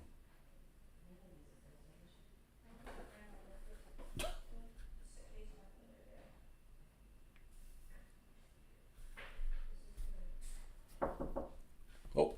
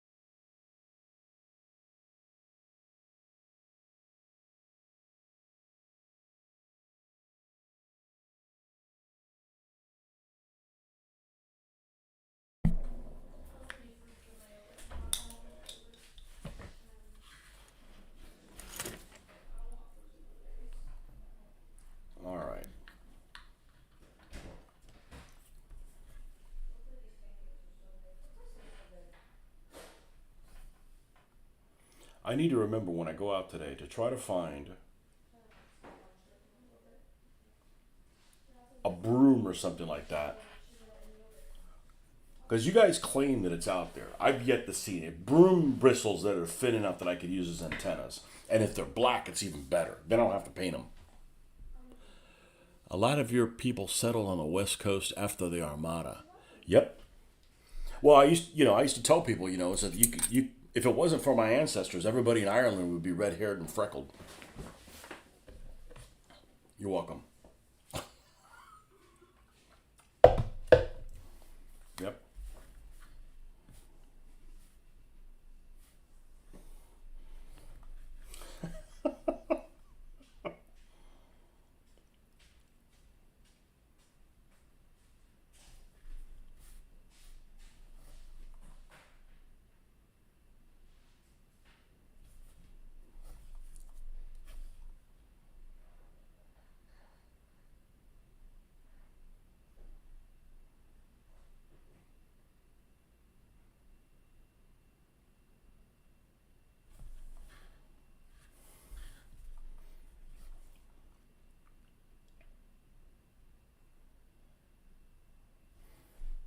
I think I read one time. I've read a book on the Armada. I was like, man, there's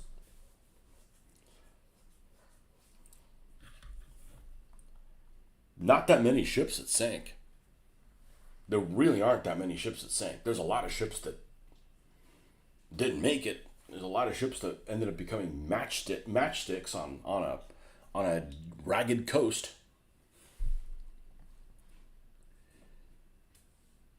You guys really ruined a good thing doing that.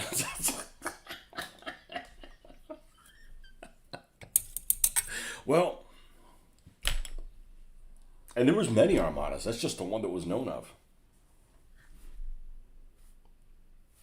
What, you wanted more ginger people in the world? What's wrong with you, man?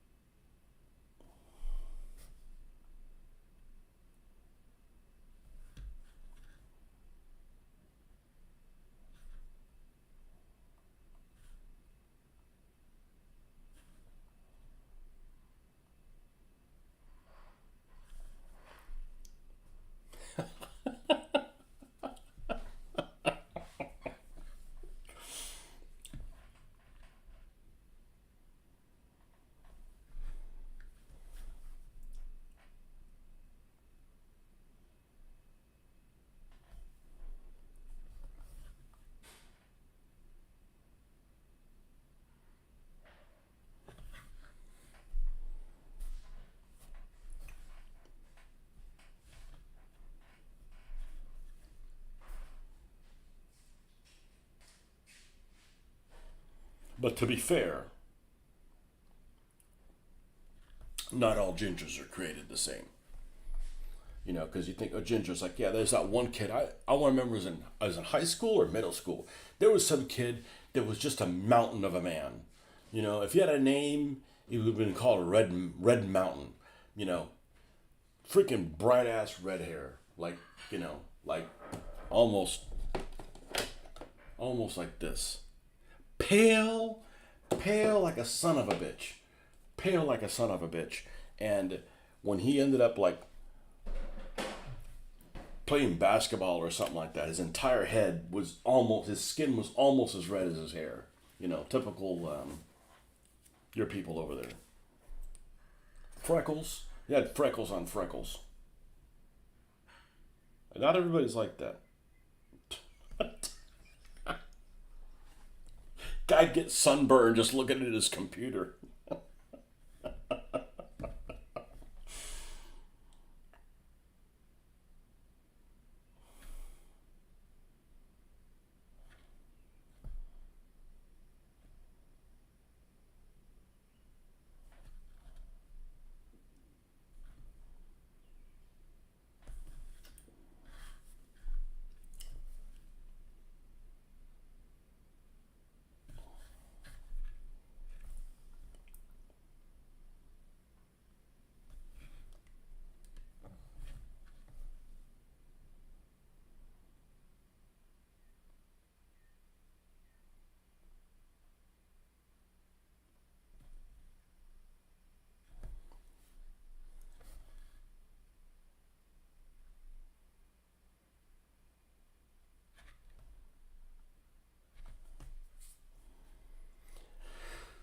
back when American vehicles were worth a damn.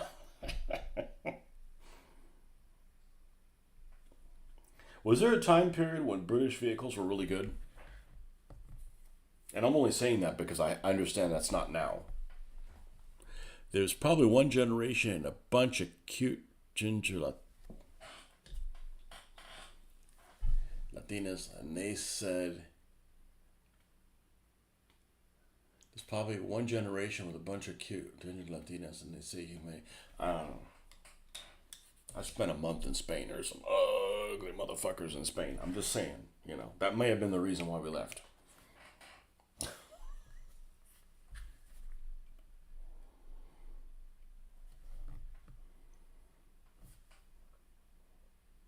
I didn't see a ton of super attractive people over there. I'm just saying.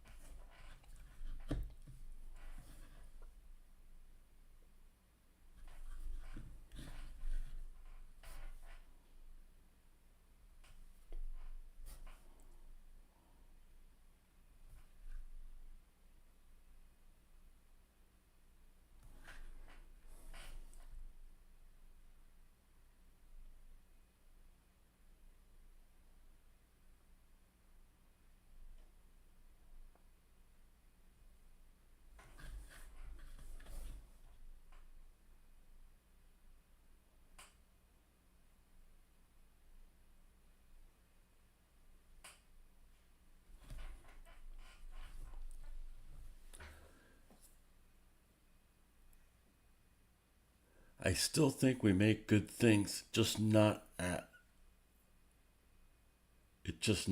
scale. Not 1-to-1 scale. Yeah, you guys have the best Mitch. You make stuff really good in 20 millimeter and 15. You just don't make it good at 1-to-1. Hey, I think we make a lot of trash here. You know.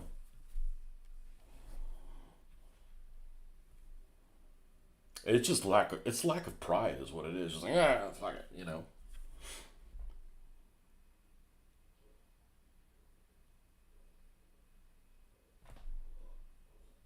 We need a little bit more of that. You bring shame to your family attitude. Oh my God, for a second my heart stopped. It felt like a Sunday. I'm already getting the Sunday blues on Saturday at 10 a.m. Son of a bitch.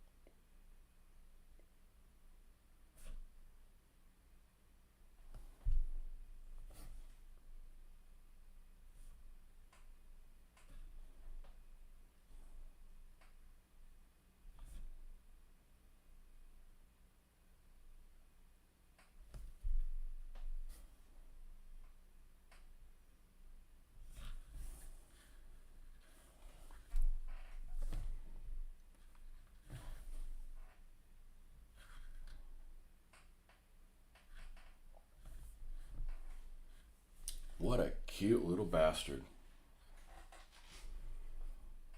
And yep, as Jeffrey says, I'm enjoying myself too much with this thing. This thing's not nice enough of a model to enjoy myself this much.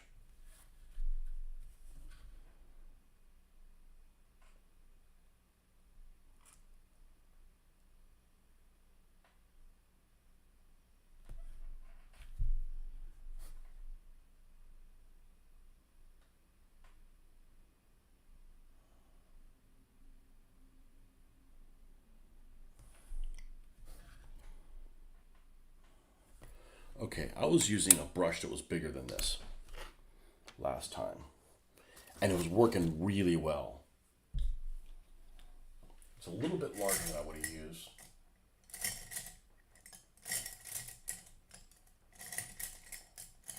Maybe something like, well, this one's all incorrigible and shit.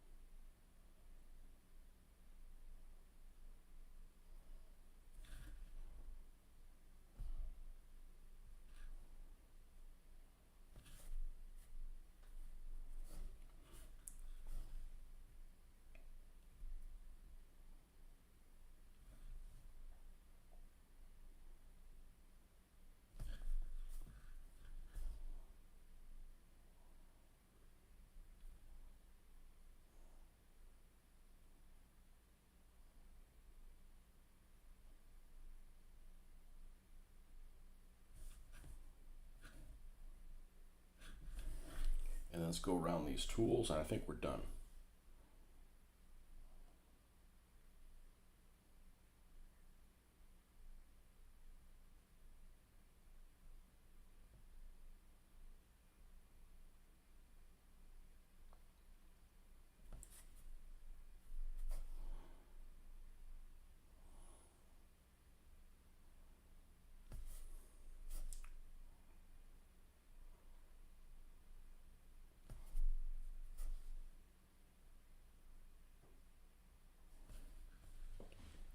Started talking bad on us, and then that hit you.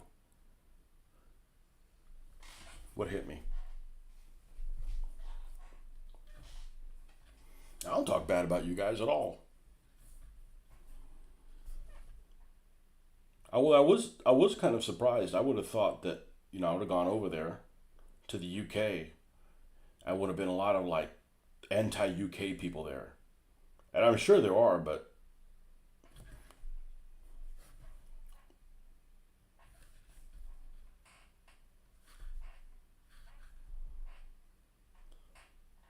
they had carted them off somewhere.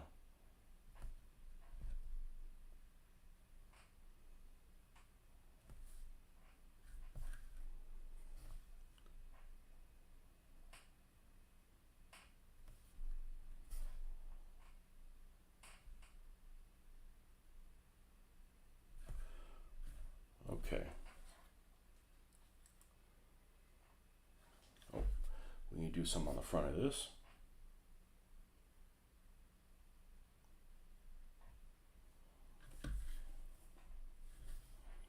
I just don't like you people driving on the wrong side of the road. That's just stupid. You're never selling me on that. That's worse than communism. That's just dumb as shit.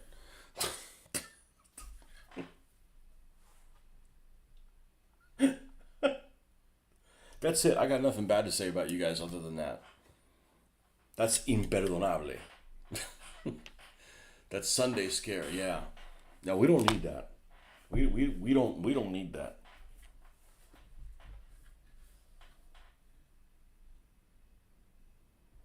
Oh, and I'm not bowing to any king. Especially not that dude. He's weird, man. With the ears and shit. Well, I'd vote for him.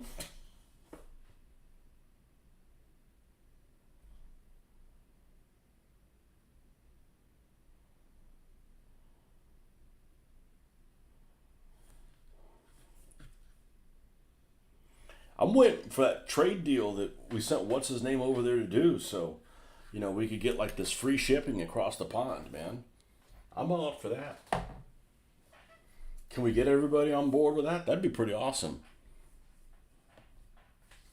Free shipping across the pond.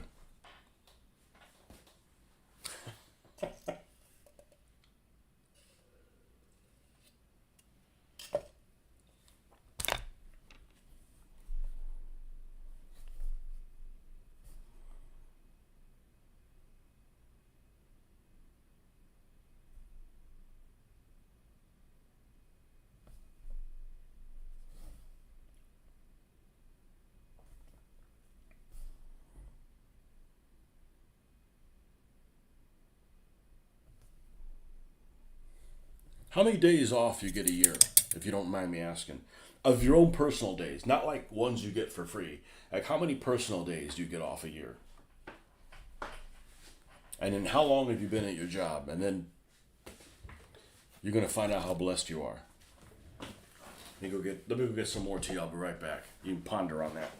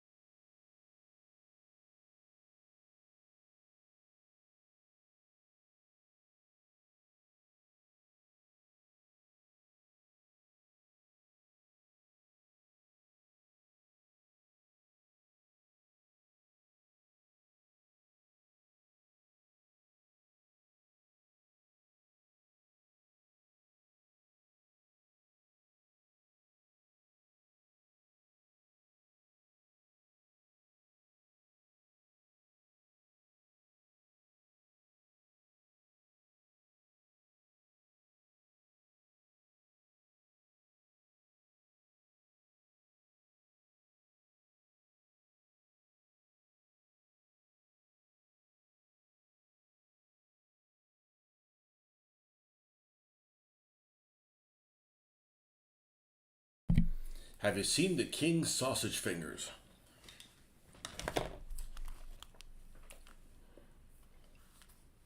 What you're saying is if you had to be fingered by some king, let it not be that guy?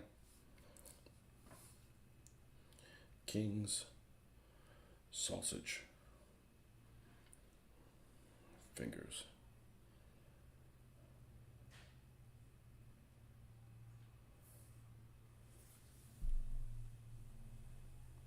Oh, that's terrible. That's horrible.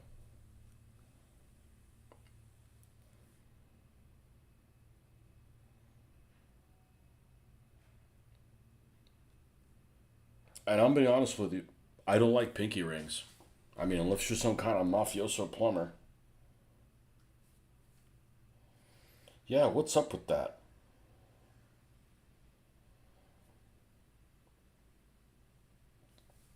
I mean, you gotta be like Jabba the Hutt size to have fingers like that. You know? I had 32 days, the max after 20 years service, not counting 8 public holidays and 23. Okay, so you had 32 days.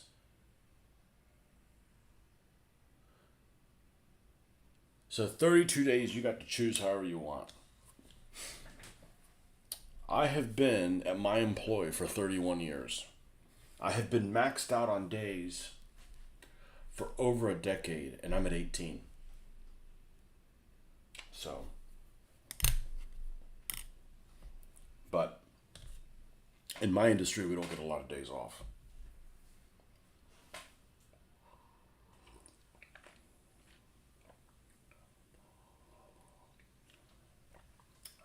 No, there's only like 4 days we get paid, plus the personal days.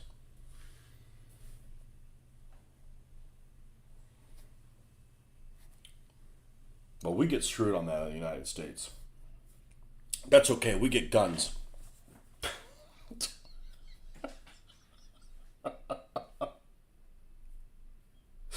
Oh man. I don't have the days off unless they're going to give me people I can shoot for free.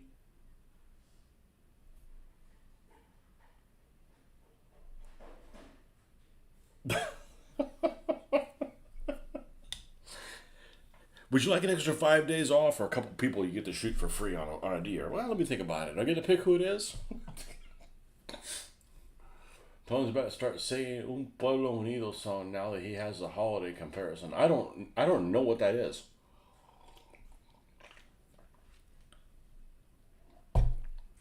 Yeah, we don't get a lot of days off here in the US. Meanwhile in France, they're like, did they finally get that 35 hour a week thing passed? Cause I could learn how to wear a beret. 35 hours a week, man.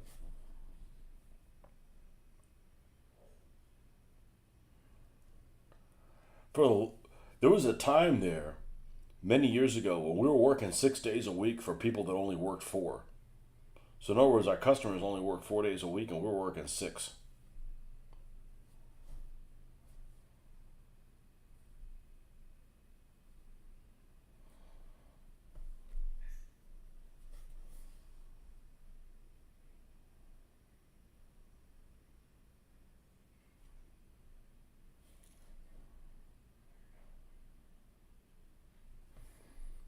Yeah, and I'm sure the people that are building the houses behind us, they're working most days, 7 days a week, but or they were until ice got a hold of them. Until they got iced.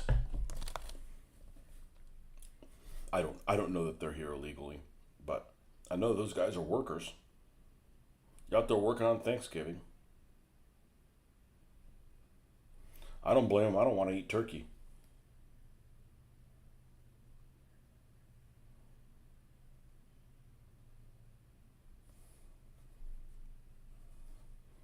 Turkey, that's what you run out of when there's no ham.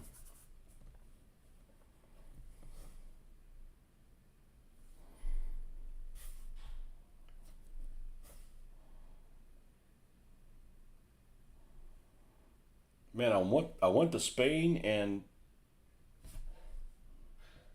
I tell you what, my people are proud of fucking their of their ham. That's an understatement.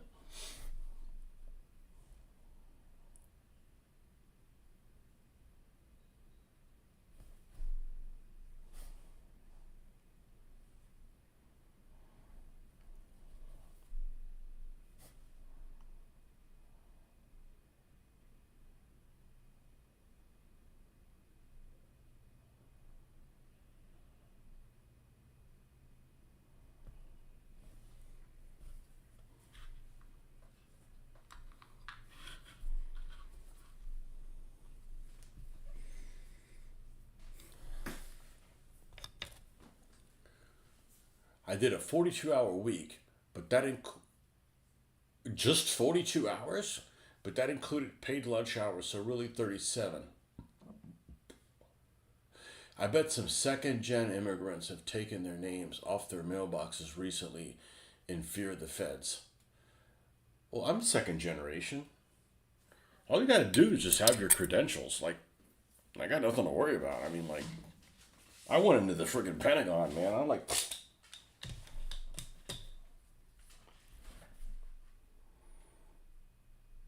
I don't know what's going on. I very seriously doubt they're just randomly grabbing people. They're just like, hey, there's a whole herd of whatever's here. Let's go check them out. A herd of whatevers. There was one place in Tallahassee in the capital where they busted 137 people or whatever.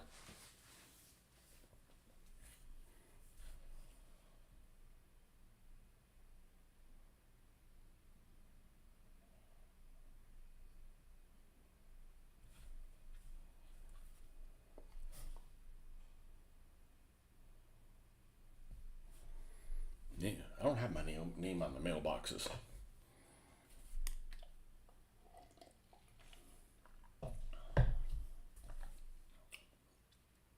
I got an American flag flying from the flagpole. It ain't gonna mess with me. They mess with people. They're like, ah, they don't want that.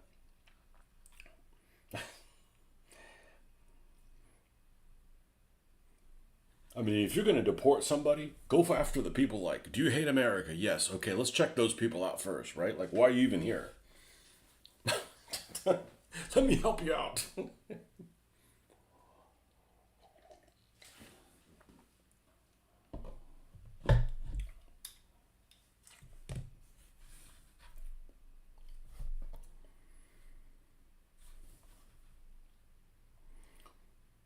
And the thing is I think they're just they've been too lenient here to begin with. Like other places, like people complain, oh, the U.S. is horrible. Other places, they wouldn't even let you in. Like look how restrictive like some place like Japan is.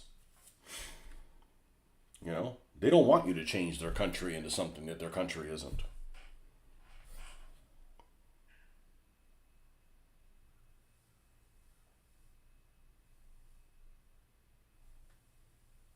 This is a terrible looking eject ejection box here, but it's what we got. I feel like that went really fast.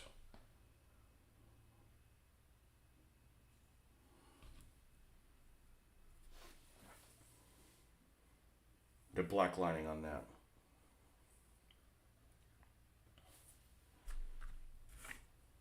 Now, the real test is going to be what's this thing look like with a dude in it? No, not the one with, not that commie with the flowers. Screw that guy.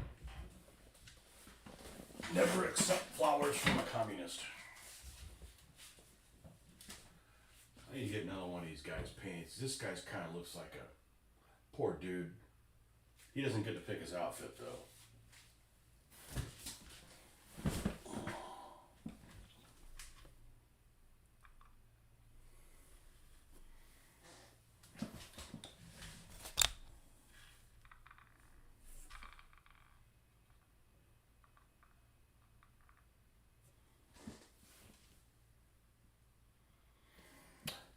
The turret looks small. If nobody told me the turret looked small, I'd be okay. But now that's all I can see. Like it's got a small turret.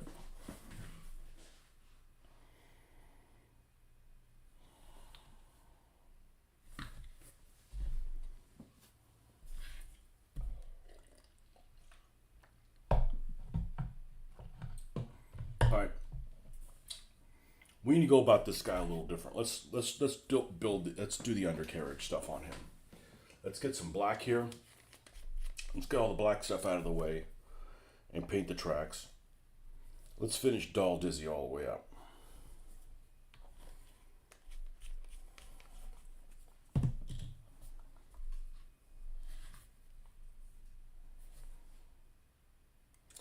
Like I was in London and I said something. I was somebody. I think they were one of the Uber drivers, and they asked me, "So how do you like London?" I said, "I think it's great. It seems really safe." He looked at me like I was from some other planet. I'm like, "Well, okay. Well, first of all, I didn't go anywhere that I would consider unsafe.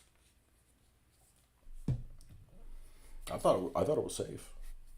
You know, I thought it was all right. It's a city of 10 million fucking people. That's a lot of people."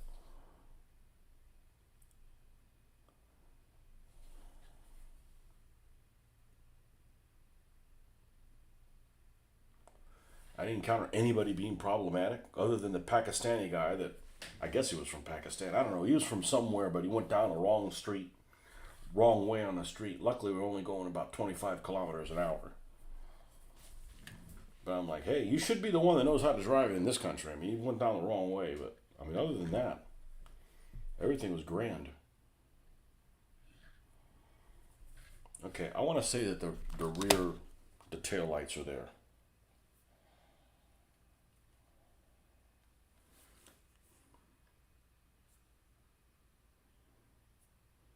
Oh, I forgot to tell you guys. So this one guy whose channel I used to watch, and I stopped watching it because I couldn't understand him. Dougie, who's an excellent painter.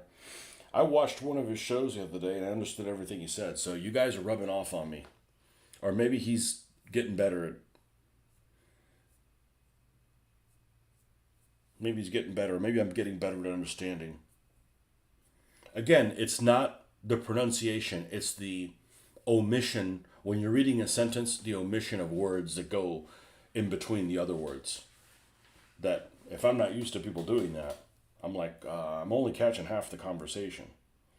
M4, Sherman, rear lights.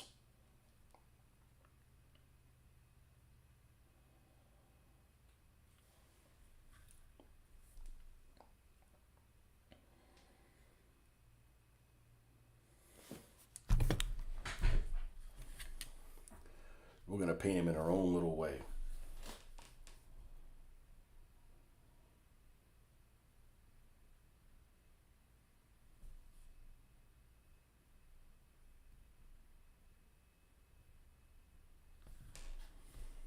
Okay, how about the front lights? Is that what these are supposed to be?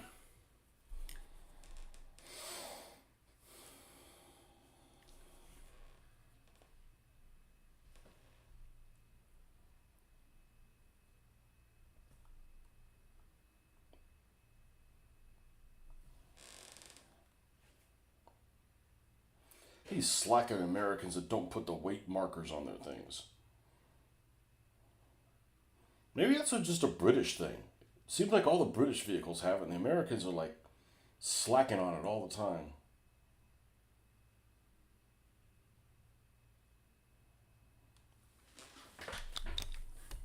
American slackers. All right. Let's paint the road wheels on this thing. And we have something different to do. The center blocks of this are black. So this rubber that's on the center, and yeah, I painted black because we're going to weather it. But the rubber that's on the center of this should be black. Which honestly I think looks better. That's how wasteful the United States is. Fucking make it out of rubber. Make everything comfort zone, everything. And I'm you know what? I may not even paint the grommets on the other thing because we're going to weather it anyways.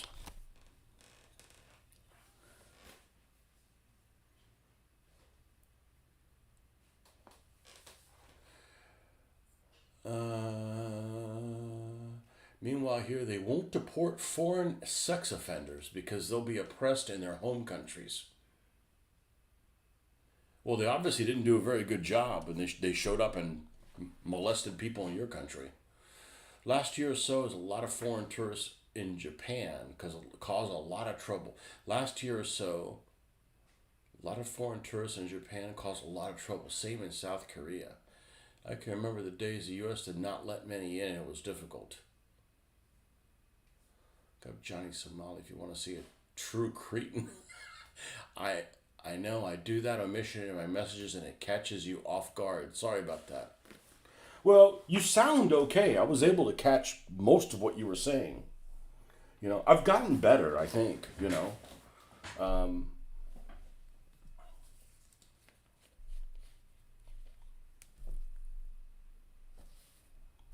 And there's parts in the United States that are horrendous. But I don't think I live in one of those places, but with my mid-Atlantic accent, or whatever it is, it'll morph.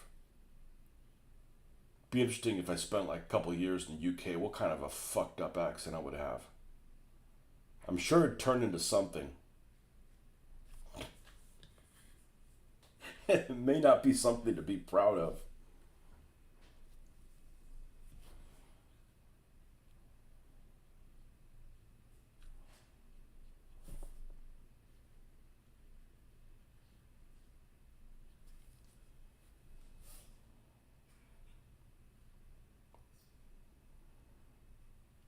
You guys see that that book I got the other day? You may not have seen it because I don't know when I did that show, but I went to the bookstore and I ended up trying to use this credit at this used bookstore place that I have, and I'm not being very successful because they just have a lot of crap I'm not interested in. But I picked up one on Marine Corps tanks on Tarawa, and then I picked up this other book just on a whim. too soon as I can find it here. This is pretty cool book. I caught my eye and I started flipping through it for quite a bit. I'm like, I would just buy this thing. Atlas of Extinct Countries. Mind you, I speak for a living and half my co-workers have accents like Dougie's.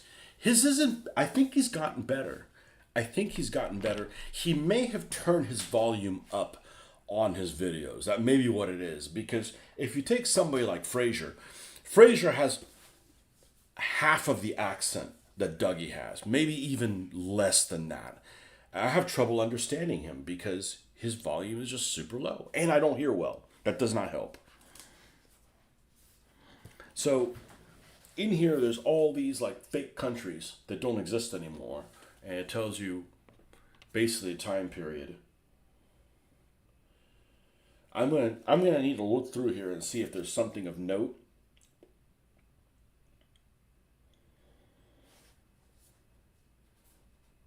Oh, here we go. New Caledonia. New Caledonia, 1698 to 1700. Population, 1200, but not for long. Capital, New Edinburgh. Currency, combs. Cause of death, bad planning, mosquitoes, Sassenachs. Whatever the hell that is. Today, it's part of Panama. It's comforting to feel smug about the past. We laugh at our disasters and our haircuts and our computers the size of a bus. Look at those olden day idiots. How could they be so incredibly lame? Not like me, living in the glorious now, knowing all things I know. This housing market is never going to crash. With the benefit of hindsight, Scotland's attempt to establish New Caledonia seems so obviously doomed. It's risible. I don't know what that word is. Oh my God, I gotta go back to school. But the scheme wasn't quite the straight up bit of stupidity it's usually portrayed as. I didn't know that. It caught my attention. It was this.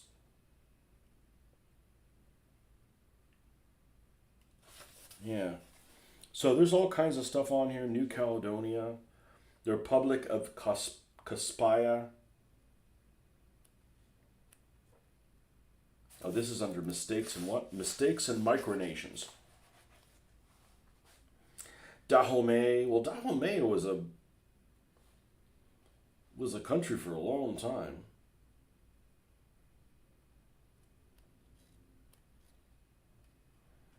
Kingdom of Aksum. Kingdom of Sikkim. 1642 to 1975. Anyways, this looked interesting. Might be good for an imaginations thing. Imagination, not exactly that, but you know.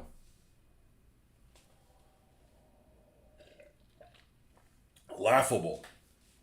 Risible. I guess I'm not very educated. I've never seen that before. Sassenachs, Southerners. Speak English, goddammit. I got that book on Phantom Islands. It was interesting.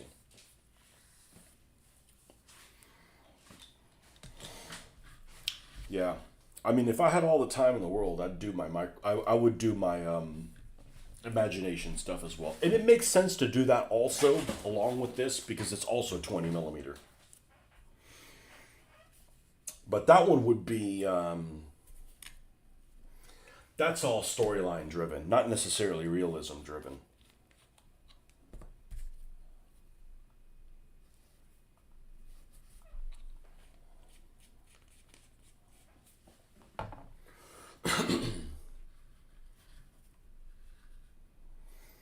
Oh, I did take a picture of that book that I'm reading right now on Italy and Sicily. And because I wanted that little excerpt, and then I was so worried about taking a picture at a bookstore, like I was doing something wrong. Taking a picture of a page on a book. Oh, I just saw something I liked.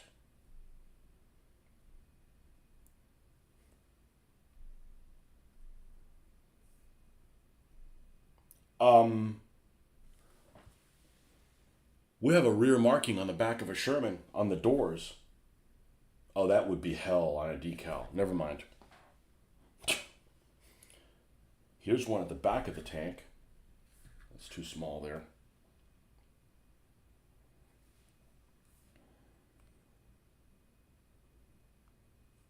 I took a picture of it and then I did a shitty picture of it.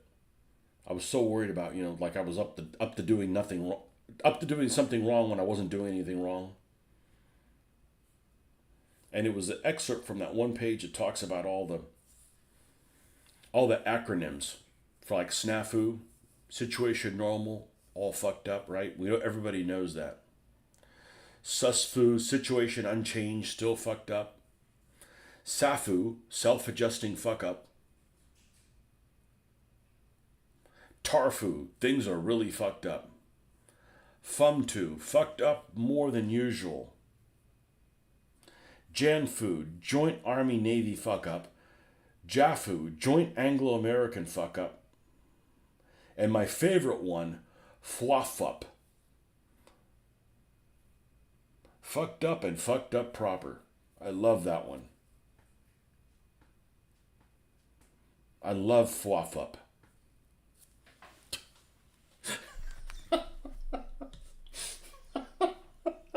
I've never heard that one before.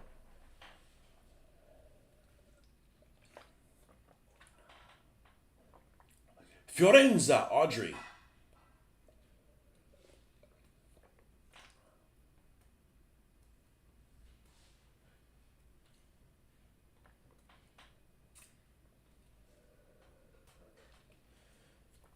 That's what my dad kept calling me.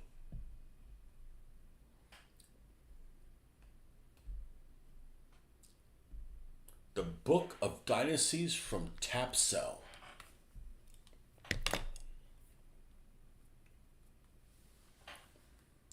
Dynasties from Tapsell.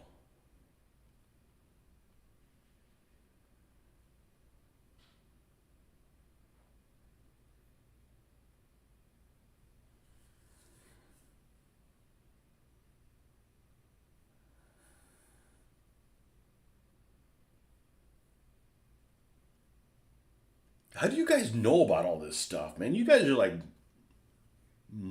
mega nerds compared to me. Oh, I love this. If hardcover, it's $121, right? So like £3 for you guys. Paperback, $10.55. Like, interesting.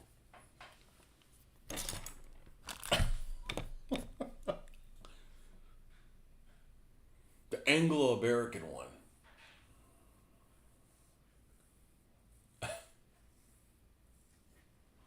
He used to call you the Anglo-American one. Is your dad English or your mom English?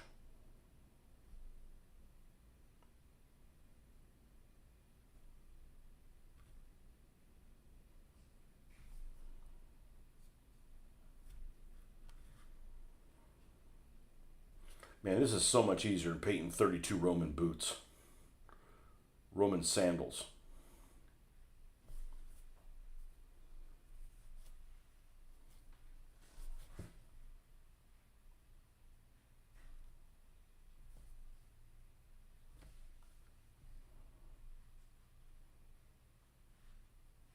Oh, oh, the Jan food. Join American, join Anglo-American fuck Jan food.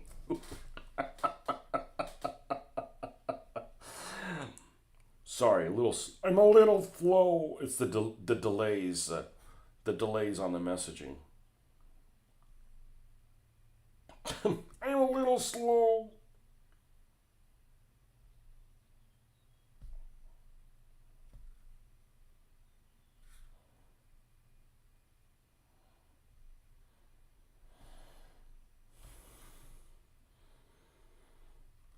Janfu. Janfu, bring me the paper.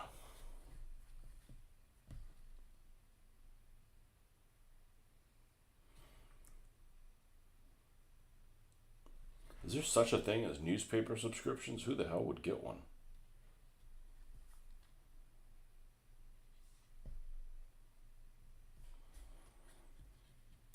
I know when we were house hunting a long time ago, not this last one, but the time before, we'd go somewhere and buy a paper just to see where the ads were for things. But I forget that's a thing. I think I'd rather get some encyclopedias. This, I believe that thing, I believe this thing is rubber.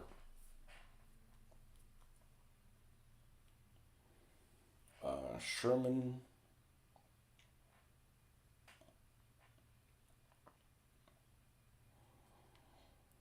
tank running gear.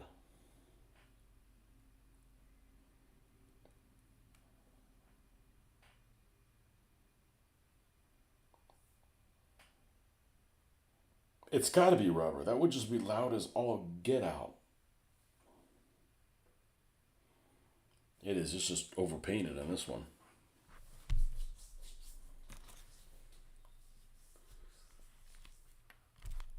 You found that book from Slingshot magazine. Then I found out he wrote a historical novel on a fictionalized Hun type people, the year of the horsetails. Your dad is English, not British. He's English. Haha. He got us a southerner.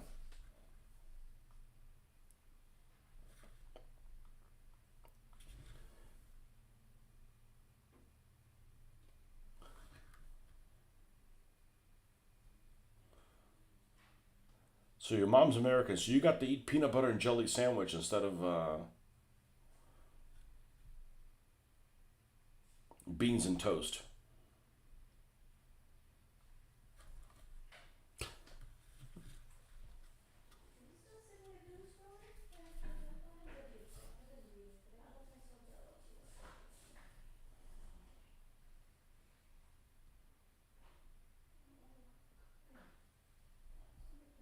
Oh, this is what I was. This little return roller. That thing's all rubber.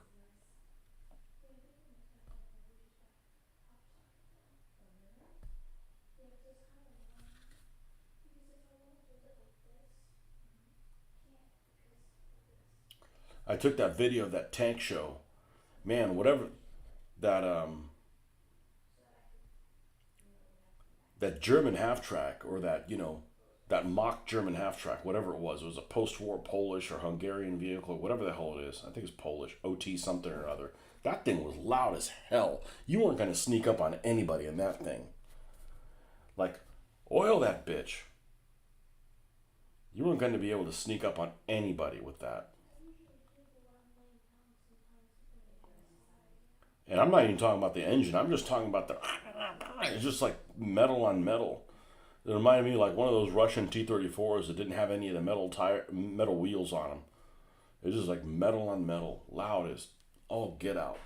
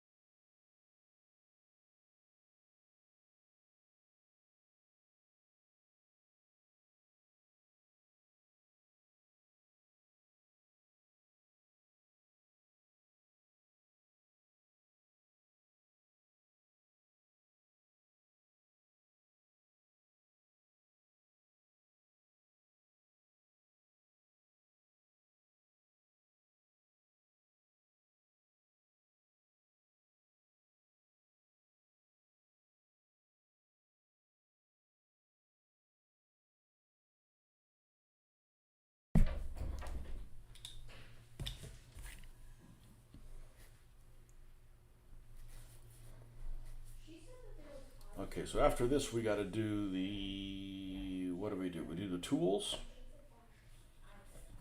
No.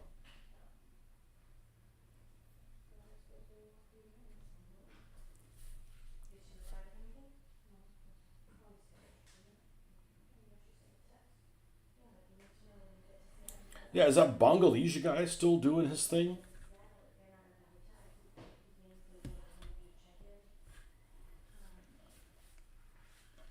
I'm gonna go ahead and.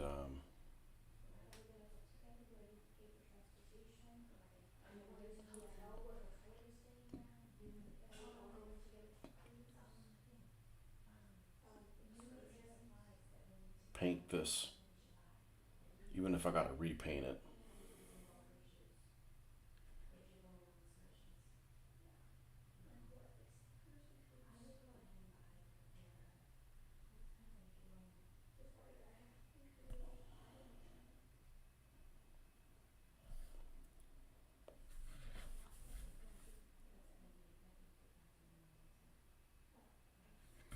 All right, now.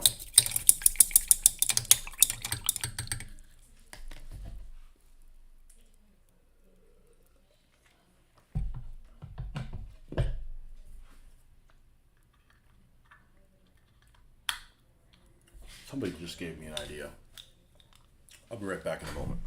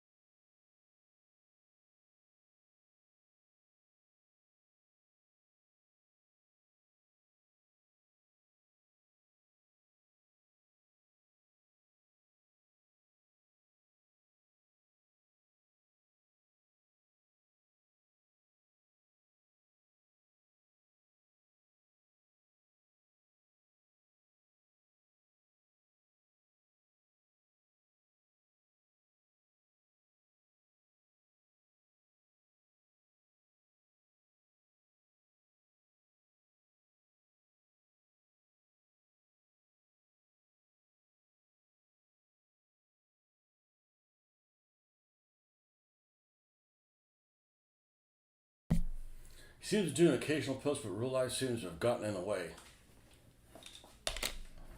Yeah, he had some inspirational stuff on here. Let's see how this works. Oh, it's awfully thick. It's too thick. It's too thick, I think. This one. Yeah, it's too thick.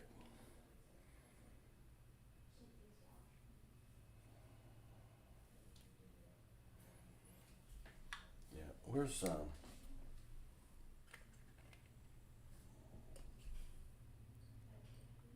Yeah, it's too thick. It needs to be. I'll take this with me though and see if there's something that's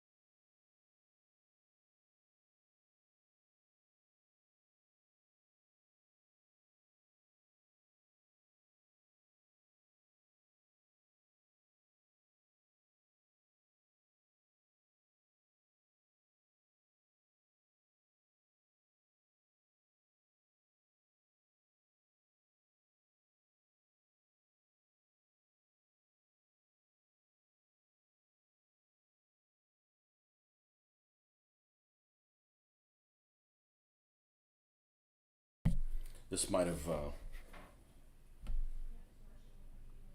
worked really good for spears in 15 millimeters.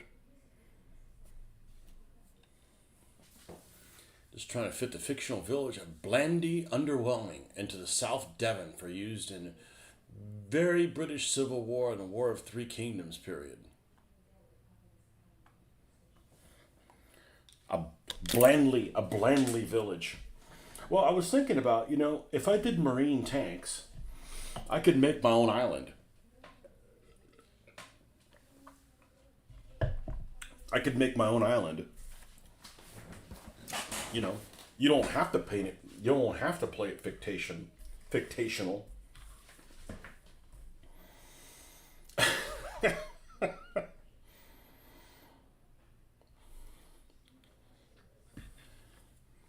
Let's paint some numbers on the side of this thing. Let's get the yeller out. And when there's yeller, we need. Let's use this. Is this English uniform? No, this is this leather brown. That'll probably work. What did we use on this shirt? We don't want to use the same damn number. That's stupid. C22. No, it was a C. I have a feeling that C22 is C Company, 2nd Platoon, 2nd Tank. I have a feeling that's what it is. So with this one, I'm going to do a search. Since this is my friend, I'm going to do Sherman tank yellow numbers on turret. Let's see what we get. Images.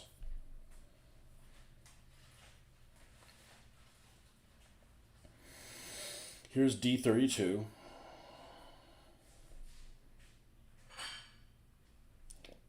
That gives me an idea what it looks like.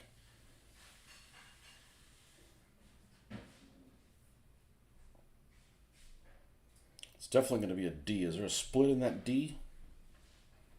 There is. All right, let's see. Do we want to put it on both sides or just the one? Could do it on both sides, just a little smaller on one side. All right, let's. Is this dark enough? Yeah, I think it will be. We're just gonna use this straight from here. Yeah, maybe I'll darken it. Maybe I'll darken it a little bit.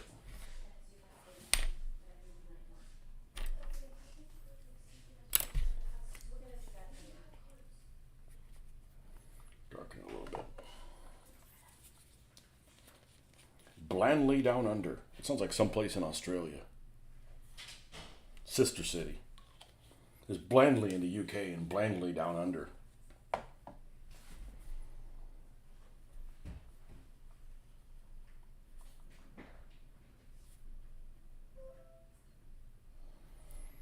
All right, we're doing three digits. I don't really want to do 32.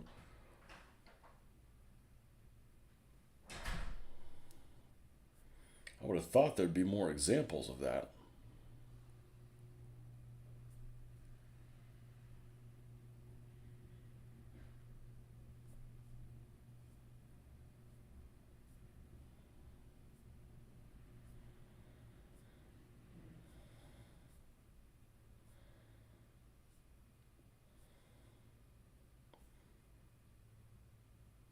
Man, this thing looks beautiful. No, it's blurry, but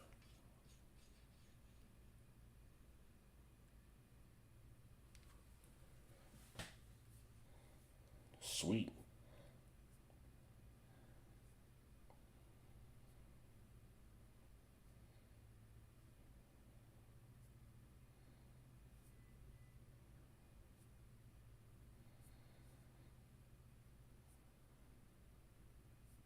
I don't know. I'm not seeing a whole lot of examples of it. Maybe I shouldn't do it.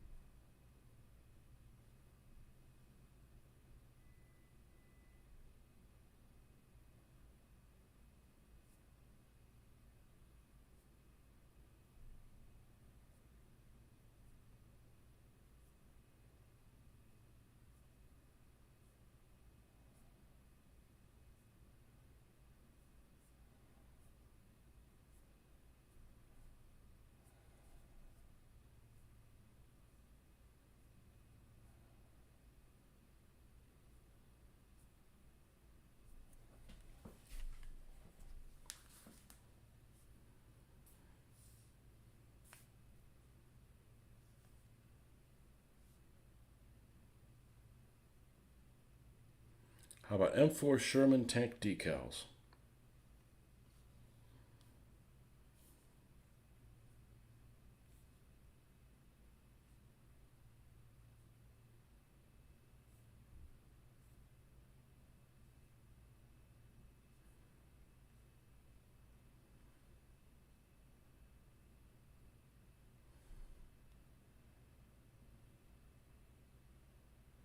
These are French.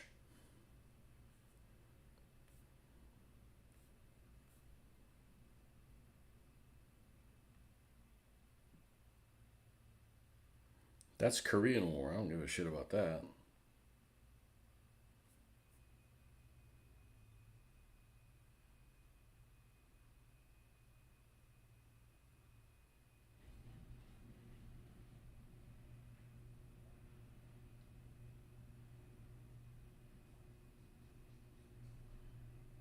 Well, this is what the numbers look like, so let's roll with it. If I don't like it, I can repaint it.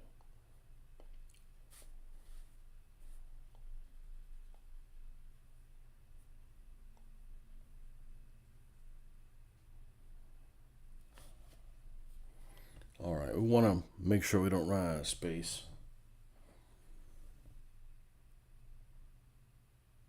Let's do D14. So we're going to put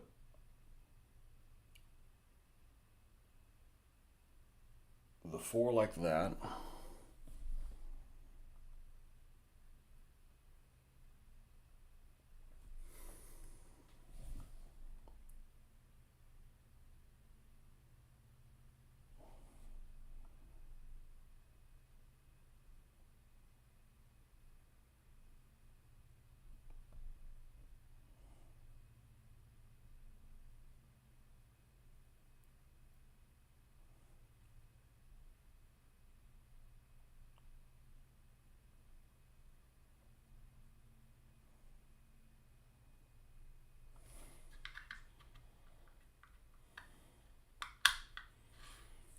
And I am going to put it on this other side, even though it'll be smaller here.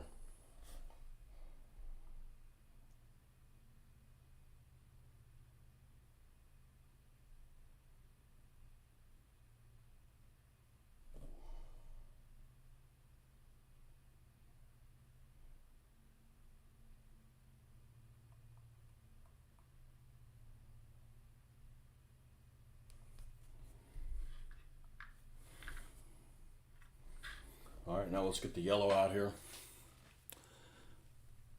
Jorge Raposo, welcome. There was an article,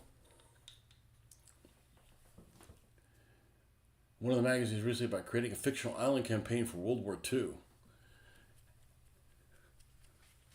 All right, man, thanks for the like. Ricola. That's what Switzerland's known for right or for wrong. At least here in the United States.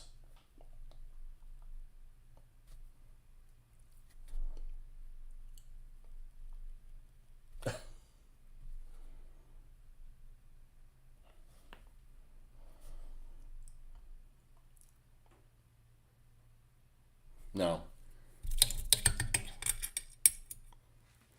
I'm actually going to be proactive about this. Let's do this now. So we're going to get olive drab. It's the olive drab that we used here. Let's paint the splits in right now. What are you talking about? I'll show you.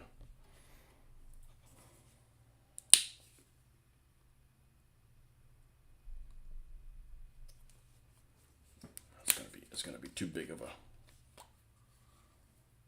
Just a little bit of black. Let's darken this OD just a smidge.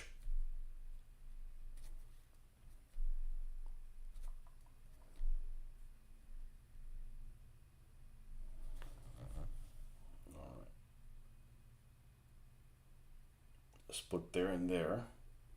And where's the split on the 4?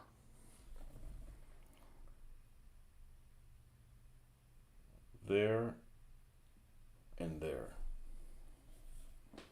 Okay. So the split is here. in there.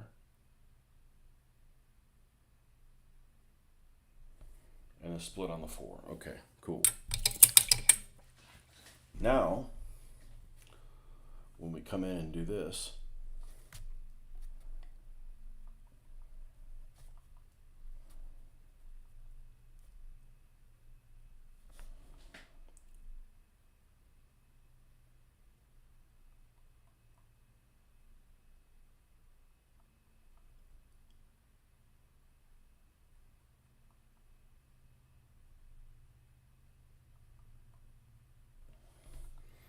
we don't even fill that area in.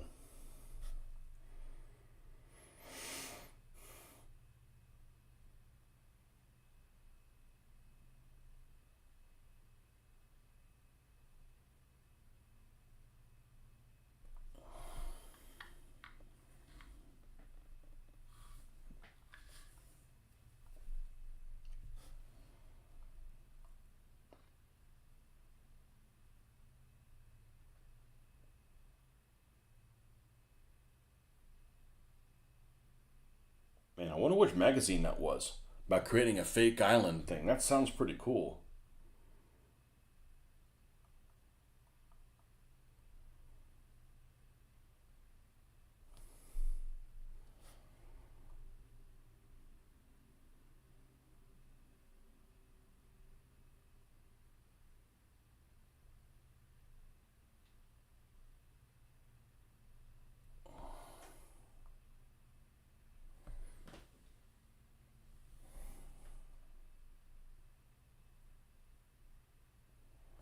Now one has a tiny little bit of a beak. Ah!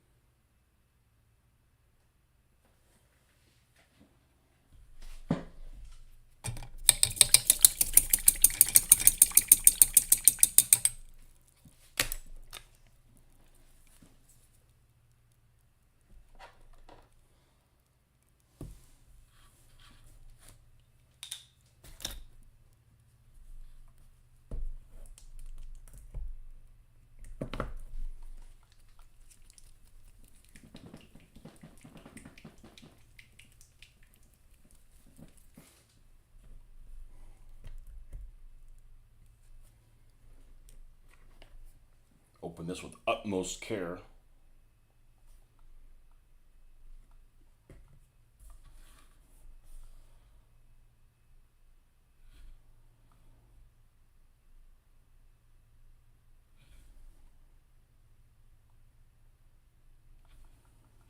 Nah.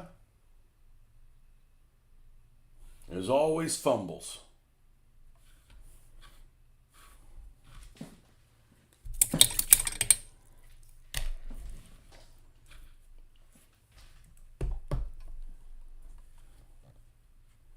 Now,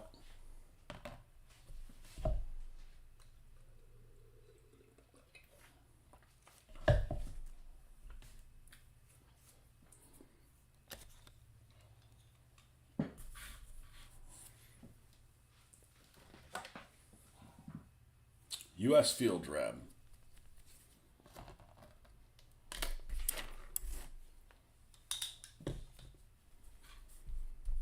I'm really hungry. But I'm on a bloody tear.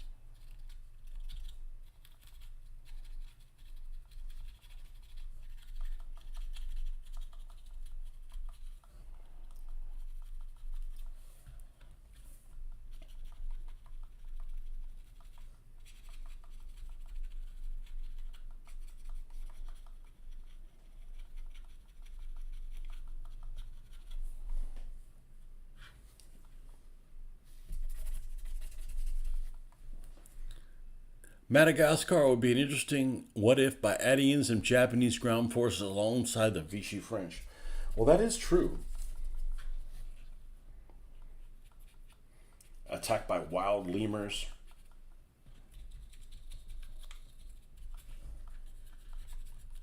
Remember that old show? I don't know if you guys got it in the UK. It's called Tales of the Gold Monkey.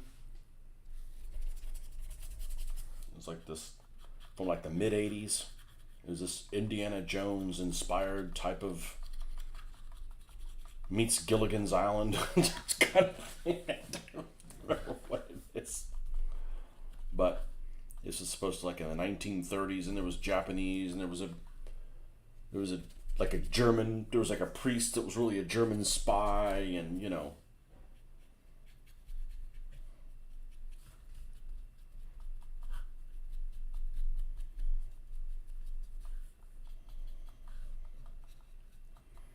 Fun stuff when you're a kid.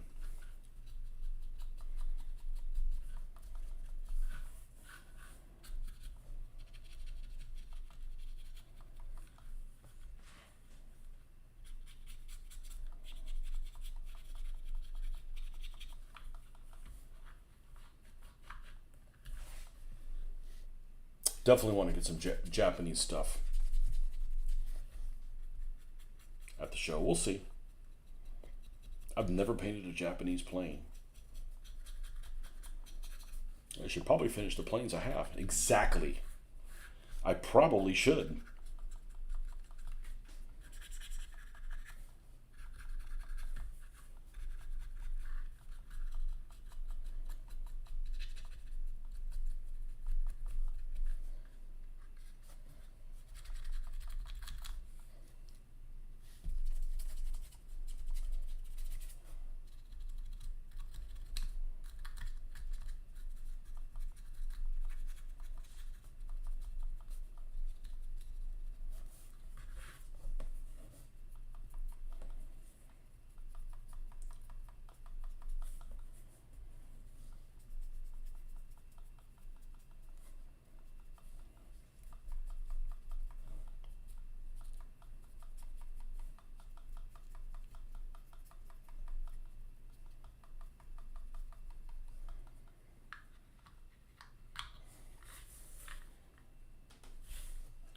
We need to get the Iraqi sand on here. Not dark sand, Iraqi sand.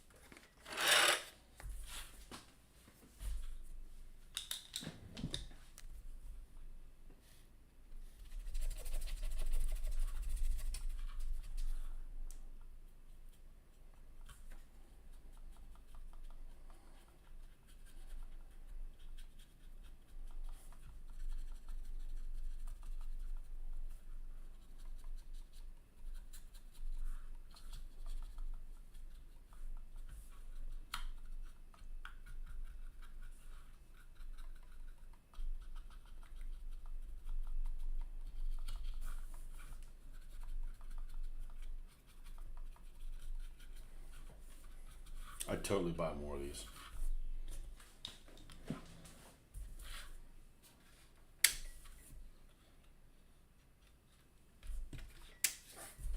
I like how they're bouncing.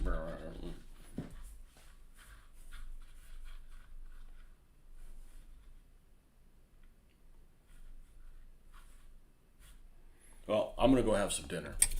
And then next time I get back on, we'll have drippings to do. But this is looking pretty good. This is looking pretty good.